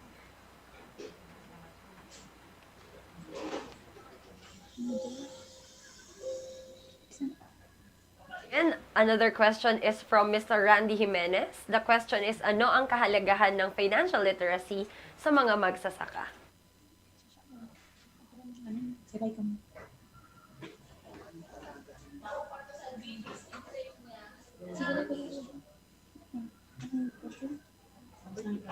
Okay. What is the importance of financial literacy to our farmers? So nabanggit po natin kaninang umaga, it is very important po for us to be financial literate. Especially to our farmers, kasi if you know, kasi alam natin is the financial literacy is the ability to know the decisions or what are the ways kumbaga to take in order for us to reach our personal financial goals. So very important ito sa ating mga farmers, kasi when we are achieving any certain goal, or in certain kung gusto natin magkaroon ng we are planning to have lands or to plant any crop, or achieving certain machineries or any land that we are aspiring, it is very important po na financial lahat ng nabanggit ko kaninang characteristic ay napoposes natin. Kasi po, financial literacy really affects or the behavior of an individual. Kumbaga, kung dati po we are spending too much in our lifestyle, pag meron tayong direksyon or meron tayong ina-achieve na isang bagay or isang bagay na maaari natin gustuhin in our farm, we can cut down or we can kumbaga correct our lifestyle. Kumbaga kung dati hindi tayo nagsisave after ng income, napupunta lang lahat ng income natin sa ating mga expenditures, or wala tayong emergency fund for our farms. Now, having this emergency fund na plano or personal goal, we can kumbaga, we can cut down or we can easily think any means or ways to cut down our expenses in order for us to reach this emergency fund. Ano? So, yun lang po. And any other? Thank you very much. Ayan. So, sabi niya nga kanina ni Miss Cha na pag financial literate ka, maiintindihan natin yung difference between yung wants and needs ninyo. So, maiintindihan natin yung value ng money. So, mas ma-handle natin yung finances natin better. Tapos, mapaprioritize din natin yung pera to things na mas may essence sa inyong farm or sa inyong buhay. And then, second is, mas makakaiwas tayo sa pagkakabaon nga sa utang kasi it will teach us to be disciplined, responsible, and street smart. Thank you very much And also, po. it is very important sa ating mga farmers kasi para alam nila kung paano nila gagamitin yung perang pinaghirapan nila into investing. Ano po, kasi there are some cases, especially sa farmers natin na medyo naloloko sila in terms of investing ng ibang co-businessmen or co-farmers because hindi nila alam kung paano i-invest yung pera nila. So, by doing that, it is very important po ang financial literacy sa atin. Next po is, of course, to protect our money na in-invest natin, kailangan alam din natin kung anong insurance company ang mapagkakatiwalaan natin. Kung anong insurance company ang aalagaan tayo at isasaluhin tayo kapag merong nangyari doon sa ating mga properties. And also, para mapaghandaan din, syempre, ang retirement na plano natin na matagal nating pinaghahandaan. So kapag alam natin kung alam natin yung financial goals natin, meron tayong savings, alam mo kung paano mag-loan, maka-invest ka, may direction yung ginagawa natin in our farm. Then we will reach the retirement plan na gusto natin. All right, thank you very much, ladies. The next set of questions will be answered by Miss Marilyn de Macolangan. First question is, what are the components of integrated farming system? That's from Mr. Noli San Jose. Hello? Sorry po, di po na... Ma'am Hello? Marilyn, can you hear me Yes clearly po. now po? Hello? Hello? Naririnig mo na po ako, ma'am? Yes po, yes po. Okay po. Question for you po is, what are the components of integrated farming system?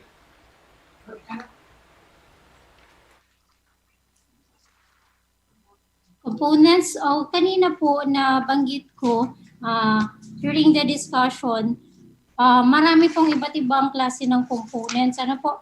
Nandun po yung sa first yung crop livestock farming system, crop livestock fishery farming system, crop livestock poultry fishery farming system, the crop poultry fishery mushroom farming system, the crop fishery daiquiri farming system, the crop livestock fishery vermicomposting farming system, crop livestock forestry farming system, agri-silvi apiary system, yung agri-hortipastoral system. So, depende po sa location nyo po, sa farm location, kung ano po yung aakma dun po sa system. Ano po?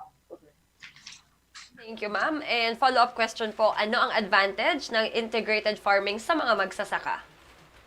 Sa mga, sorry po. Sa mga magsasaka.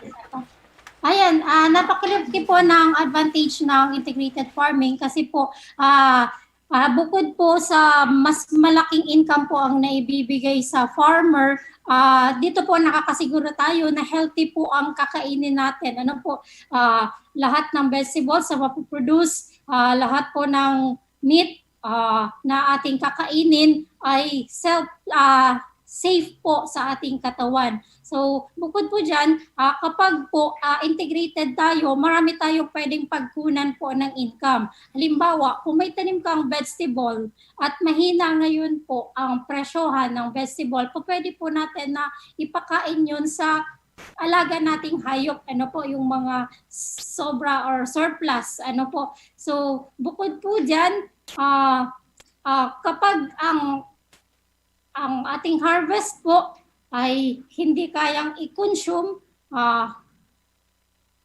makakapagbenta po tayo sa ating market na mas merong demand po.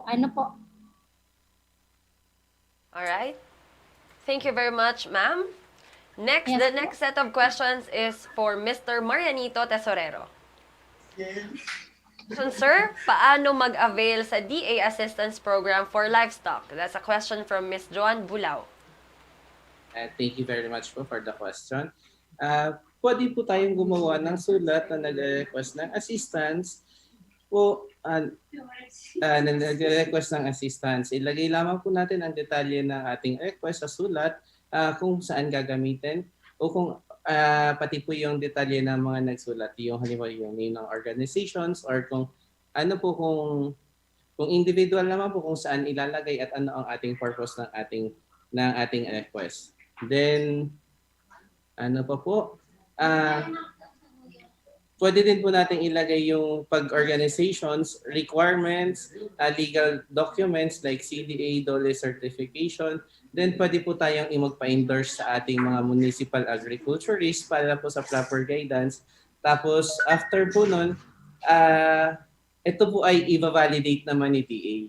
I-validate po yung ating request kung feasible pa na mabigyan po tayo ng interventions na yan. Then titingnan din po ng validator kung ano ang capacity nung nag-request, kung possible nga ba or ano po ang pwedeng interventions aside dun sa request niya. So ganun po ang proseso natin sa livestock po. Maraming salamat, sir. Yes, ma'am. Sorry Yes. po. Sige po. Additional lang po dun sa ating letter of intent. Ang letter of intent po natin ay i-address natin sa ating Regional Executive Director na si Director P. Tornilla. Then attention po natin ang ating Livestock and Program Coordinator na si Dr. Maris E. Guillermo po. Alright, thank you, sir. Meron pa pong isang tanong. Sino-sino ang mga kwalipikado sa DA Assistance Program for Livestock? Sige po. May mga interventions po ang Department of Agriculture na for individuals, students, cooperatives, and organizations po. For individuals po, pwedeng pumasok po dyan yung mga interventions natin kagaya na sa UNAIP. Kung may dati na po tayong hayop, pwede po tayo magpa-upgrade through upgrade ng ating hayop. Pwede po yung magpa-inseminate. Request lang po natin yan. Kung halimbawa din po yung yung mga simpleng interventions po like availment ng hayop or dispersal po, pag may available po tayong hayop and upon verification and validation po ng ating mga recipients or ng ating mga requisitioner na nakapasa po sa validation, pwede po silang bigyan. And yung sa mga estudyante naman po, may program po tayo ngayon sa Egg-Scholar na tinatawag. Halimbawa po, qualified po ang isang estudyante dun sa isang program na yun na currently enrolled siya, taking up agriculture subjects, then yung yung kanyang plano is to venture into agriculture, yun po matutulungan po siya ng program na yun. Then for the organizations naman po, financially capable dapat po ang ating organizations na mag-operate or mag-shoulder ng mga counterpart ng project kasi po kung medyo madami po or malaki yung project na kanyang hinihingi po, yun po. Dapat din po ang organizations are not blacklisted or wala pong bad record sa ibang mga agencies o ibang agencies na nagsusupport po ng livelihood kagaya po ni DTI or ni DA, ganyan po. Tapos pwede din po sila magawa ng kanilang proposals, then board resolutions po ng mga organizations na humihingi ng mga projects na yun sa atin. Ayan po. Thank you very much, sir. The next set of questions will be addressed to Mr. Alec Obligacion. First question is, gaano kalawak ang kailangan na lupain para mag-establish ng farm school?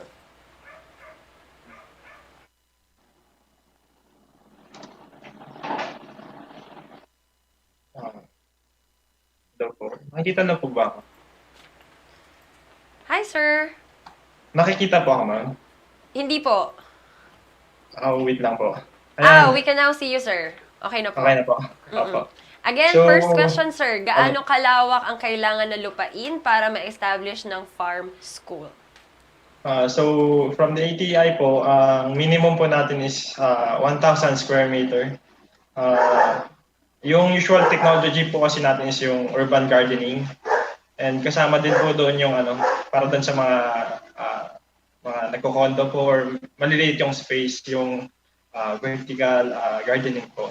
So, yun po ma'am. Minimum po natin is from 1,000 to, okay na po tayo doon. Basta meron tayong 1,000 square meter. Alright, minimum of 1,000 square meters. Thank you, sir. Yes po. Second question, ano-ano ang mga pasilidad na dapat ihanda para maging kwalipikado sa pag-apply ng farm school? So, requirements po natin na meron dapat tayong facilities, yung number one po is yung holding area natin or yung training hall, comfort room, washroom, and yung ating technology demonstration facilities para dun po tayo mag-actual ng ating mga napag-aralan theoretically. So, yun po. Alright, thank you very much, sir. The next set of questions will be addressed to Mr. Roy Nelson Layosa. First question, sir. Is goat farming profitable in the Philippines?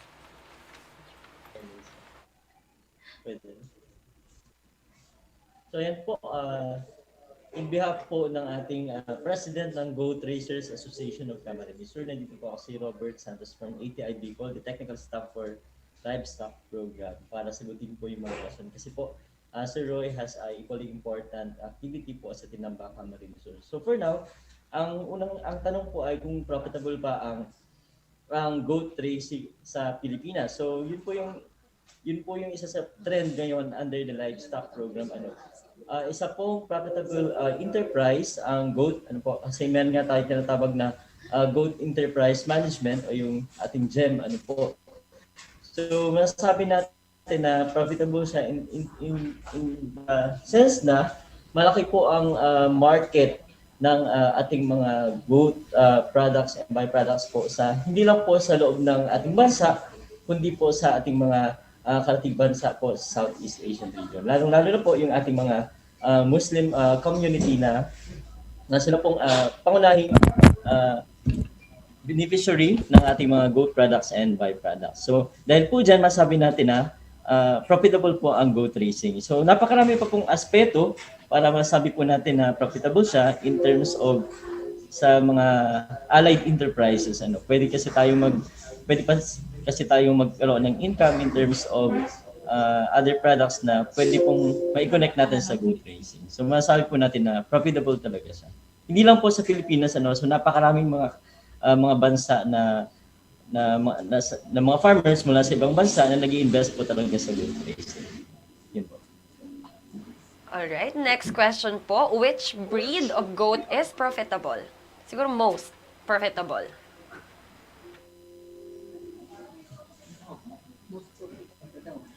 Paulit Sir? po, ma'am. Hello, sir. We have another question po. Which breed of goat is most profitable?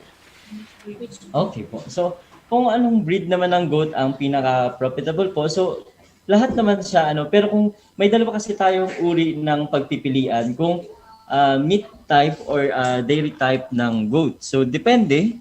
Lahat naman siya profitable. Pero kung ang target nyo ay for meat purposes, syempre, do away na tayo po doon pagdating sa mga native goats. So, dapat medyo mag-shift na tayo doon sa upgraded. Kasi, pag sinabi po kasi natin na upgraded, iba na yung niya. Kasi usual ang nakikita po natin na sa mga native type ay medyo maliit ang itsura niya. Syempre pag maliit po yung itsura, maliit din po yung mababa din yung kilo niya. So ang gagawin natin para maging profitable siya, kailangan nang alagaan natin na yung mga upgraded goats na. So kung pupunta ka naman sa dairy goats, malaki naman po yung income doon kasi syempre magpo-produce tayo ng milk. So all types naman actually Pero yun nga, may mga considerations tayo na dapat pong isaalang-alang.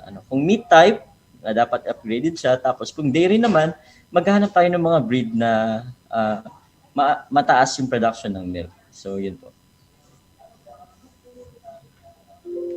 There you have it. Thank you very much po to all our speakers for actively answering all the questions given by our participants. Maraming salamat po. The third BICOL Agri Summit webinar series will not be possible without the support of our dear friends and sponsors. Diyos mabalos po sa Provincial Government of Camarines Sur, Department of Agriculture, DA Agricultural Training Institute, Regional Training Center 5, Ultrapac High Density Feed, UNACO, Nuevo Milenio Incorporated, Deutz Motorgerate Incorporated, Filipinas Caneco Seeds Corporation, Seedworks Philippines Incorporated, Hipra Philippines Incorporated, Sorosor Ibaba Development Cooperative, and Premium Feeds Corporation.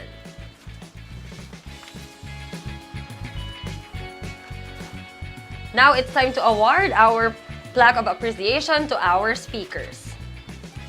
The Camarines Sur Chamber of Commerce and Industry Incorporated, in partnership with the Provincial Government of Camarines Sur, CamSur Business Expo 2020, 3rd BICOL Agri Summit, presents this plaque of appreciation to Ms. Yena C. Sombrero, Licensed Agriculturist, Department of Agriculture, RFO 5, in grateful recognition for her invaluable insights, expertise, and experiences as one of the speakers in the 3rd BICOL Agri Summit webinar series, themed E-Agri Summit 2020, New Normal Farming and Marketing.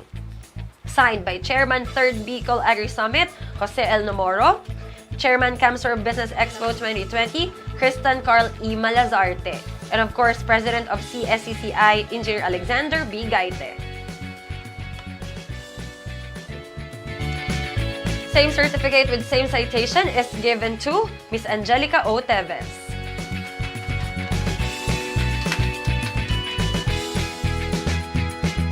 Certificate with same citation is also given to Ms. Maria Rafaela V. Baharo.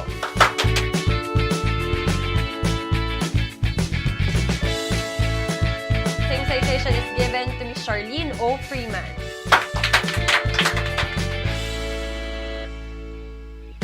Same citation is given to Ms. Marilyn M. Di Maculangan.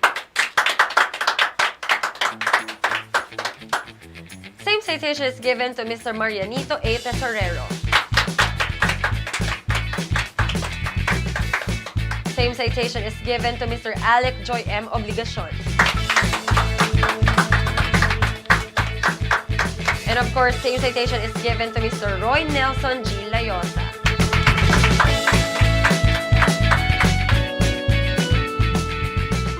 At dyan po nagtatapos ang ating second day of our 3rd BICOL Agri Summit webinar series. Thank you to all our resource persons, sponsors, and to every one of you who participated. Don't forget that we'll still have a breakaway session from our sponsors this afternoon. This has been Crystal A. Sales. Diyos mabalos po, mabuhay ang negosyante at magsasakang Pilipino.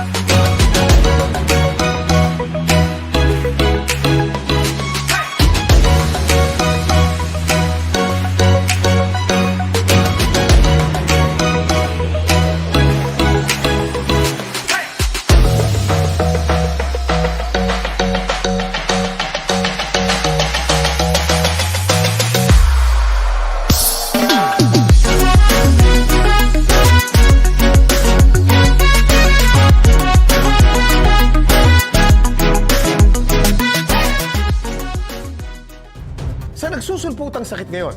Pantapat mo? Pagsik ng Pigrolac. B. Bigyan ng Pigrolac Hog Feeds with immune enhancers. Pampatibay resistensya. A. Alisin ang virus at bakterya para iwas sakit. G. Gumamit ng supplement pampalusog. S. Siguraduhin may foot bath sa babuyan. I. Iwasan ang pagbigay ng kanin baboy. K. Kontakin ang Bureau of Animal Industry para sa iba pang impormasyon. Isang mabagsik na paalala mula sa Pigrolac at Microban GT. Max, Pigrolac, mabilis na magpalaki. Ikaw din? Para malaman. Pati ikaw, ang pabigat. Mabenta Pigrolac mo. Pigrolac Vital. Yung pinakaabot kayang Pigrolac. May balanced nutrition at Pigro Builders para alaga ay extra malaman at may dagdag bigat sa abot kayang halaga. Isang sako nga. Lalago ang puhunan sa Pigrolac Vital Hog Feeds. Lamang ka sa abot kaya.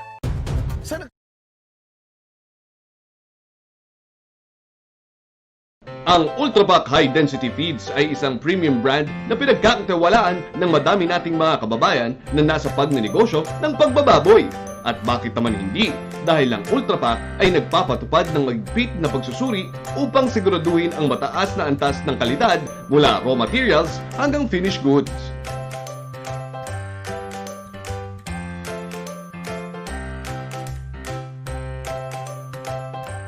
Sa pamamagitan nito, nakakasigurado ang ating mga packers na kumpleto, masustansya at ligtas na feeds para sa kanilang mga alagang baboy. Yan ang tatak Ultrapac. Sa Ultrapac, asensong laki sa Ultrapac. Magandang hapon po. Nandito po tayo ngayon sa piggery po ni Ma'am Judy sa Porac, Pampanga. Kamusta po ang pag-aalaga po ninyo gamit po ang Ultrapac feeds? Tiwala ko sa Ultrapac ngayon. 3.5 months po ma'am, ibig sabihin po may tumimbang po tayo na 100 kilos. Oo, may tumimbang. Masaya ako ngayon. Tunod po ba na pag-aalaga ninyo, gagamit po ba ulit kayo ng Ultrapac? Oo naman, gusto ka ng Ultrapac. Kaya ipromote ko pa rin sa mga kasamahan ko dito. Thank you sa Ultrapac ha.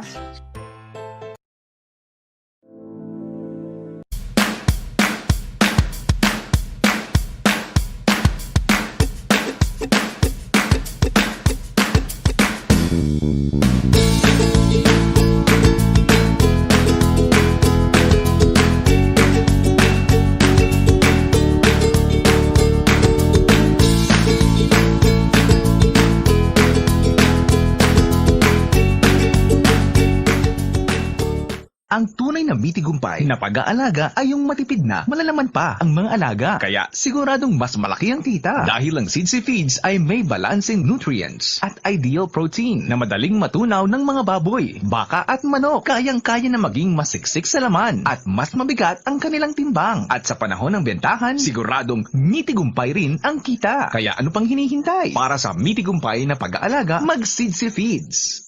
Ang Sidsi Feeds dapat. This is the Agricultural Training Institute. We are the training arm of the Department of Agriculture since 1987.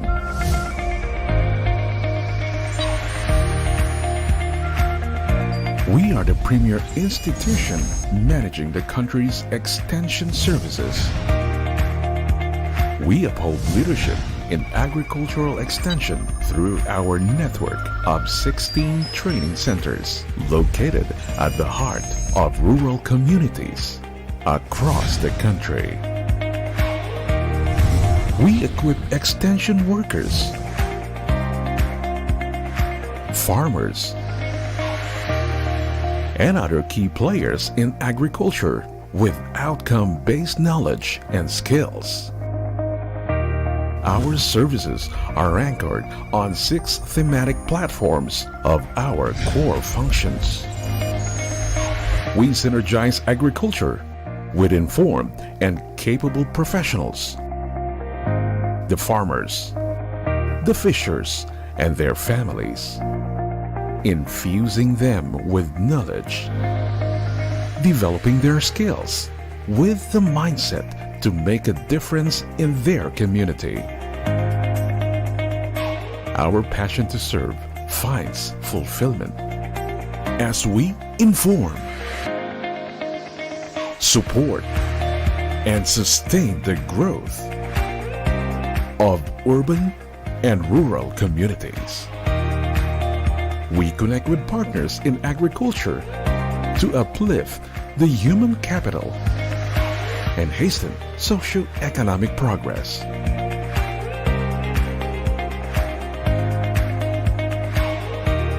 This is the Agricultural Training Institute today.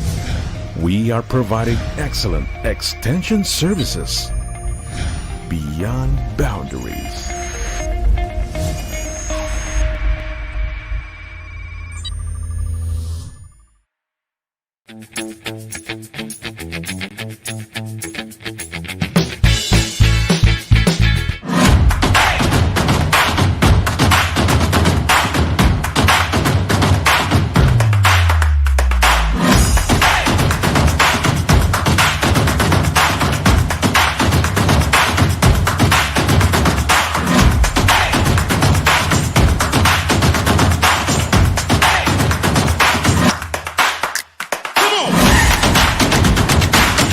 Join us.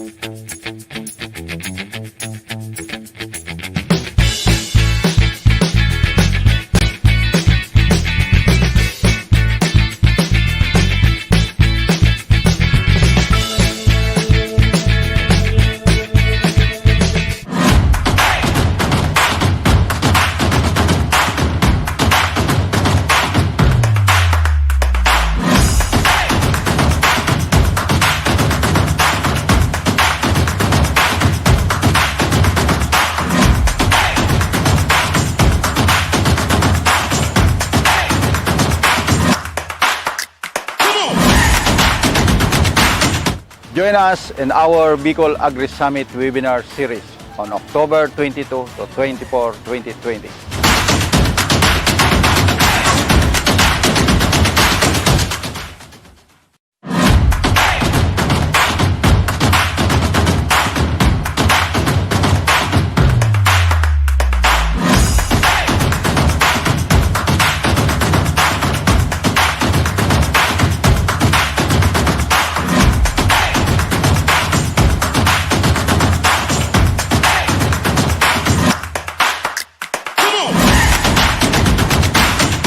Join us in our BICOL Agri Summit webinar series on October 22 to 24, 2020.